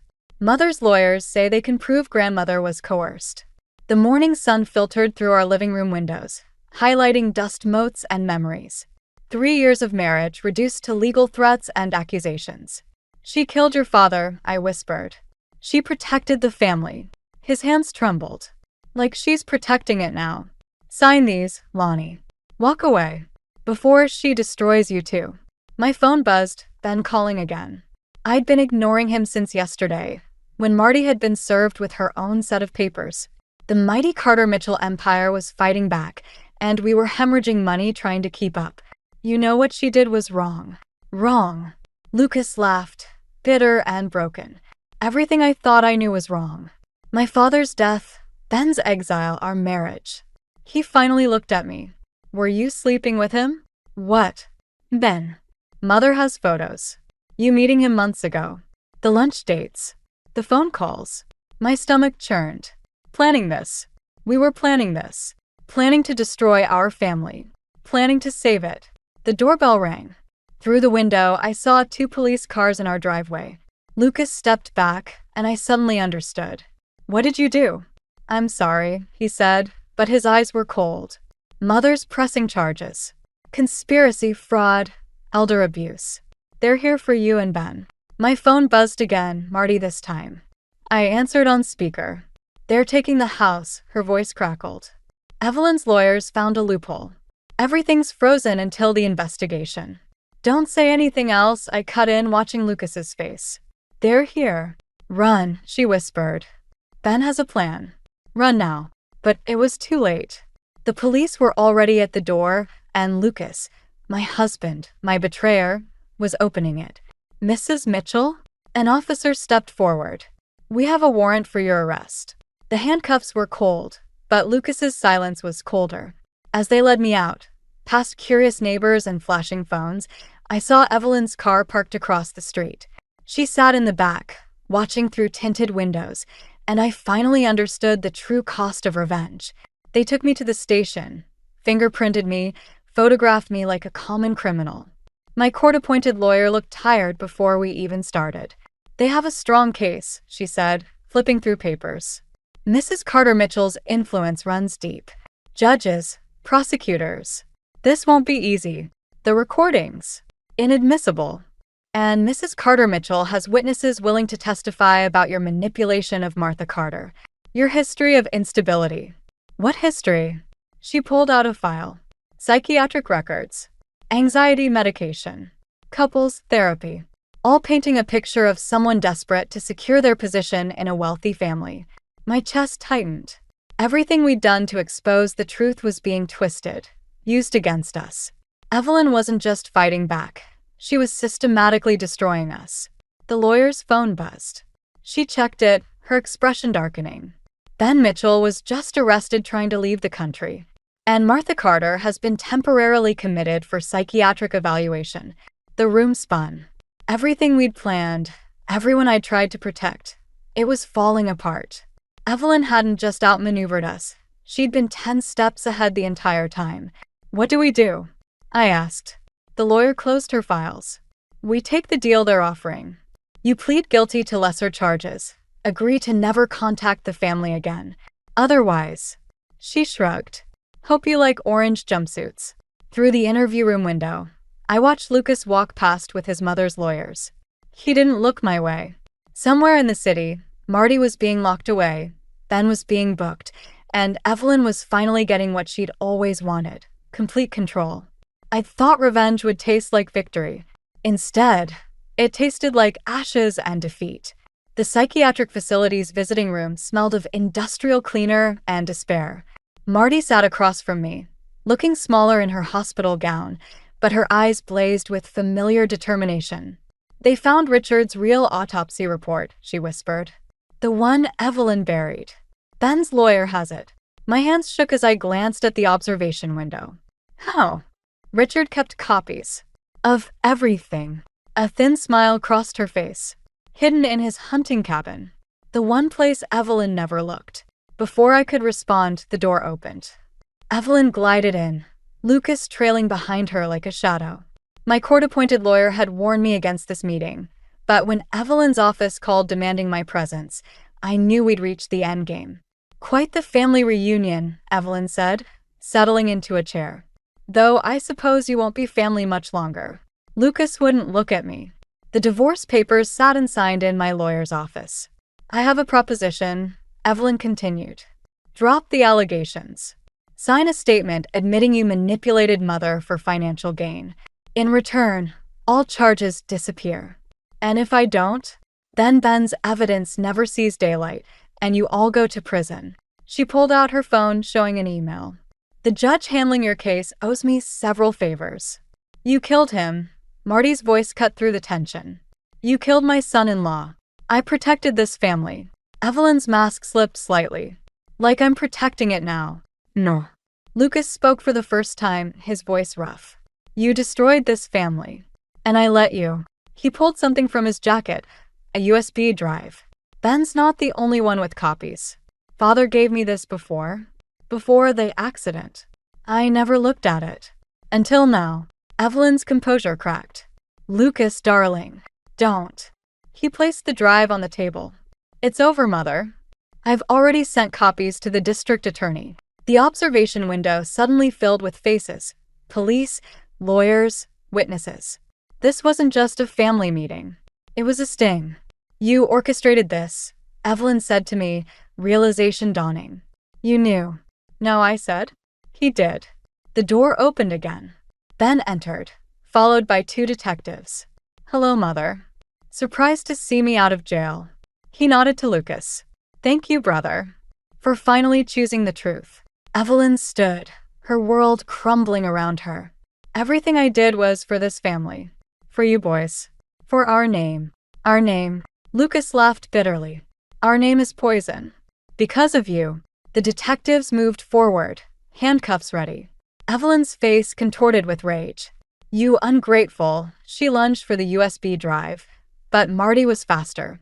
My former mother-in-law and her elderly mother grappled over the table, years of resentment and manipulation exploding into physical violence. Enough.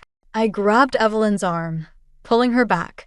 She swung around, her perfectly manicured nails raking across my face.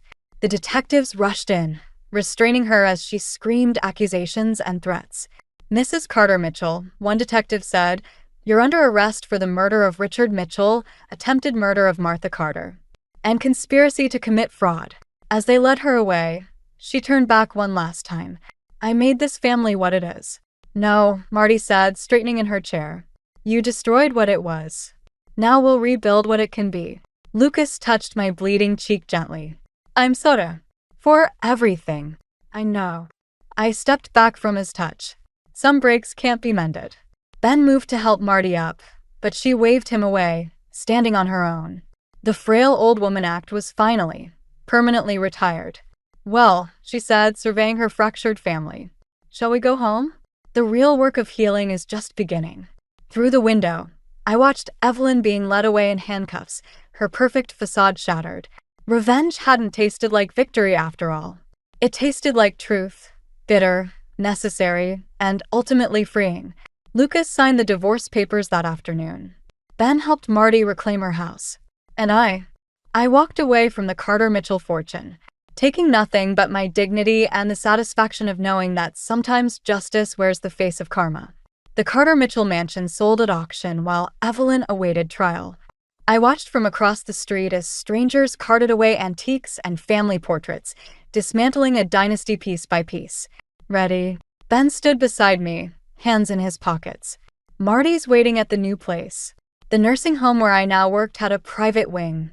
Bright, modern, nothing like the oppressive grandeur of the mansion. Marty had chosen it herself, saying she wanted to be somewhere that smelled of fresh paint instead of old secrets. Almost. I touched the iron gates one last time, just saying goodbye. To what? The misery. To who I was when I came here. Lucas had sent one final letter before leaving for Europe. I left it unopened on my kitchen counter, next to the divorce papers bearing his signature. Some answers weren't worth seeking. At the nursing home, Marty held court in the garden, teaching other residents her favorite card game, the one Evelyn had always dismissed as common. You're late, she called out. I've already won 3 hands. And lost 2? Her opponent chuckled. Don't let her fool you. She's not as sharp as she pretends. I'm exactly as sharp as I need to be, Marty winked. Sharp enough to know when these two are dancing around each other instead of facing facts. Ben shifted beside me. We'd been careful, professional, keeping our growing connection buried under layers of family obligation and shared trauma. But Marty saw everything. She always had. The prosecutor called, I said, changing the subject. They want us both to testify next month. Good. Marty dealt another hand. It's time everyone heard the truth. All of it. Even the parts that make us look bad, especially those parts. She laid down her cards, a winning hand. Real justice isn't about looking good. It's about being honest. The evening sun painted everything golden, reminding me of that first night at the mansion. I'd arrived seeking inside me. Instead, I'd found something different. Strength I didn't know I had, family in unexpected places, and truth in all its messy glory. I have something for you, Ben said later, as we walked through the garden. He pulled out a familiar USB drive. There's more on here than what we showed the police. Things about father, about the family history. Things you should know before. Before what? He stopped walking. Before you decide if you want any part of this family's future. A year ago, I would have grabbed that drive, hungry for more ammunition, more secrets to weaponize. Now I just felt tired. Tired of looking backward, of feeding the cycle of revenge and retribution. Keep it, I said. Some stories don't need to be told. And us? Our story. Behind us. Marty laughed at something her card partner said. The sound carried no bitterness, no hidden agenda. Just pure, simple joy. Our story, I said, hasn't been written yet. I left the USB drive on Marty's nightstand later that night, next to her favorite photos. One of Richard in his hunting cabin, one of Ben and Lucas as children, and a new one of all of us in the garden. Let her decide which secrets deserved sunlight and which belonged in shadow. The next morning, I found it in my mailbox, wrapped in a note. The past is a lesson, not a prison. Now go make some trouble of your own. Ben was waiting in the parking lot when I arrived for my shift, 2 coffee cups in hand. Marty says you're off today. Says we have her blessing to be scandalous. I thought about revenge, about justice, about how healing rarely looks the way we expect. About how sometimes the best revenge isn't about destroying what hurt you, but building something better from the ruins. Scandalous sounds perfect, I said, taking the coffee. But first, I need to check on my favorite troublemaker. Through the window, I could see Marty setting up her card table, already drawing a crowd. Some stories end with a bang, others with a whimper. Ours ended with a shuffle of cards and the quiet certainty that sometimes, just sometimes, karma gets it right.